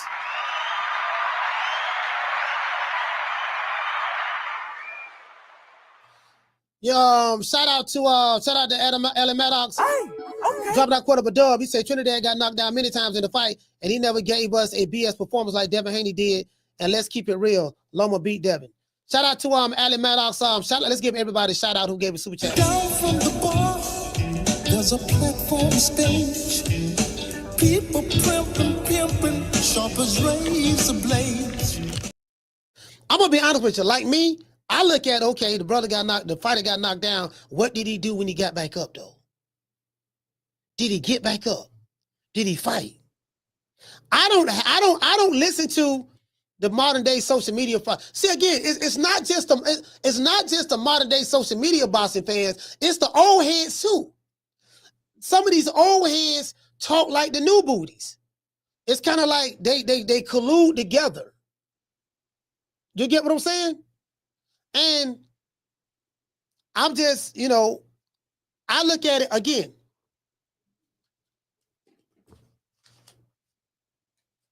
I hold every fighter to this boxing criteria. I have my personal boxing criteria. What was the level of competition you fought? This is how I judge whether a fighter is great, good, or whatever. How many top 10 fighters have you fought? What was the level of competition that you fought? Did you dominate the weight division if you stayed there for a long time, like a Hagler? How many career-defining fights have you had, meaning you fought the other champions, other big names? And did you fight the best in the division? Well, if you was in the division and you were a champion, you got a title, you got a belt, and there's 3 other guys that got a belt, and you're using duck lane with like, oh man, I ain't got to fight them. They don't bring nothing to the table, this and that. But yet you're telling me that you're the best. No, you're not the best, because in order to be the best, you have to prove it. And listen, in any comeback sport, I don't care what it is. In any comeback sport, in any football game or a basketball game or whatever, let's say, who in the playoffs right now? Basketball, who playing who? In the East, it's who the Cleveland Cavaliers playing. No, I think I saw Boston Celtics. Who's the Boston Celtics? The Celtics playing right now in basketball. They have something called the playoff. Do you want to know why they have a playoff? Because we need to find out who is the best in the East, and we need to find out who is the best in the West. Shout out to Trey Songz. Shout out to Miss Connie. We don't automatically say, oh, we already know Minnesota the best, you know, or Golden State the best, or Boston the best, or Cleveland the best, you know, because we just know that. No, they have a tournament. They have to play each other. So you're going to play everybody that's the best in the East, everybody that's the best in the West that made it in the bracket in the playoffs, and we have a process of elimination. And the last two that's standing are the best in the East and the best in the West. Now we need to find out who is the best in the entire NBA. So the number one seed from the East versus the number one seed in the West, they play each other in something called the finals. There's a tournament. The best 4 out of 7, whoever gets the 4 first proves he is the best in the entire world. That's how that works in boxing. I don't care what your YouTube channel say. We don't care what your braids look like. We don't care how light-skinned you is, if you got dimples or you wear chrome hearts or you dark-skinned or you got a YouTube channel who make 1,000 videos about you. That doesn't prove you're the best. You got a belt? Okay, cool, you got a belt. Well, are you going to fight the other top guys? If you're not fighting the other top guys, you have not proven your dominance or proven that you're the best in that division. That's how this works. It's always worked like that. I'm not going to let an old nigga or a young nigga redefine how this boxing shit works. Okay?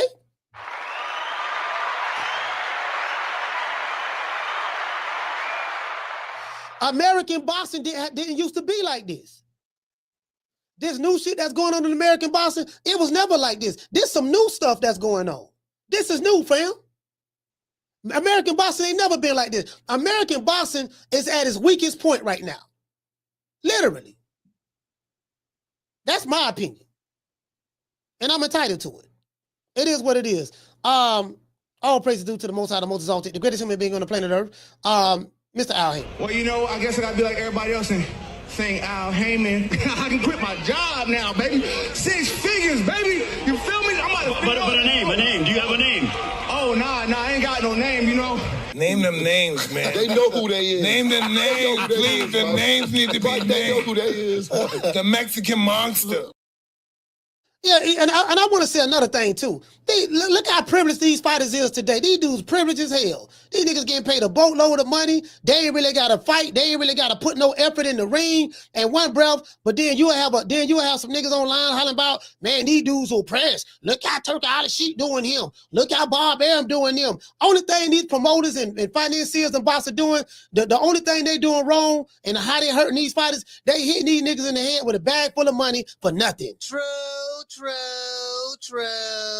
That's the only thing wrong that's going on in boxing. You got an Arab that's hitting these spoiled, entitled, and non-boxing American fighters in the head with a bag full of money, and they ain't got to fight the top dudes. They're using duck language, and they hide behind YouTube channels and sorry-ass fan bases, male groupie fan bases, and you talk. That's what's wrong in boxing. In America, the diva era. It is what it is. I want to thank the whole hood who came out here. I love y'all. I did this for the hood. Y'all know I beat that boy. Yeah, it is what it is. I'm gonna stay 10 toes down. I'm not the most popular guy on YouTube. I probably won't get certain interviews with certain fighters. I don't give a fuck. I don't give a fuck about certain interviews with certain fighters. I don't give a damn about you niggas like that. I'm not here to dick ride. We don't do no dick riding, no dick pulling over here in Tampa. We don't kiss ass for interviews. Fuck you in the interview, niggas. I'm gonna call it the way I see it. I respect all fighters who get in the ring like gladiators and do what it do because you signed up for the hurt business. This is what you signed up for. So since you signed up for it, this what come with it. Somebody got to win, somebody got to lose. Sometimes you're going to get hurt. You got to overcome adversity. That's what it's all about. You signed up for it.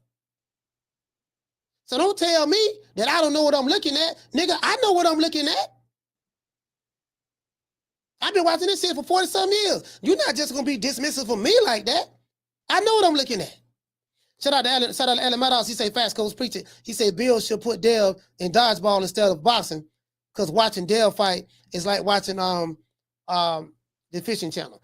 Well, you know, Bill said that that was a strategy that he put together for that particular fight. out of respect for Robert Garcia and all that stuff there. And I hear all of that. But again, time will tell if that fight is going to happen with Ryan Garcia and Devin Haney. What I'm telling you is no one is interested in it anymore.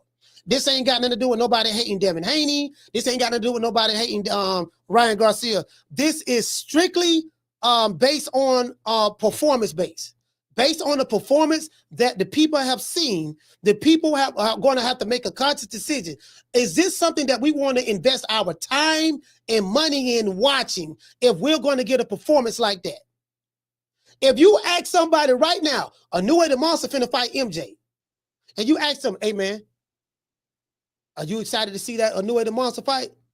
People who just saw him for the first time say, yeah man, I like the way that motherfucker fight. He coming to fight. He going to be entertaining. You can't take the entertainment aspect out of boxing. You entertain the fans by being proactive.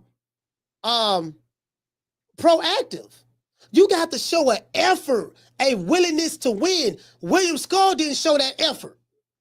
If you feel that William Skull did not show effort in trying to win against Canelo, then you got to feel that way about Devin Haney. Why? Because William Skull fought the exact same way Devin Haney fought.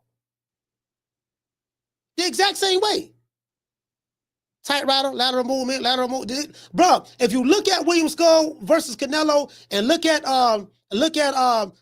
Devin Haney versus Jose Ramirez, you're seeing the exact same fight in two different weight divisions. Two fighters who can't cut the ring off, got frustrated, and two fighters doing the tight rider using a lot of lateral movement, excessive lateral movement in the fight. The punches landed was damn near similar. So, just food for thought. It is what it is, man. Y'all know what time of TI is, man. Shout out to Deontay Wilder. Don't ever forget, when I found you, you was strung out on coke. When I found you, you was like a big house, contemplating about killing yourself. So don't you ever forget who brought you to big time boxing. I drugged you back. I brought you back. I provided food and put food on your table for your family to eat. And I'm doing it for the second time. So don't you ever forget that. All right, let's address this. Let's address this. This is too easy. Skull, Candy Slim say Devin outlanded Skull and Canelo though.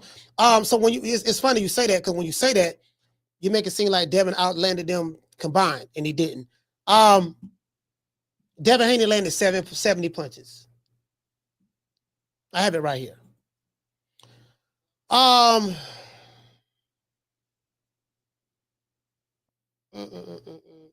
CompuBox numbers. Let me show you this. Let me show you this, fam. It said the fewest punches in CompuBox history is William Skull and Canelo. 455 punches thrown. Let's go over here. It says that, unfortunately, Devin Haney versus Jose Ramirez fight didn't live up to expectations. He said the two men met in the square circle in Times Square. It spoke about it said that Devin Haney and Jose Ramirez they threw a combined 503 punches thrown. So Canelo and William Skull threw 445 punches combined. Another 53 more punches. Devin Haney and William Skull Devin Haney and Jose Ramirez threw a combined 53 more punches than Canelo and William Skull. Devin Haney landed 70. Canelo landed 50 something, and William Skull landed 50 something. So he landed about 15 to 16 more punches than Canelo and William Skull. That's so goddamn razor close, dog. You get what I'm saying? So when you say that, you really gotta go down to the specifics. Canelo and Skull is number one. They broke the record for least amount of punches thrown, and Devin Haney and Jose Ramirez are ranked number 4 3 behind Canelo and Skull. So, I mean, you're splitting hairs at that point. Shout out to Ready to Rumble. He said Cardenas lost, but at least he came to fight. Yeah, it is what it is, man. The people that spoke it. Shout out to the Tenderonis, the PYTs, and the Honey Dips, and the Snow Bunnies. We will give everybody a shout out. See your eyes shine, she's my snow bunny, please. In the winter lights, too, she's my sweet Dr. Free. Talk to my nose, this lover's got it so raw. Make you goose, stepping out, from out of control. Turn it up, it's me against the light. Snow bunny, moving on the bar. Everything's so right, got that smooth soul feel. No, that's Dance it in the light, with my snow bunny love. Bring party back at night. see your eyes shine, she's my snow bunny, please. In the winter lights, too, she's my sweet Dr. Free. Talk to my nose, this lover's got it so raw. Make you goose, stepping out, from out of control. Turn it up, it's me against the light. Snow bunny, Moving on the bar. Everything's so right, got that smooth soul feel. no, that's Dance it in the light, with my snow bunny love. Bring party back at night. see And another thing too, if you feel that Devin Haney won, you gotta feel like William Scott won. He did the exact same thing Devin Haney did. You know, I think, you know what I mean. I think they're trying to say that. What they saying over here? They saying Canelo outlanded him by three punches. They were like 3 punches or some shit. You get what I'm saying? So it is what it is, man. Fact of the matter is, we're gonna see if this rematch happened. If this rematch happened, we're gonna find out. If it happens, we're gonna find out. We're gonna see. And the time will tell that. If I think Bill said that Turk Al-Sheikh said he's still interested in the fight. So be it. They got money to burn. So I don't know what their end game is, but they throwing away crazy money. They throwing away crazy money, bro. They throwing away crazy money. So I hope it work out for them boys. Round 1 said, you gonna pay for that rematch, coach? Based on what I saw last week, no. That if that rematch happens, no. Not based on what I saw last week. Because I can't trust the product. If I can trust that the product will perform to my liking, then I'll be willing to invest. See, I paid $100 for the Fatal Fury card for the Canelo. Well, I ain't really want to pay for the Canelo. If I'm being honest, I ain't want to pay for that at all. But I said I'm gonna support the Fatal Fury card anyways. So I bought the bundle. I didn't have to buy the bundle. I could have just bought the Canelo fight. I mean the Ryan Garcia Rolly Romero fight. But I paid the bundle. And I paid for the bundle because I was under the impression that I was going to be impressed with the product. I was under the impression that when I go to the dope man, I'm gonna get me some uncut cocaine. I'm just using this as a analogy. I'm going to the plug. I'm finna get me about 5 bricks of that good scuttle butter. That straight drop. When I drop a zip, it's gonna come back 2 zips or whatever. You know what I mean? So I bought it, and I bought it thinking that I can trust the product. Now that I know that I can't trust the product, I'm going to be very hesitant to go back to that same plug, Turkey Al-Sheikh, and say, you know what, dog? Let me buy 4 more bricks.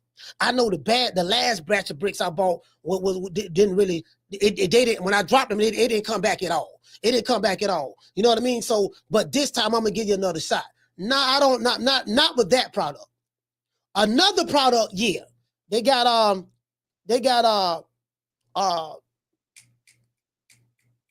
Dimitri Bivol and Beterbiev fighting each other. See, I seen that product right there. I know what Dimitri Bivol and Beterbiev are going to do. So if that fight go on pay-per-view, I don't have to buy it. But if I choose to buy it, I'll buy it because I know that's some good dope right there. That's some good dope. They coming to Waller. The dope got to be good, fam. That's all. You know, the product got to be good. From this point forward, bro, I promise you, I'm looking at everything with a fine-tooth comb. That's why I stopped buying pay-per-views. I'm looking at everything with a fine-tooth comb from this point forward, bro. I'm trying to tell you, from this point forward, nah. Shout out to JC. Hey, John, Ready to Rumble said, facts, coach, but all we got is baking soda, no Coke. Yeah, you're right. That's all we got, baking soda. Shout out to our He said Mexican fighters need to learn how to cut the ring off. Shout out to Legacy Remains. Shout out to Summer in November. Green Eyes P.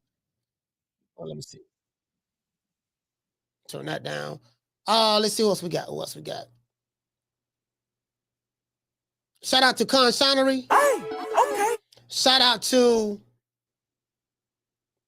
this guy said, "Oh, you're not paying for Crawford Canelo? I'm gonna be there, and I'm paying for it." You didn't listen. This guy named Eric. You didn't listen. I don't know. You probably slow. So since you're slow, you need to go back and listen to what I said. I say if I deem that the product is not a good product, I'm not going to pay for it. So basically, it's on a product by product basis or a case by case basis. Listen, it doesn't. If you listen to pay attention, you'll learn a lot. And I ain't got nothing but a GD. Shout out to JC. Shout out to Jamie from New York. Check it to GG. Summer in November. Miss Black Panther. Marky Beyond. Shout out to Trey Hassan. Shout out to Con Shinery. CJ from the 504. NPR. All the people that's been over here. Master Goku. Ruben Allen. Let's see.